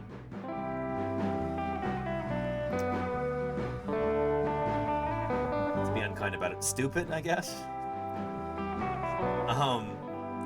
Dumb, frivolous, maybe? I don't know. So anyway, they don't like to call Dippy she because it's like that almost sounds disparaging toward feminine people. There's some sort of a thing around that, so they say it for Dippy now. We also don't know the sex of this dinosaur, and actually there's at least 3 different dinosaurs that make up that skeleton. Anyhow, yeah.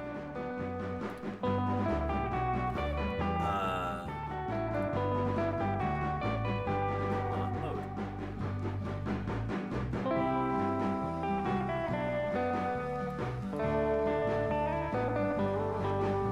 Oh, check this out.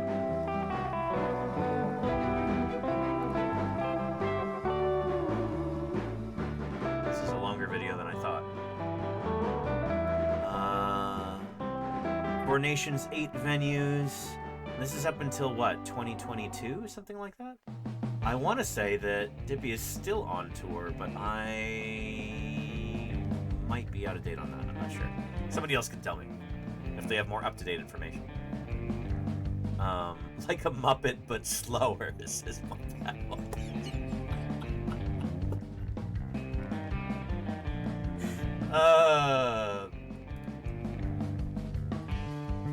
I'm picturing this very literally. Like a Muppet, but slower. And this is immediately what, I can't say jumps to mind, but slowly crawls to mind.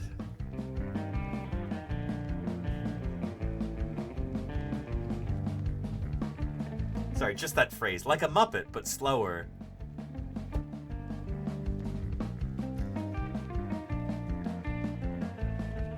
Anyhow. Yeah.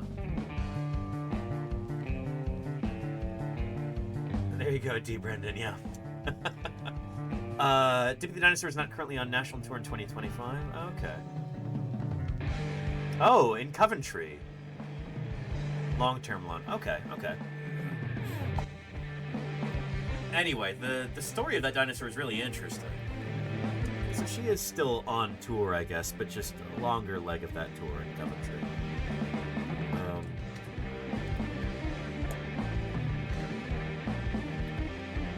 We have a clip here.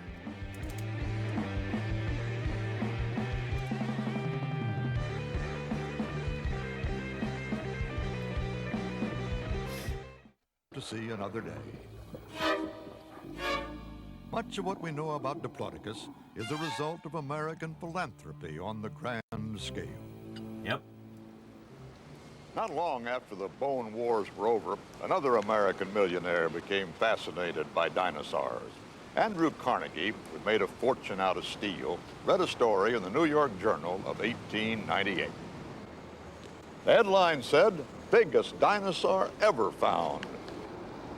Andrew Carnegie wanted it. He wanted it for his museum in Pittsburgh. What Andrew Carnegie wanted, he usually got.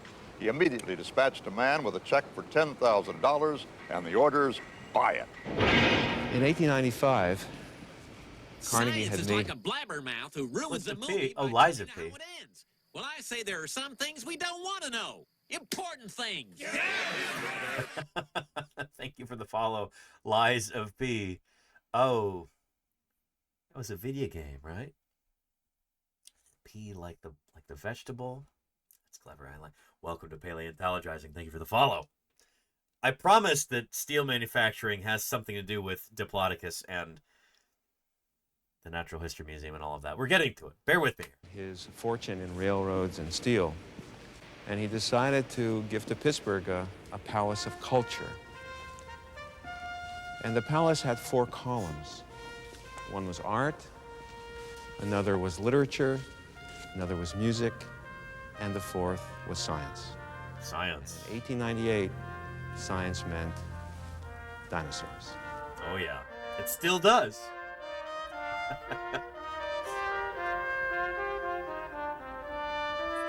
Carnegie's money bought him the best bone hunters of the day, but no amount of searching, it seemed, would unearth the skeleton he yearned for. 2 months later, his investment paid off. Carnegie's diggers struck lucky, very lucky. And it wasn't actually the people that he hired to find this. I think, wasn't it Harlow and Reed who found this? And then they wrote to him and it's a whole thing. It was a big saga. But out in Wyoming, that's where this dinosaur was from. Dippy the Diplodocus, Wyoming dinosaur through and through. And now, arguably the most famous dinosaur in the UK. How? How does a dinosaur from little old Wyoming go on to fame and notoriety in London? What they found was this, a giant toe bone of a dinosaur sticking out of the rock. And they got very excited because when they started excavating the rock from around the toe bone, they found that the toe bones led to the ankle bones, and the ankle bones led to the shin bones of the dinosaur. Just like the song. And the shin bones led to the proverbial thigh bones of the dinosaur. It was the most perfect July literal thigh 4th bones, that even. any paleontologist has ever had, and Carnegie got exactly what he paid for, an 84-foot colossal dinosaur. This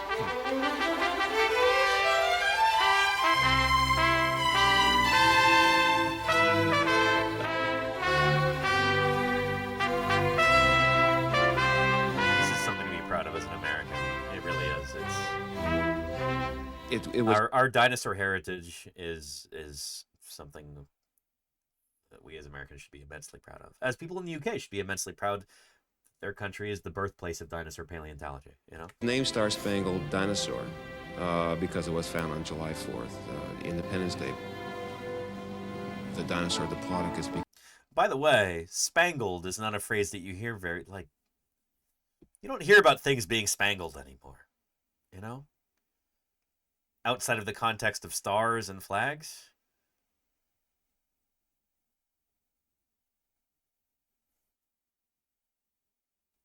It's not related to anything, but yeah. How often do you hear that word, spangled? How old is this video? It says wanted nitrous. This is from the 80s, I think. That's Walter Cronkite in it earlier. Somebody can look it up. Dinosaurs, Walter Cronkite. What year did that come out? IMDb it. July 4th, Independence Day. The dinosaur Diplodocus became not only the toast of Pittsburgh and the toast of North America, it became the toast of the world.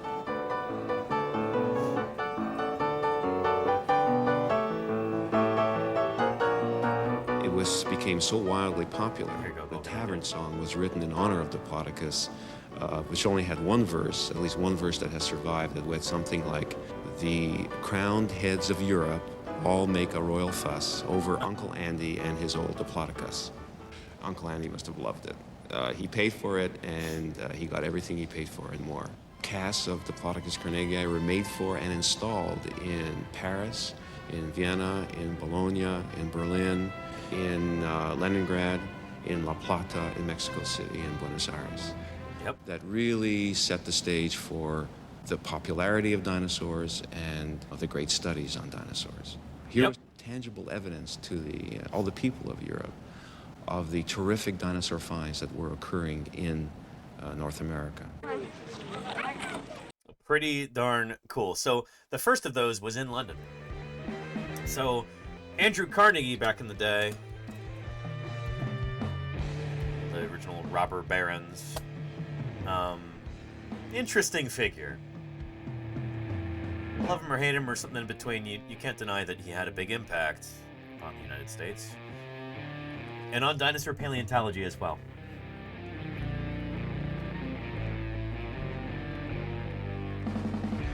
Carnegie had a tremendous amount of money, you might say a disgusting amount of money, but decided that he was going to spend nearly all of it, as he said, in philanthropy. You can't take it with you, so you might as well give it away and try and make a positive impact on humanity. especially after being so fortunate, being so disgustingly wealthy. So he wanted to use dinosaurs to make the world a better place. Dinosaur diplomacy is what he called it. This was in the time leading up to World War I, the Great War. There were tensions that were building in Europe. Carnegie knew this. Everybody could see it. He hoped that by gifting Diplodocus skeletons to various heads of state who would put it in their country's museums throughout Europe, he could help encourage friendships between different countries and help prevent a looming war.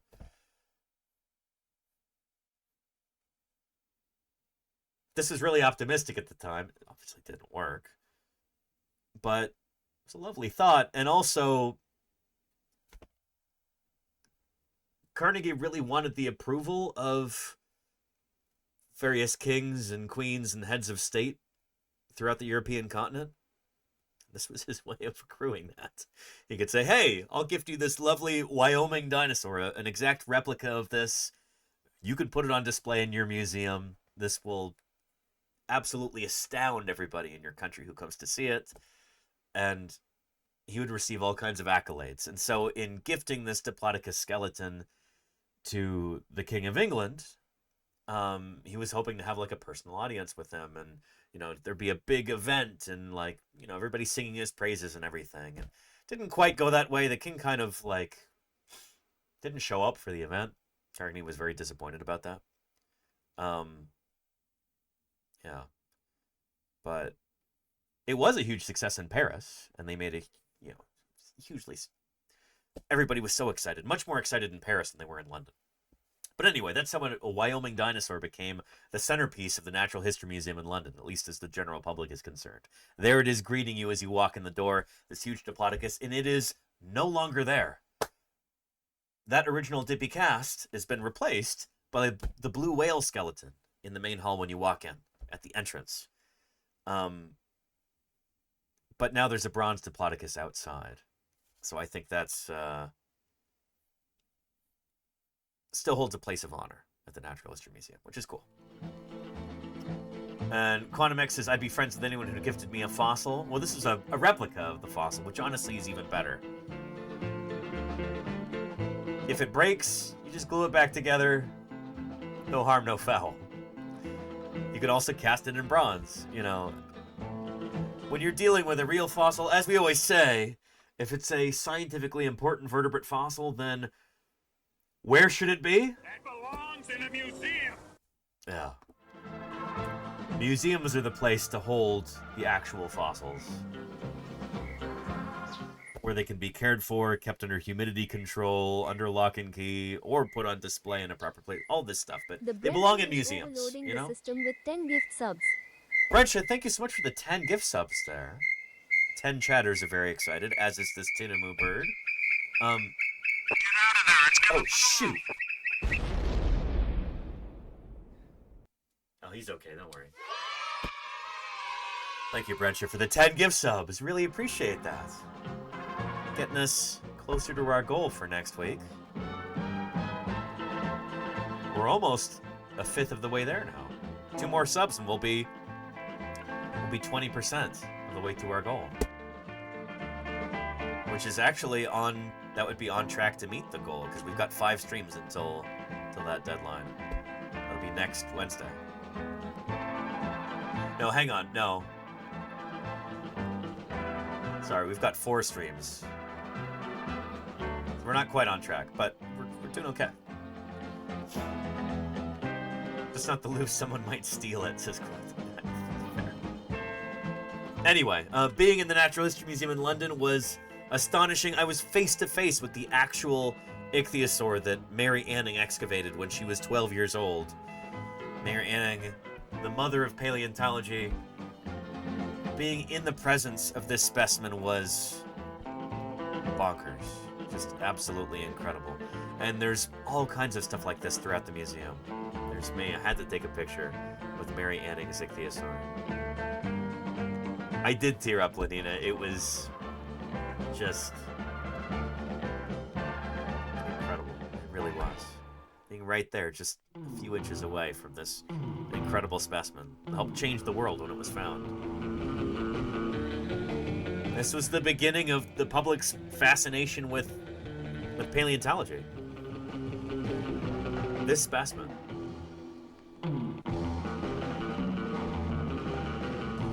Pretty incredible.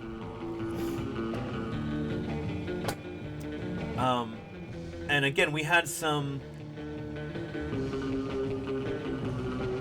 I kind of couldn't have asked to be there with cooler people. Not just the members of our group, but, again, Susie Maidmont. This is her critter here. She's like the world expert on stegosaurs. We got to tour the museum with her for like an hour. Again, we didn't have very much time there. But, of course, requested we take a selfie in front of the Stegosaurus specimen. We're gonna try and do an interview before a really cool, exciting paper of hers drops around the end of December, I hope. So that's gonna be really exciting. But anyway, again, I said it before. It's so cool being able to spend time with Susie and get to know her. But one of my new favorite people. Really cool. Really, really cool. What an incredible specimen. Sophie here. I had very mixed feelings about this as an American. We get very... sometimes a little bent out of shape when there is like a commercial specimen like this. This was off private land in Wyoming. And the private fossil industry, the commercial fossil industry in the U.S. Has a lot of unsavory things about it. But, you know, the NHM has given a very good home to this critter. And some excellent scientific work has been done and is being done on this animal. And it is a benefit to the science of dinosaur paleontology.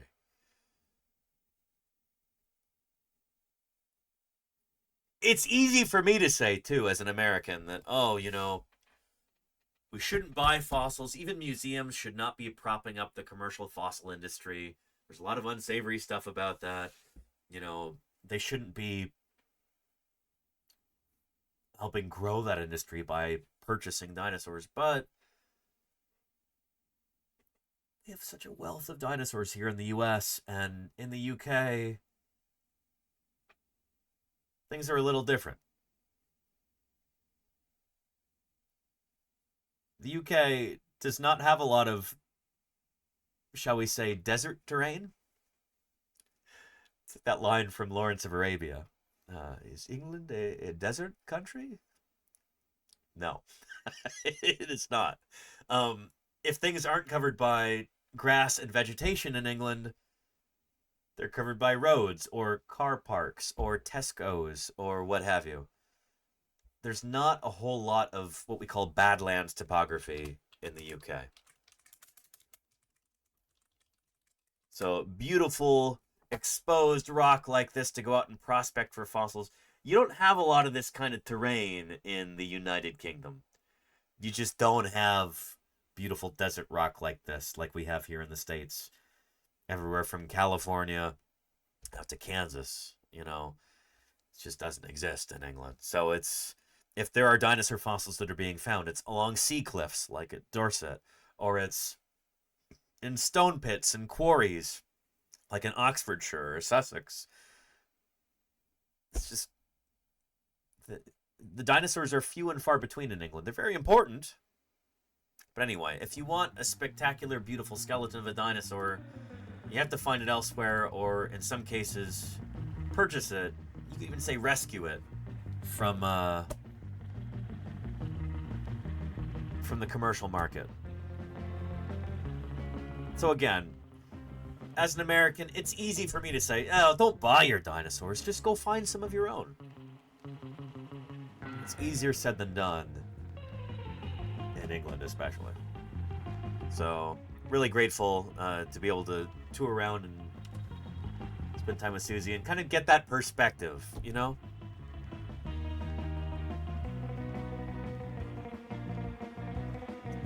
It's a useful perspective for me to have as an American.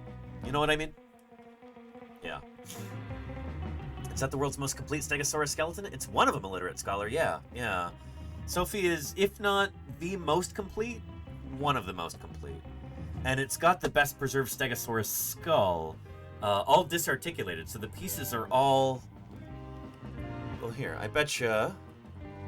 Really spectacular, spared no expense. Thank you, Golganek, for gifting a literate scholar. Been a long time lurker? Well, now you're a subscriber.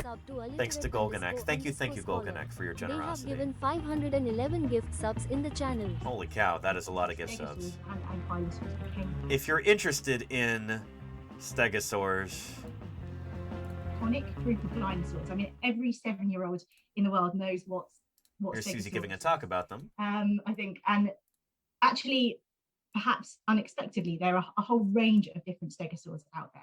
So they are known from all around the world, from so when she talks about Sophie. All the places where they've been found are shown in by these red dots. So they're known from across Europe. There's a couple of species from the UK, across Spain. About 2012, the Natural History Museum in London acquired this specimen, which is nicknamed Sophie, and it's the world's most complete Stegosaurus. Sophie is from here. This is a ranch in Wyoming, and the specimen was found where those 4 stakes are in the ground.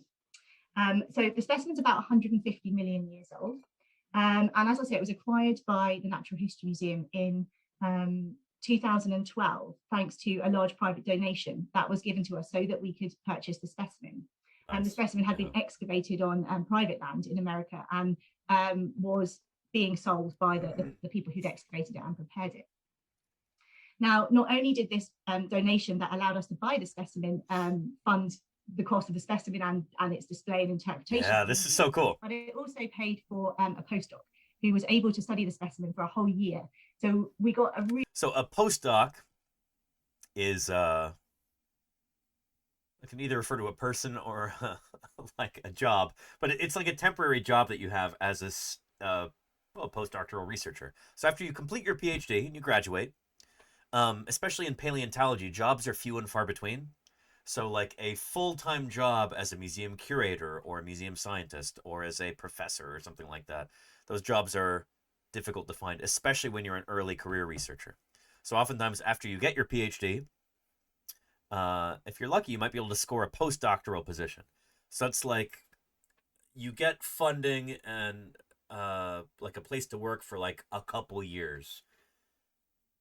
You complete that work and then you either try and get a full-time, like a long-term job elsewhere, or maybe you get yourself another postdoctoral position.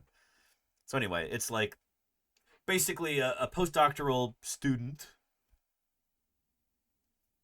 Student isn't really even the right term. A postdoc, you know, someone who just got their PhD. They got hired. They got this plum job to be able to work on this specimen, which was crazy. I forget who that was. Who was it? A postdoc who worked on this. I think I know her. Shoot. I forget. Anyway. Yeah. Really unprecedented opportunity to keep this specimen behind the scenes at the museum and not announce to the public that we had it, but to do loads and loads of work on it before it went on display. So it was really great. It was really. So they really did this the right way, is what I'm saying. Way more about Stegosaurus than we knew before. And our postdoc Charlotte, she took over 20,000 photos, individual photos of the specimen, and was able to make this really lovely 3D model as a consequence of those photos. This is just wait, sorry, who was to this? show you some details about. She just said her name, right? And was able to make. She took over 20,000 Charlotte, photos, individual photos of the specimen, and was able to make this really lovely 3D model. So Susie was saying this, that she keeps forgetting to do it, but she'll post this to Sketchfab or something, make it publicly special available. magnetism for children. And Link for Real, thank you for the 18 months of support. I really appreciate that. Holy cow. Those photos. And this Less is just than 3. Thank you, Link for Real. Good stuff. To show you some details about the sorts of things that we didn't know about stegosaurs that we now know just thanks to this one specimen. So before we had Sophie, we didn't even have a stegosaur with a complete backbone. So we didn't know how many bones there were in its spine. We didn't know how many bones there were in its tail. We didn't know how long the stegosaurs were, basically. We didn't know how long the tail was. We didn't have a stegosaur with a complete array of plates and spines along its back. So we had no idea how many plates or spines or their kind of organization, what that was like at all in Stegosaurus. And also, so really important this specimen. I'm going to talk more about this in a bit. There's the has skull. A complete but disarticulated skull. So the skull's made up of loads and loads of different bones. But quite often in these sorts of big ornithischian dinosaurs, all those skull bones kind of fuse together. And this makes it really difficult to interpret the anatomy of the individual bones and kind of understand how the skull works. But in Sophie, now Sophie was actually not fully grown when the animal died. So the skull bones aren't all fused together. So we have a complete but disarticulated skull. And this is the only skull we have of Stegosaurus that's like that. So that was really, really useful. And I'll give you some really important stuff. That's useful in a bit. So yeah, really cool to be able to see Sophie there. And yeah, what a cool specimen. There's also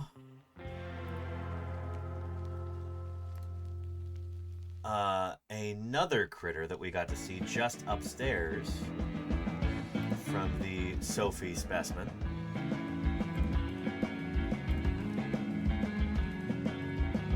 Trying to find where we cover this. Shoot. Okay. It was a while ago, but we covered this live on stream. I guess I didn't have it in the stream title. It's a dinosaur called Enigma Cursor. I think we just covered it this year, right? Yeah. New beaky plant-eating dinosaur. This was previously called Nanosaurus. There's an interesting talk about this at SVP by Paul Barrett, who also works at the Natural History Museum with Susie. Anyway, we got to see that specimen. When aren't fossils on your mind? Never. Tiza Kanoku, thank you for the follow. Welcome to Paleontologizing. Thanks for the follow. We did not see the Crystal Palace dinosaurs. We were planning on doing that. That was originally in the itinerary for this field trip. Unfortunately, the Crystal Palace dinosaurs are currently under renovation, which is a good thing. They're being properly conserved and repaired and everything else. But I guess Susie and Richard had asked the folks working at Crystal Palace Park if we could see them under the tarpaulins and everything, and they said no. So we didn't get to see the Crystal Palace dinosaurs, but Susie and Richard organized something pretty cool for us to see anyway. We got to go to Downhouse, where old Chucky D lived and worked, and where he wrote The Origin of Species. We saw the home of Charles Darwin instead on that day, which is also pretty cool. Pretty cool.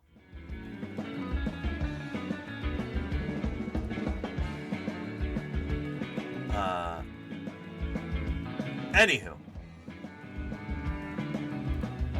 we got to see Enigma Cursor in person. Here is that skeleton right there. This little beaky plant-eating dinosaur just named this year, right? Enigma Cursor. There's Sophie downstairs, and I asked Susie for another photo. That's a goofy expression on my part. I'm so bad at taking photos of me. Anyway, thrilled.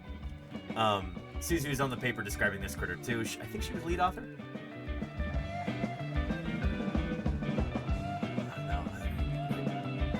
She looks at all these things in advance. Just don't have time most of the time. Also, still a little jet lagged. But anyway, really, really cool. Enigma Cursor. I would say in the flesh, but we're talking about a fossil skeleton here. So, in the bones. Also, they had a bunch of other cool stuff. There's that dodo that they have there. Again, we had like an hour here to actually walk around the museum. The NHM in London, just like an hour. We had to stay on schedule. Oh man, I gotta go back. But the Great Auk right here in this Hall of Treasures that they have. Me and the Great Auk. Dodo skeleton. One of the only ones in the world. And then The London Archaeopteryx. Just incredibly important specimen. Again, like a holy relic.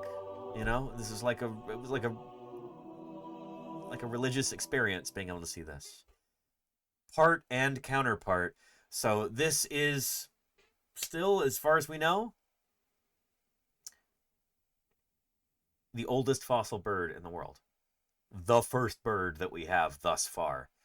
There's a few other critters from the Jurassic that might be birds. We're not totally sure, but if you ask anybody what is the first bird, the oldest bird fossil that we have, they'll tell you Archaeopteryx. And this was that first fossil skeleton.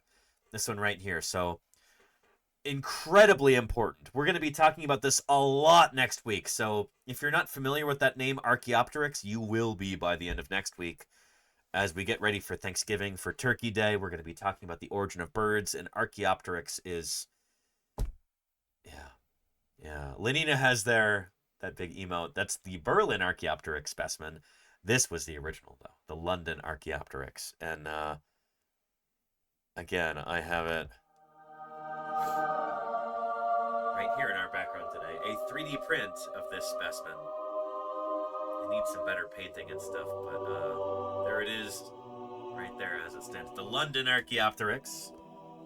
Got to see the real thing. Just absolutely incredible. And here it is, close up.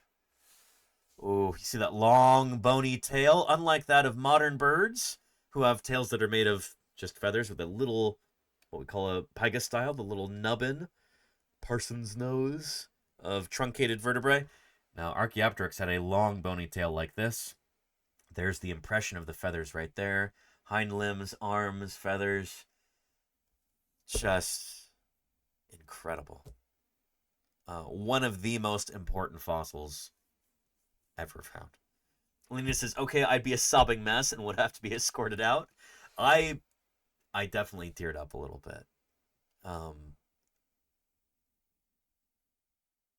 But at the same time, it's like I'm there with colleagues and new friends, people who work at the museum, and it's like, I don't want to be a blubbering mess right now. There's these people whose opinions I care about very much. I don't want to be a mess in front of them. They work here, and they're like, oh yeah, there's the Archaeopteryx. You know, around this corner, we have, and I'm like, you know what I mean? It was... I could have stood here all day. Just admired this. They would respect you more for your fossil. Just, I don't know about that, Casey. We're all scientists there. We're all passionate about what we do, but, I don't want to be crying ugly tears. Also, there's like approximately 48,000 people crammed into this tiny room. So there's like strollers, bumping into my calves, and like little kids like elbowing me in the ribs and stuff like that. It's a very crowded room. So kneecapping, exactly, Salamander. Yeah. So anywho, but yeah. You're so pretty when you cry, though, Danny. How many times have you seen me cry, Lordy? I guess a few. Anyhow. Smell the weakness and publish before you. Pretty good. I like to think a pretty good relationship with these people. But yeah. The embarrassment would make it worse, says Lena. Yeah. 2 times, says Science Streams. Yeah. Anywho.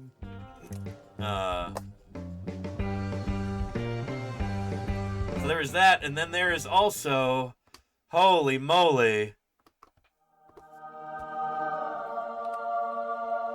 the original iguanodon teeth. The ones that Gideon Mantell first described. This is the basis of the name iguanodon, iguanotooth. This is only the second dinosaur ever named. Those are the teeth. The same ones, I believe, that he showed to to Richard Owen, to William Buckland, to Georges Cuvier. This is the beginning of dinosaur paleontology that we're seeing right here, you know? And there it is in this room full of special treasures, whatever they call it, this incredible room at the museum. And there's just, again, hundreds of people filing past. They have no idea that this is the very origins of dinosaur paleontology that they're sauntering past at that moment. Just...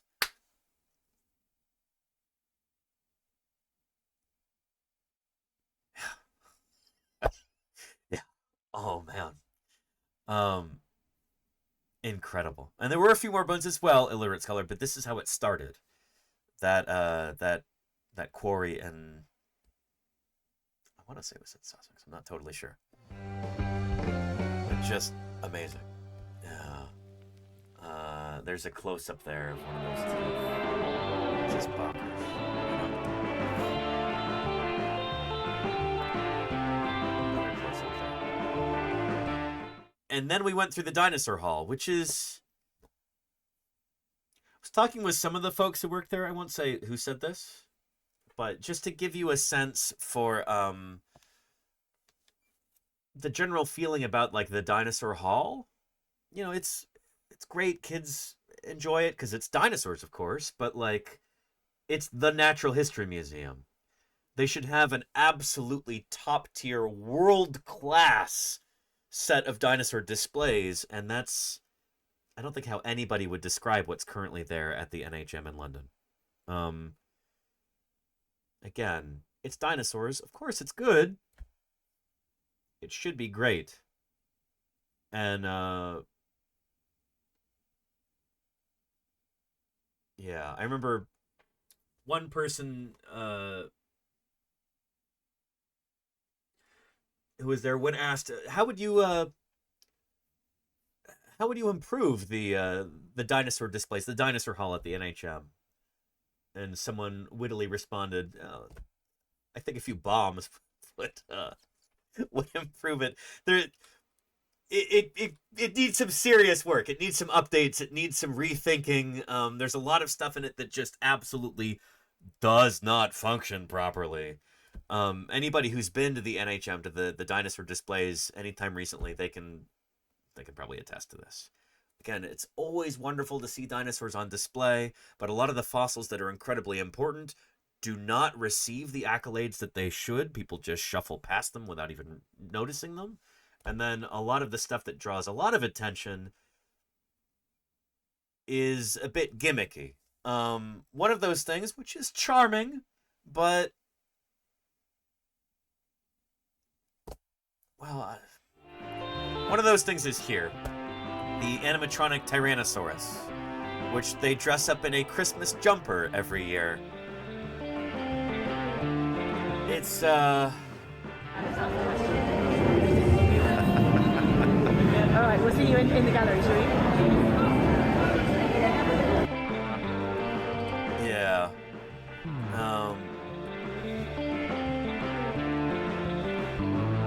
You know, it's fun. It makes people smile. The kids like it, or are terrified of it, or sometimes both.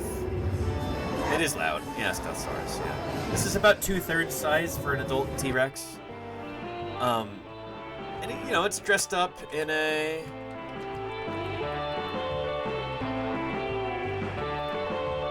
holiday sweater, which they change every year.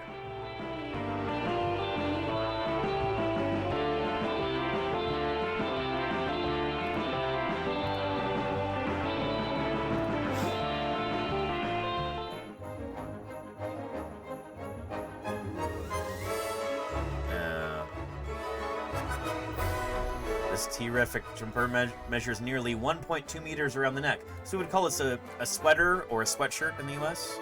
In the UK, it's called a jumper.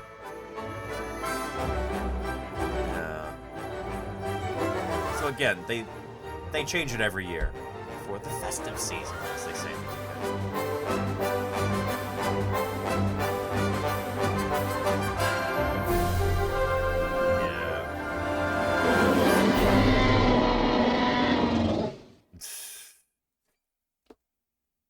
Anyhow.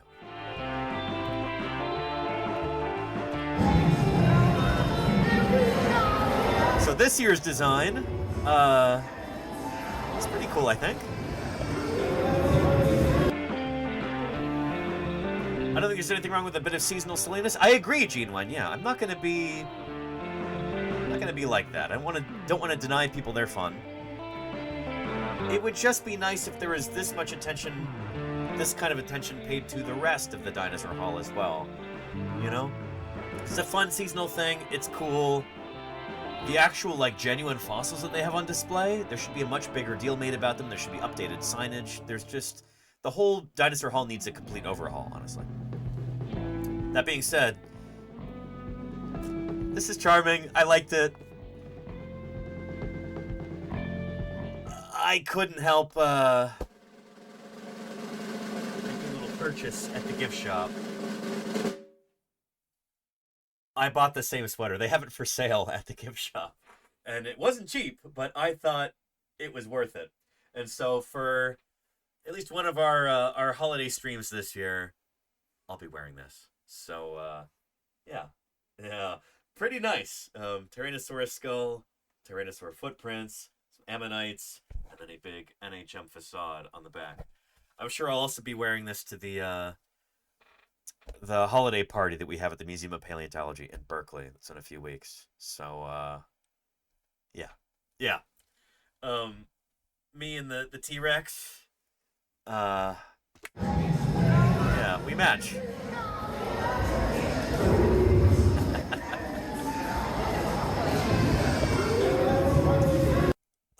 Honestly, I couldn't pass that up. I knew that you would enjoy that, chat. So I bought that for you, really. So jealous. I mean, you might be able to get one.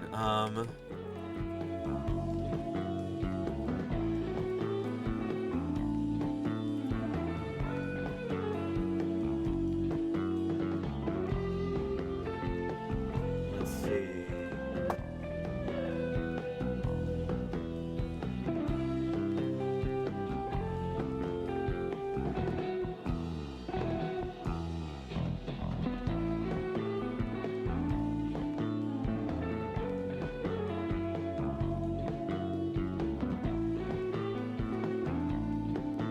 Where is it?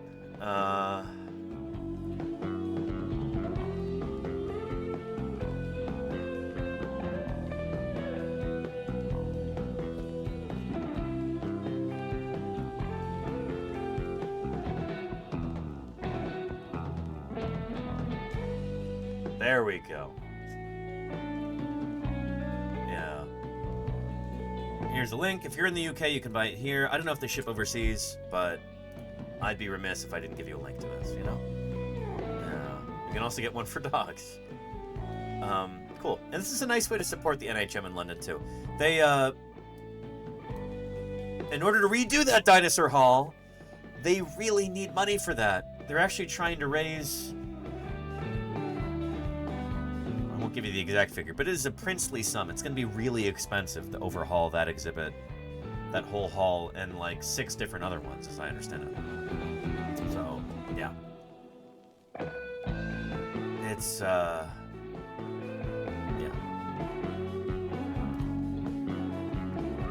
And...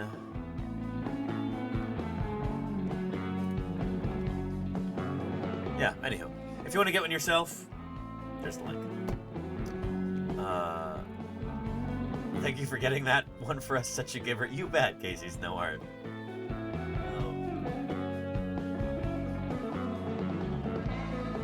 It's funny, when I put this on earlier, Lordy is like, I've never seen you wear a long sleeve sweater before. Like a pullover sweater, no zipper, no hood. She's like, in my life, I've never seen you wear one before. It's for you, chat. It's not normally my style, you know? And I hate wearing anything pullover like that, aside from like a t-shirt.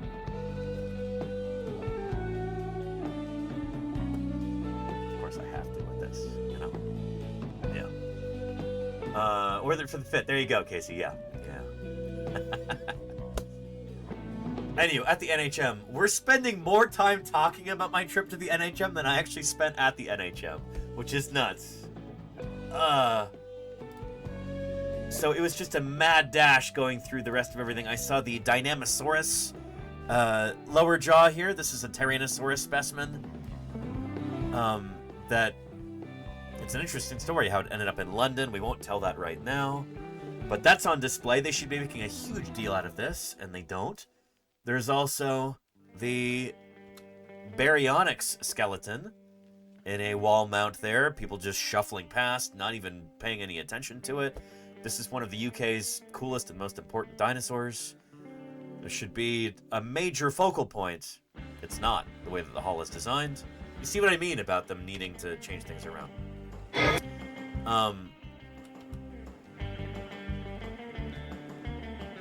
But yeah.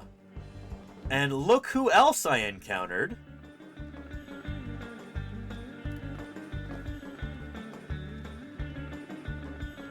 Look who it is.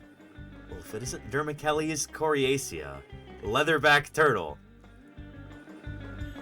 I heard that there was one at the NHM, and so I'm like racing across the museum. I've got like 12 minutes left until we have to leave. I had to go see the leatherback turtle, and I had to go to the gift shop to get the sweater and a few other things. Yeah.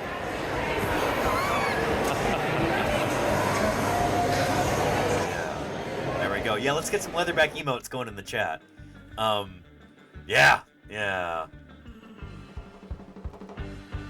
Anywho. Yeah. I had an idea, actually, when I was on the plane yesterday, coming back from England. Idea for a book. I can share this with you. I don't think anybody's going to scoop me on it. But maybe one of these days, years from now, a book on leatherback turtles. Organize it around a bunch of different specimens. Here's one at this museum. Here's one at that museum. Here's a place where leatherback turtles are held in captivity to study how they grow from hatchling to subadult size, stuff like that. Frame it around that. Each of these telling a different story about the conservation of these animals. Each of these different taxidermy specimens in museums tell the story of their collection. How has the population of leatherback turtles shrank since these specimens were collected back in the 1800s, early 1900s. Go and visit museums with fossil specimens of turtles from that leatherback lineage, the Dermachelyidae. I think it could be really neat. Something to think about. So anywho.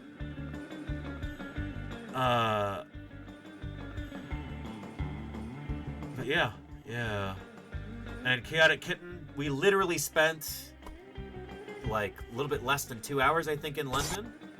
All of that time was in the NHM, and I wish we had more time, because again, I'm racing around just trying to find this or that. Sorry.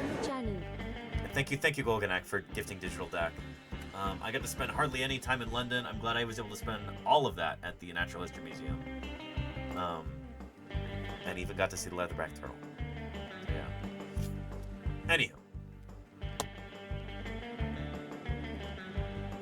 So after that, we were supposed to go to the Crystal Palace Park, Sydenham Park, see the Crystal Palace dinosaurs, but that was off limits since it's being renovated. And so instead, we went to Down House outside of London. This was the home of Charles Darwin, old Chucky D. This is where he lived when he was writing On the Origin of Species by Means of Natural Selection. Again, this almost felt like a religious pilgrimage. Just incredible. Being there at Down House. As I've read about since I was a kid. Seeing... I wasn't allowed to take photos inside of the house itself. We could take photos in the garden, but no photos allowed inside, or else I would show them to you. On Darwin Day, coming up in February, that'll be February 12th. We'll do a special stream. Let's see, November, December, January, February. February the 12th is a Thursday. So on Thursday, February 12th, 2026, we'll do a special stream about this. I'll talk more about that. And we can watch like a video tour of, maybe a tour of Downhouse. That would be really neat. Because again, I couldn't take photos. And there was what looked to me like a Supermarine Spitfire that flew over the garden while I was there. Again, quintessentially English experience. Is this or is this not a Supermarine Spitfire fighter plane? I think it is. It's got those broad, rounded wings like that. Really wide wing surface area. Good for maneuverability. That is a Spit, says Das Fuster. Excellent. Yeah. I'm like, it's either that or a Hawker Hurricane. But I don't think a Hurricane looks as...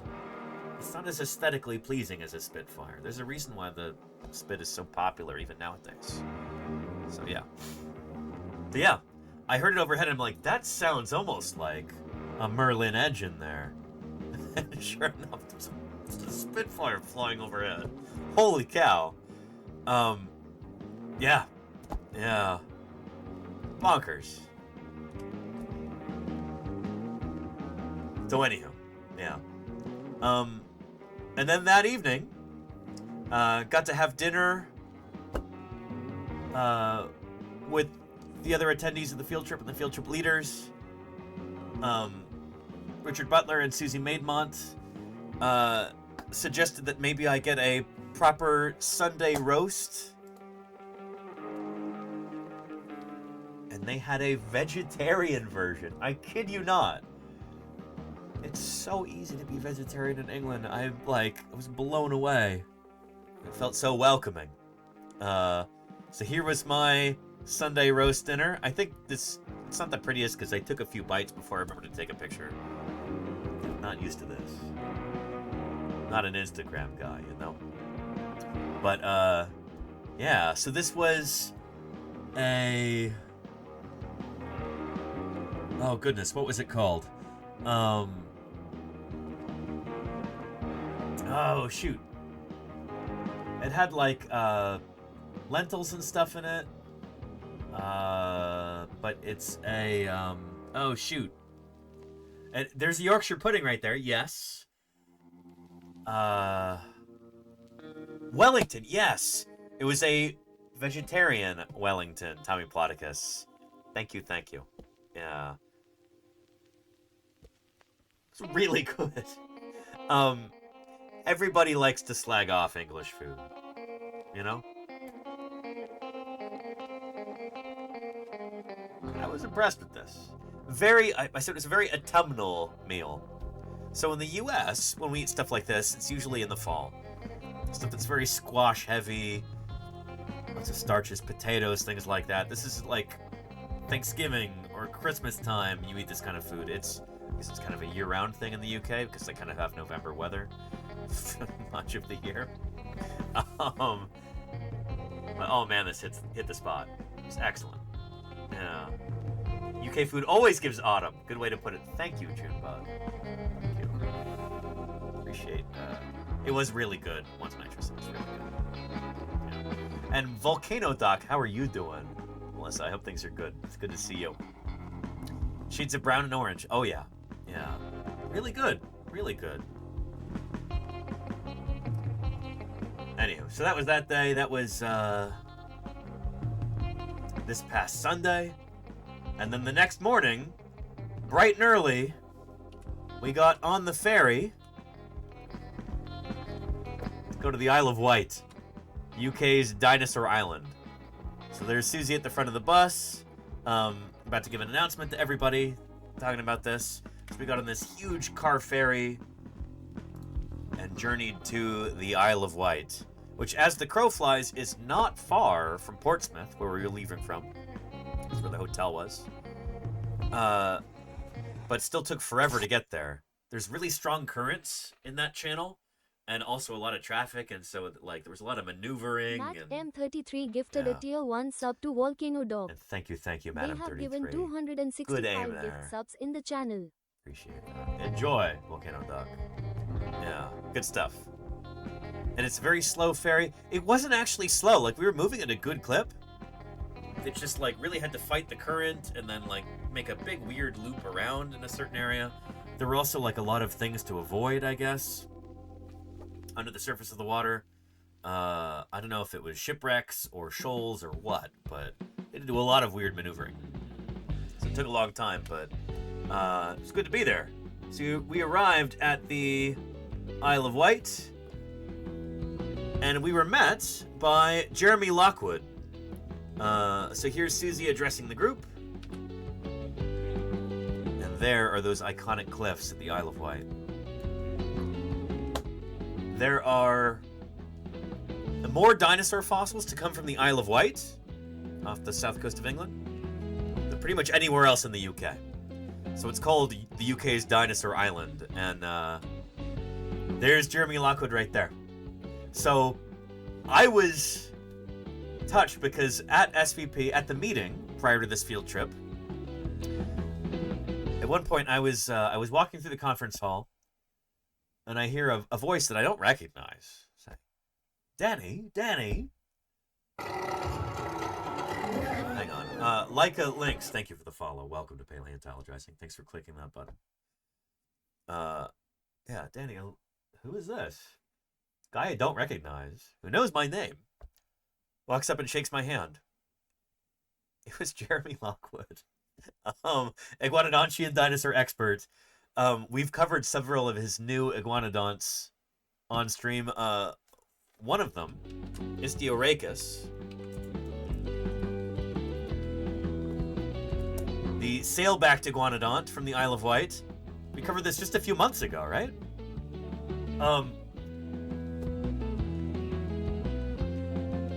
So Jeremy Lockwood said, he's like, thank you very much for...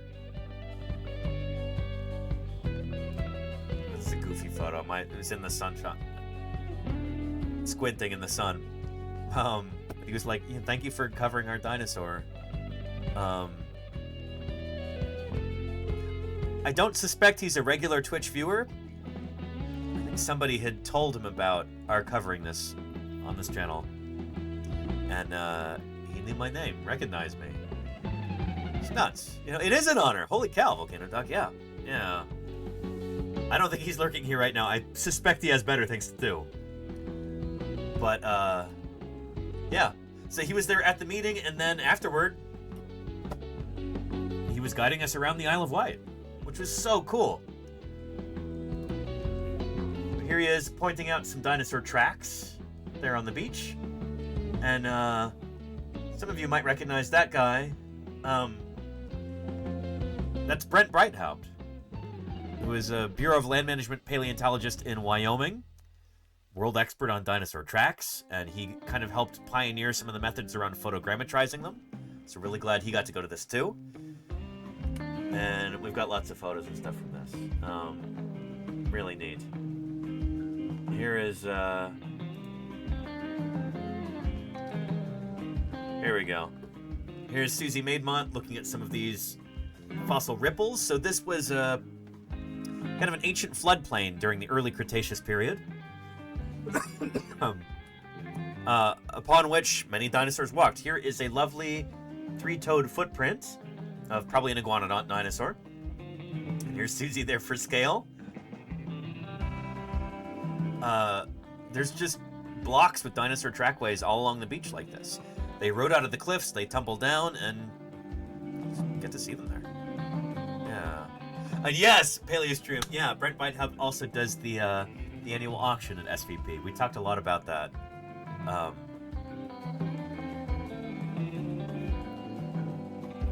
When I was talking about live streaming from SVP next year, Brent was like, why don't we see if we can live stream the auction? The live auction. Could be a thing. We'll see. Anywho, yeah. I think there's weeks worth of geology streams for that place. Years worth, Wombat Hole. Holy cow, yes. Yeah. Holy moly, yeah. I even found a track while we were there. At first, I'm like, this is too good to be true. 1 toe, 2 toes, 3 toes. And I asked Brent to walk over and take a look at it, and he's like, oh yeah, that's a track. Nice find. Holy cow. So yeah, iguanodon footprint right there on the beach. So these are what we call footprint casts. So as the animal was walking around in like a muddy substrate, it's leaving footprints. And then other sediment flowed down into these. That's what this is. So this is basically a cast of the animal's foot. So you're not looking at the footprint itself, you're looking at a natural cast of it. So the original material was not preserved, but the cast is, if that makes sense. So yeah. Heading on the side now and listening to SVP stories, nice. Yeah, sure, nice. There's one of those tracks right there. You can see here's the heel, 1 toe, 2 toes, 3 toes. So it's essentially a cast of the foot. When you picture a footprint, you picture something concave, but this is convex because it's a cast from the footprint. Does that make sense? Yeah.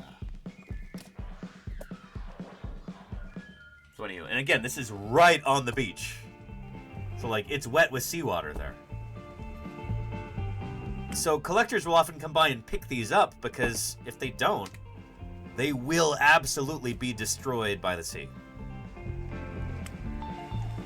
That's how it is for all of the fossils here.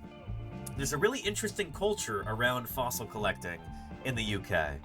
It's not like it is in the States where there's like an inherent, or often inherent kind of conflict, even acrimony, between paleontologists and commercial collectors.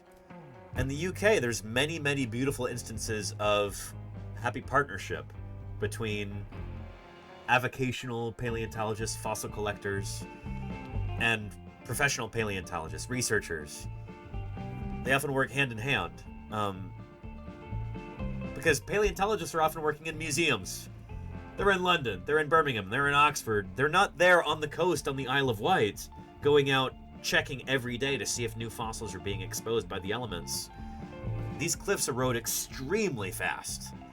Like, you can have a few meters of erosion after a single storm in some cases. And so if you're not there all the time collecting these things bit by bit as they're eroding out, then they'll just be lost.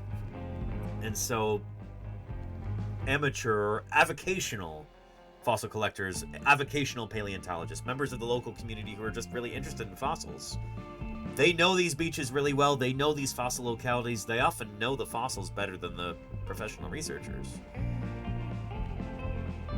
They're often very, very happy to be able to collect these things, save them for science, and then donate them or sometimes sell them for a reasonable price to a museum. That is, in many ways, kind of... It's a very important part of UK vertebrate paleontology. Our local collectors. Really interesting how that works. And yeah, Paleostream says, I think it's a European thing overall. I guess it is, isn't it? Yeah. Museums rarely have money for excavations and rely on locals or collectors to make the first finds. Yep. Yep. So, really cool. Really cool.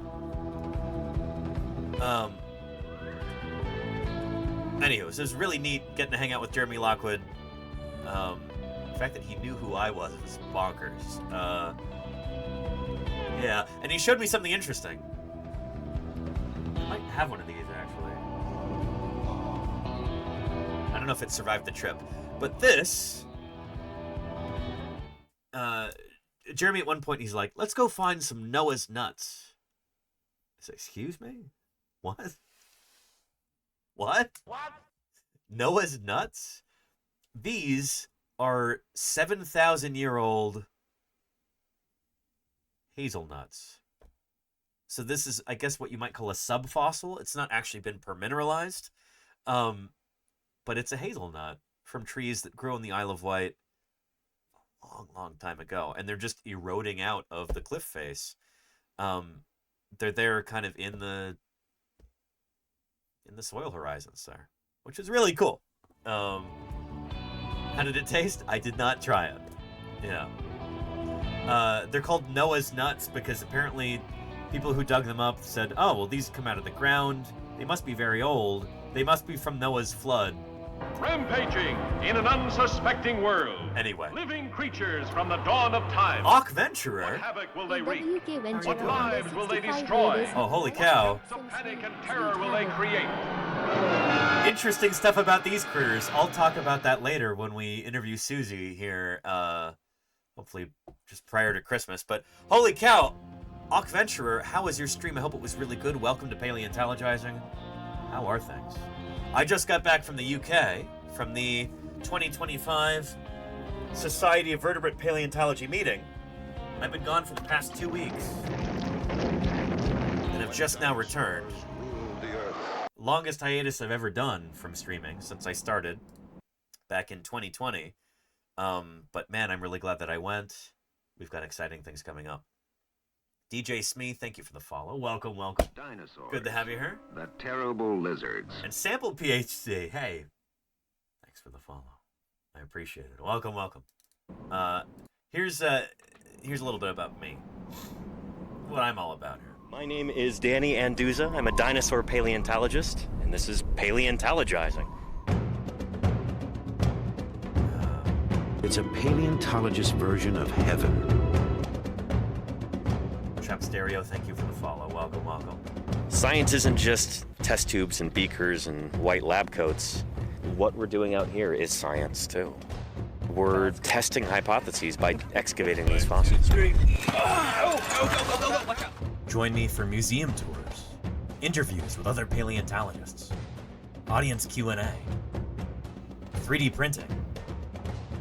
It's pretty big. Who thought this was a good idea? And of course, live dinosaur digs. A limb bone from a new duck-billed dinosaur.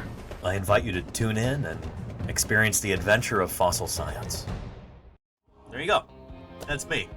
And I just got back from the Society of Vertebrate Paleontology meeting in the UK, my first time ever visiting the United Kingdom, and it was absolutely incredible. So we're going through some of the photos and stuff like that, just doing a little show and tell.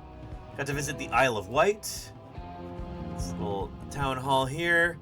They had a, half-size Neo-Venator skeleton. The Isle of Wight Dinosaur Museum is currently under renovation. They're fixing the roof, so we didn't get to visit. But they were kind enough to bring a few specimens out for us to see. So, some of those genuine fossils there. Iguanodontian teeth in a lower jaw there. Some coprolites, some fossil plants, gastroliths. I need to see about getting the files for this Neo-Venator, because that would be super, super cool to be able to have that here in the office. So I got to get in contact with him. Oh, with them. Here's Jeremy Lockwood giving a little talk about the history of the study of dinosaurs on the Isle of Wight. Timeline of Isle of Wight dinosaur holotype finds. Cool stuff.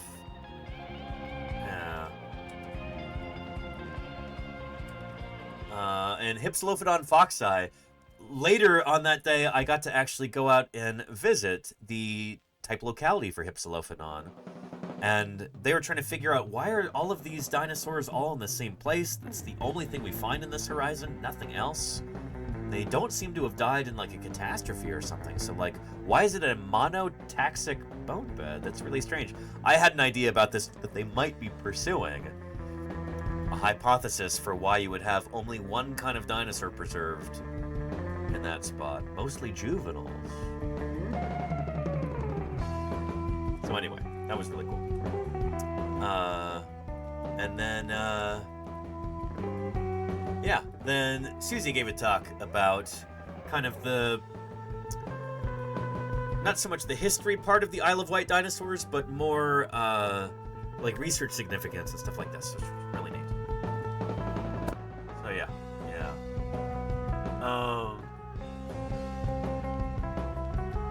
But yeah. Hang on, is Ferret Fawcett here in the chat? Oh, Volcano Ducks is this the coolest field trip and conference you've ever been to? This is right up there. It's one of the coolest for sure. Probably the coolest, honestly. And there's Ferret Fawcett with the purple text there. Ferret Fawcett, wonderful to have you back. I feel like it's been a while. How are ya? How are things? Holy cow, Brensha! 20 gift subs there. Holy moly. The Brent just Thank you very, very much. 20 subs. 20 chatters won't have to worry about watching a single ad for the next month. It'll almost be New Year's by the time they have to watch any ads. Thank you, Brensha. I appreciate you tremendously. Thank you for keeping me here online and allowing me to do things like this. Go to these conferences, these field trips. This has been absolutely incredible. For anybody who's just waltzed in, can we get another shout out for Ock Venturer, by the way? I don't feel like I really gave you your flowers for the raid. Thank you so much for doing that. How was your stream? What did you get up to, by the way? Doing some IRL. Very cool. Well. Awesome. We talked about this a little bit earlier, but one of the questions that I got from my fellow field trip attendees and colleagues at the conference was, Denny, why aren't you streaming the conference or the field trips? I said, well, it requires a lot of different stuff, and I would need special permission and all of that. But in talking with some of the leadership for the Society of Vertebrate Paleontology, we came up with some ideas for live streaming the meeting next year. It's going to be in Cleveland, Ohio. I'm going to be trying to bring this to all of you at home and anybody else who would care to watch. So have this be a series of live streams done from the Society of Vertebrate Paleontology meeting to act as outreach and education for the general public, but also a fundraiser for the society. Hopefully we can bring in a decent chunk of change to help further the mission of the Society of Vertebrate Paleontology. So, yeah. Very, very excited about this. The current president of SVP is very keen on the idea. And again, nothing is set in stone yet. Nothing's planned out. I'm going to be starting to type up like an official proposal document about this tomorrow, but I wanted to tell you now because it's my job to kind of build hype for this kind of thing, to build enthusiasm, and I want to also take your temperature, Chad, to see if you're enthusiastic about this idea. Would you want to be able to watch some streams from SVP, see some of this cutting-edge work being shared by the researchers themselves, those who want to share this? Volcano Doc is here in the chat, and let me run this by you, Melissa, because this is... At a scientific conference, a lot of this stuff is going to be embargoed. It's not research that's been peer-reviewed, or it's not been made public yet for the most part. But my idea is to make it kind of like almost like a post-game interview kind of thing, where like somebody's just given a talk, or they're about to give a poster presentation. Come on over to this special booth or this special room that we have set up. You opt into this, so it's all, got proper consent for everything. Be like, hey, what do you want to share with the folks at home? How did your presentation go? And that was a tough question you got there at the end, but you really pulled it off. Tell us about that. That kind of thing. Yeah. You could have an interview zone and maybe stream talks if the speaker approves. Yeah, so I'm thinking we'll probably do an interview zone thing. Streaming the talks from the talk sessions I think would be too logistically complicated. I think I'm going to have my own special area the whole time. And then what I'll ask people to do for the poster sessions is bring your poster in not on the day you're presenting your poster. So we could have a little storage rack for people to put their posters, which we don't normally have. That would be a benefit for folks. They don't have to carry their poster around the whole conference or leave it in their hotel room. You could have it there in a special room. And then have set time slots with like a big board. So people set up their posters, they give a presentation for 5 minutes to the camera, and then we cycle through and do another person. Like that. Yeah. And don't forget to ask about their science too. No, that's the whole point. I was joking about the like, oh, well, how did it was a tough question. How did it go? Joking about that for the most part. All the interviews will be about the science. So yeah, I think it could be really cool. Can I come, says Volcano Doc? Absolutely. Yeah. So and if we can get some corporate sponsors for SVP, we can make an obnoxious background like this with all the logos and all of this. I'm stoked on this idea. And if we can get SVP to join the PayPal giving fund, then we can replace the subscription button on my channel for these events with a donate button to make it absolutely seamless, frictionless, super easy to donate to the society. We might even be able to get it on the Twitch front page, It could be huge. So yeah, you can make one with the SVP logo. Yeah, and we do have a few, minor corporate sponsors. Nothing huge, but it's like Research Casting International. Yeah, so here in the abstract volume, there were a few. Here we go, University of Birmingham. Research Casting International is one of our sponsors this year. Lane Paleontology Specimen Cabinets. Mesozoic and Paleozoic Globes. Paleo Tools. That's kind of the extent of our sponsors for this year, but we can have their logos up in the background like that. That could be really cool. Yeah. Wombat Hole says there's probably a good reason Danny is an ambassador. I'm going to be trying to use that title to the fullest extent that I can. Doing ambassador stuff. So, I don't know if Twitch would want to sponsor SVP next year, but, I don't know. Yeah. Lenny says, looking at you, Toyota, Blockman's Mustard, Jackery, Taco Bell. That could be cool. Yeah. Anywho, so yeah. Right now, the Society of Vertebrate Paleontology meeting, that means everything to us as vertebrate paleontologists. It's one of those things that our whole calendar year revolves around. There's fieldwork, and there's SVP. These are the things that we care deeply about as vertebrate paleontologists. But the general public doesn't know what SVP is.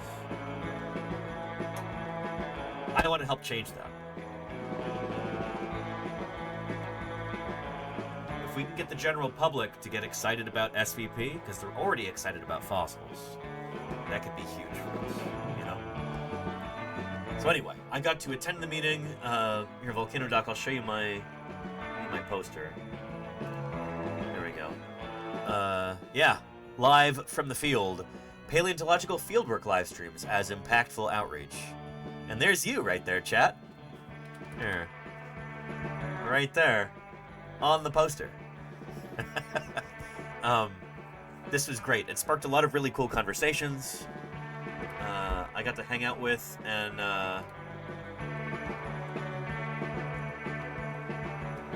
talk with the current president of SVP, Stuart Samita. He's really enthusiastic about the idea of live-streamed outreach, so we'll see where this goes. Again, I really want to do this right. I want to be as thoughtful about this as I can.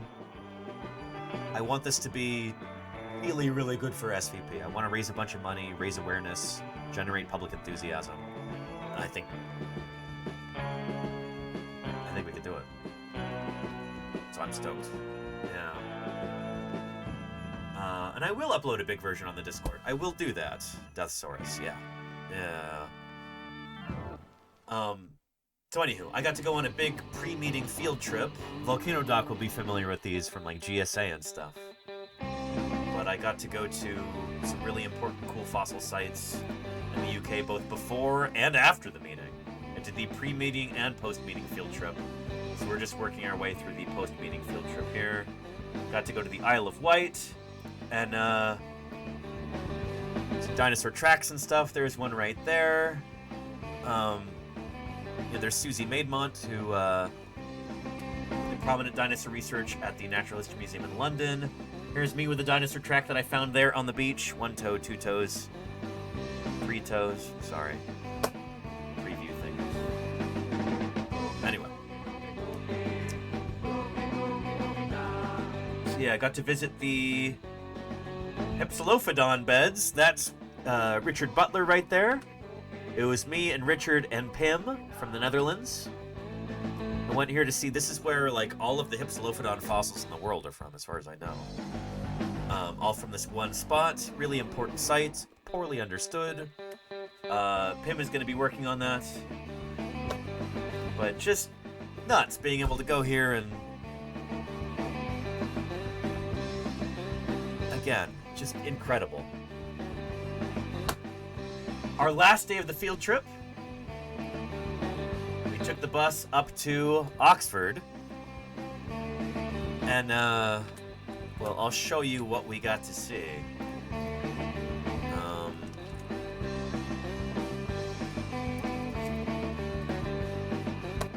Many of you are familiar with this from the news. This is a dinosaur footprint made 166 million years ago. And so far, 200 prints have been found in a quarry in Oxfordshire. Now, it's the biggest dinosaur trackway site ever discovered in the UK. And Rebecca Morell has been taking a look. Following in the footsteps of a Jurassic giant. This is where a dinosaur walked 166 million years ago. But it wasn't alone. Different trackways crisscrossed this entire site. They were discovered on the floor of a limestone quarry in Oxfordshire by one of the workers. So what I was doing, basically clearing the clay, and I was hitting a hump. So like yeah, this yeah, thing it was, here? as it turned out, it was this front bit I was hitting. And when I got out and examined it, it looked like footprints. All right, I just got my earbud working. Is this Justin here? No, Gary Johnson. So, yeah, I got to meet Gary. We visited here. What was that? Yeah. Oxfordshire by one of the workers. So what I was doing, basically clearing the clay, and I was hitting a hump. So like yeah, this yeah, thing it was, here? as it turned out, it was this front bit I was hitting. So that's and when I the got out and displacement examined rim. it looked like footprints. And the weird thing about it was, when you sit there, it was like I'm the first person to see them. Yeah, it was a bit of a tingling moment, really. The summer dig revealed 200 footprints stretching for 150 metres, making it the largest track site ever found in the UK and one of the biggest in the world. The trackways were made by two types of dinosaurs, large plant-eating sauropods and a smaller two-legged dinosaur called a Megalosaurus. They lived in a tropical lagoon, but the footprints were covered with sediment, perfectly preserving them. So the really lovely thing about it. So there's Richard, who is one of the field trip leaders. I got to spend the week with him. I jokingly said there's another dinosaur paleontologist from the UK named Roger Benson, who's now at the American Museum of Natural History in New York. And Richard was lamenting that news media sometimes get them confused. And so we're kind of like teasing him about this throughout the week. And I said I was very excited to tell my chat that that I got to spend the week with Roger Benson. Anyway, Richard Butler. The dinosaur footprints, particularly if you have a trackway, is that it is a snapshot in the life of the animal. You can learn things about how that animal moved. You can learn exactly what the environment that it was living in was like. Yeah. So tracks give us a whole different set of information that you can't get from the bone fossil record. We're coming up to a dinosaur crossroads. What you have here are footprints from a sauropod, and you can actually see as it pressed down into the mud how it created this ridge here. Yep. There We is call it a also displacement rim. Footprint from a smaller two-legged meat-eating dinosaur called a megalosaur, and it was. And it's smaller than the sauropod, but the sauropod's like a whale-sized animal. This megalosaur is like 20, 30 feet long. Like, it's way bigger than any meat-eating animals walking around today. So, smaller, two-legged dinosaur. It's not small. This is a big animal. Moving in this direction. The question is, which one walked through here first? And scientists think it was the sauropod, because you can see how the smaller megalosaur footprint slightly crushed down this ridge as it was walking through. Yep. At the Oxford University Museum of Oh, so we got to visit here in the afternoon, which, holy cow, that was an experience. Natural History, a Megalosaurus jawbone is one of their most precious specimens. The whole animal. I got to see this when we went to the museum. I'll show you a photo right here. Holy cow. That is the first dinosaur ever named, Megalosaurus, back in 1824, named by William Buckland. That's the original lower jaw. It's like the first dinosaur specimen to be scientifically studied.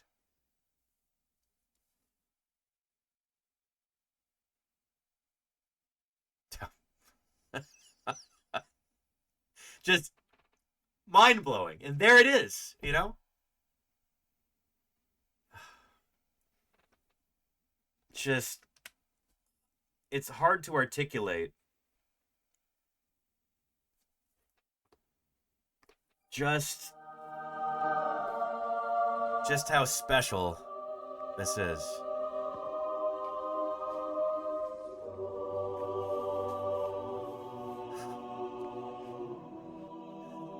My heart beats faster even now. Just incredible, you know?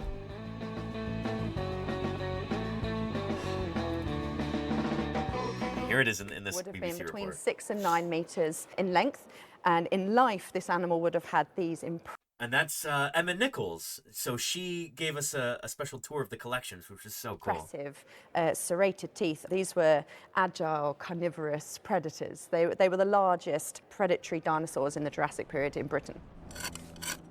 The future fate of the... And illiterate scholar, yes. How did you know that? Didn't Tom Holtz win a copy of your 3D print last year of this fossil? Yes, yeah, he did. Here.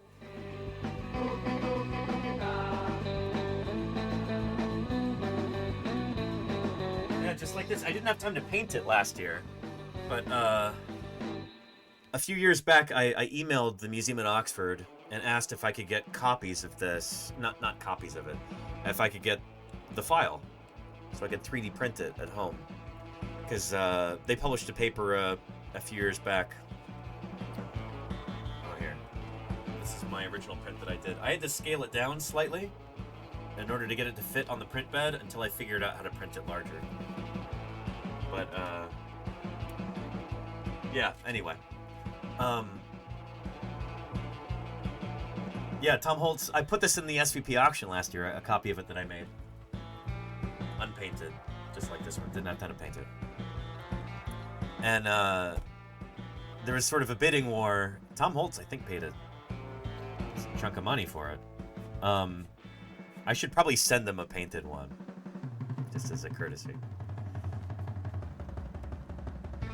By the way, I got to have lunch with Tom Holtz during the meeting.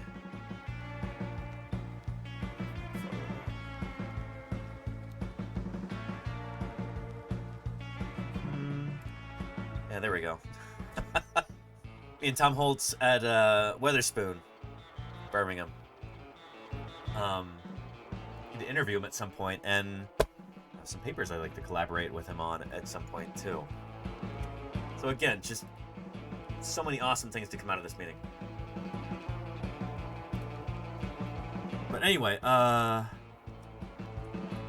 predatory dinosaurs in the Jurassic period in Britain. They're 6 and 9 meters in length, and in life, this... So yeah, Emma Nichols right there. She took us on a tour of the collections at the Oxford Museum. And I said, you know, a couple years back, I emailed someone here at the museum requesting the files for that Megalosaurus denary, and very kindly responded and sent me the file, and, you know, just want to express my gratitude. She's like, oh yeah, that was me. She's like, it must have been me. I'm in charge. So, like, we'd both forgotten, like, the exact details of the event, but no, that was her. So, yeah. But yeah. And illiterate scholars have been lurking in your stream for a long time. Someone was on YouTube. and friends with Tom on Facebook. He showed it off. Oh, very cool. Nice. Yeah. He signed my copy of the Complete Dinosaur 2nd edition. Right, which he's the editor for, right? I think. Yeah. Anywho. This animal would have had these impressive serrated teeth. These were agile, carnivorous predators. They were the largest predatory dinosaurs in the Jurassic period in Britain. The future fate of the trackways hasn't yet been decided. The quarrying will go on here for several years. But paleontologists think there are more footprints, echoes of our prehistoric past, just waiting to be discovered. Yep. Rebecca Morrell, BBC News, Oxfordshire. Very cool. So this has been a big deal for the University of Birmingham, for Oxford, and yeah, super cool. So of course, I got to visit. Our group went there and was able to tour the track site. Again, we had a lot of traffic coming from. At this point, we were coming from Southampton, right, to Oxford. So it was a long bus ride. Lots of traffic. Had to take some detours and stuff. But yeah, they're at an active quarry. There's a red kite, I think, that I saw there. I'll take some pictures. But they were descending into the quarry. And there's the tracks. Very muddy.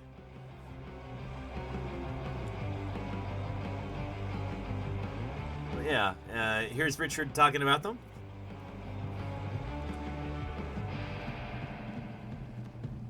Come on, it'll load.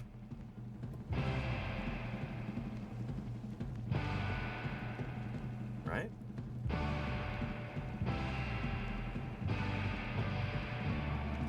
Anyway.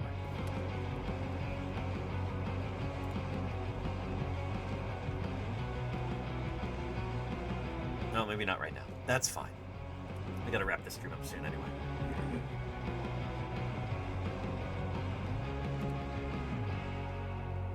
So there's me with Justin, I want to say? What is his name? Justin? He actually found the tracks originally. This is the guy. So, super cool. He and his family have been working this quarry for generations. I think his father and maybe grandfather before worked at this quarry. So, very skilled operator. He initially made this discovery. So it was really cool being able to talk to him about this. And again, how cool is that? Meeting the guy who found this in the first place, you know?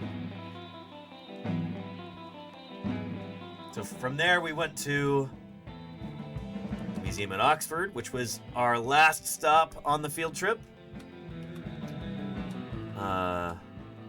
Lovely coelacanth there. Always got to take a picture with the coelacanth. And then we got to talk with, I believe her name was Danielle.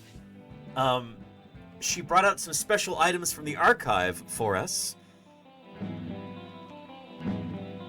Just incredible stuff. So, drawn by William Buckland himself, we think. Diagram of a Megalosaurus femur that he used while he was teaching. There's even the little grommets there in the corners. This could be hung up in the lecture hall. Original letter by Mary Anning there. An illustration by Elizabeth Philpott, done with Jurassic Age Belemnite ink, which is incredible. Yeah. And this, oh, it's upside down, but here, we can fix that.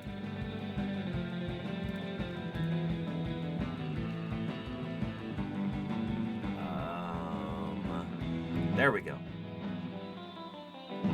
So,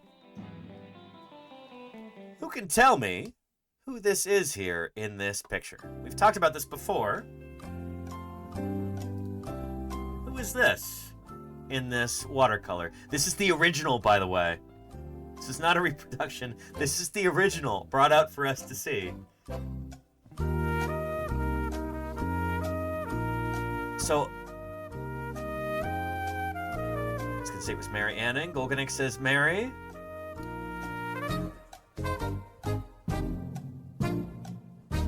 Well, well, well.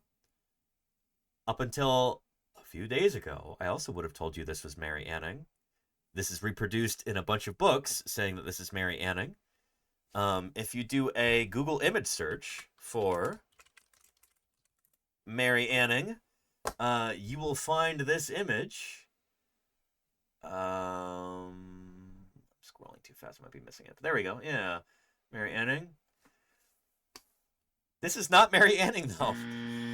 Everybody says that it is. It's not. This is William Buckland.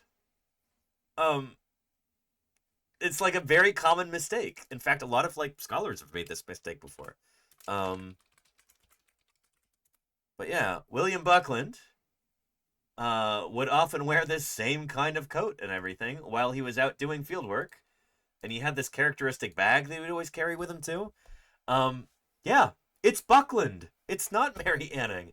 And so we got to see the original watercolor right there. Not a reproduction, the original one. I have this on my wall today. Right there. Last week, before we left for... Not last week. 2 weeks ago, before I left for SVP, I told you that was Mary Anning. It's not. It's William Buckland. So yeah. Yeah, just seeing that and so many other incredible things. Here's that original of Doria Antiquor there. This is hand-colored. Just incredible. I knew you would like this paleo stream. Yeah. So yeah. Yeah. It's so cool. And here's just the originals just laid out on a table for us. Like, you would think they would be in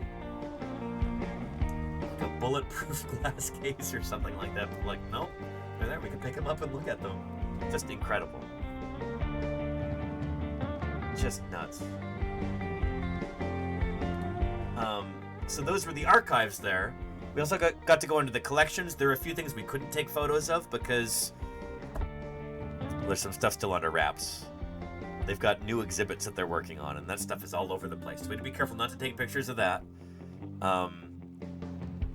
Yash, you will be really excited to learn, oh man, when this comes out.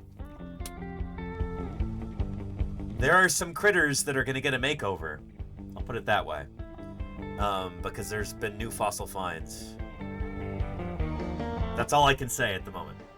But anyway, here's some of the original fossils that William Buckland found in that cave in England.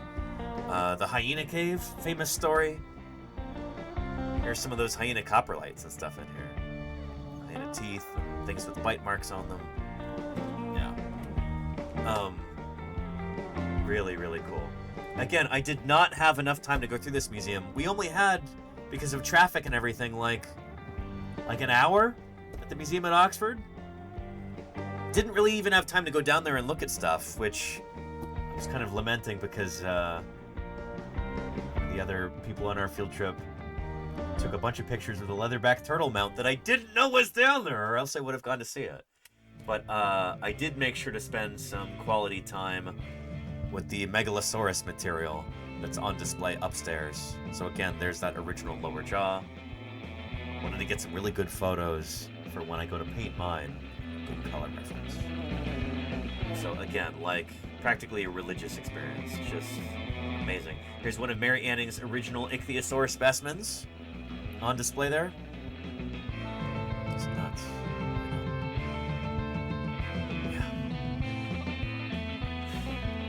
And with that, it's the end of the trip.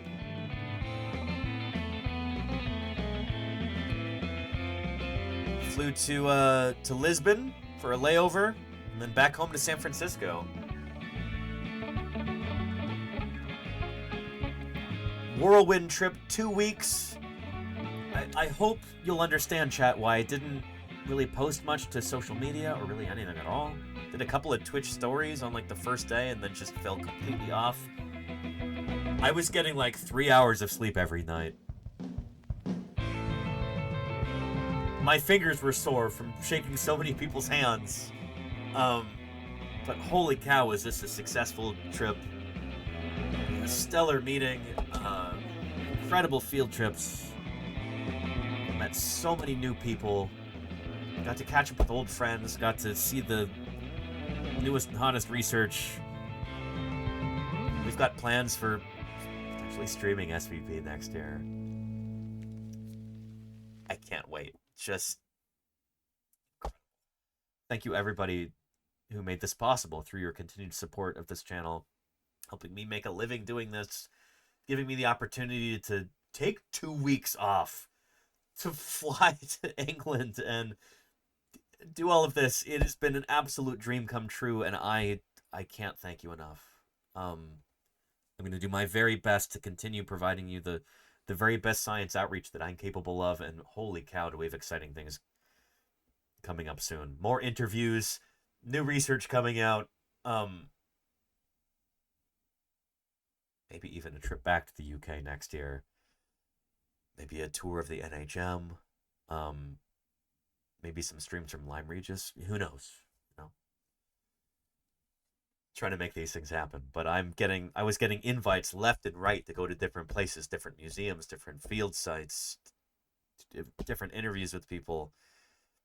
That's what I'm going to be doing tomorrow. Instead of doing like a makeup stream on Friday, we're instead going to be, I'm going to be taking the day off. Well, not taking the day off. I'm going to be working really hard, sending follow-up emails, and just trying to keep this ball rolling, you know? I told you there were exciting things coming up for Paleontologizing in the coming months. Yeah.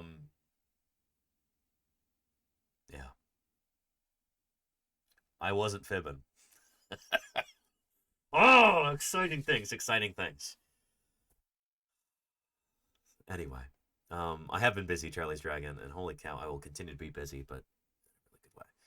So, hopefully more news and stuff on Monday. For now, it's time to wrap up today's stream.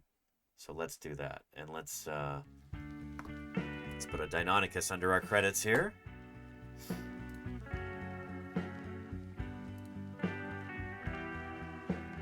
And let's see who else is here on Twitch right now.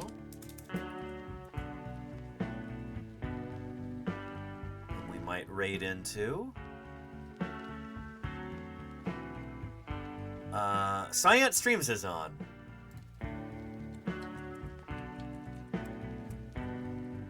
Let's go raid into Balint, and yeah, Balint is on right now.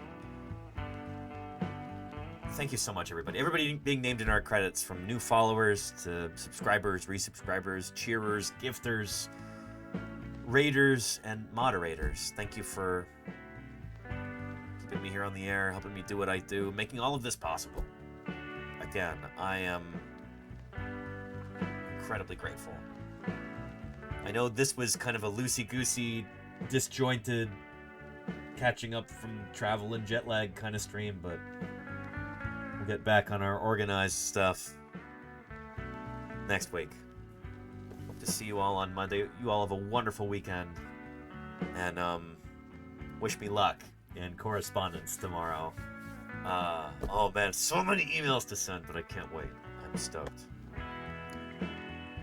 Anyway, let's go right into Science Streams, fellow scientists here on Twitch, and let's try and get them a little bit closer. Balint and Lita, get them a little bit closer. Being able to pay the bills doing this whole outreach thing. Alright, take care, everybody. Let's go check out Science Streams. It's good to be back. I'll see you back on Monday, I hope.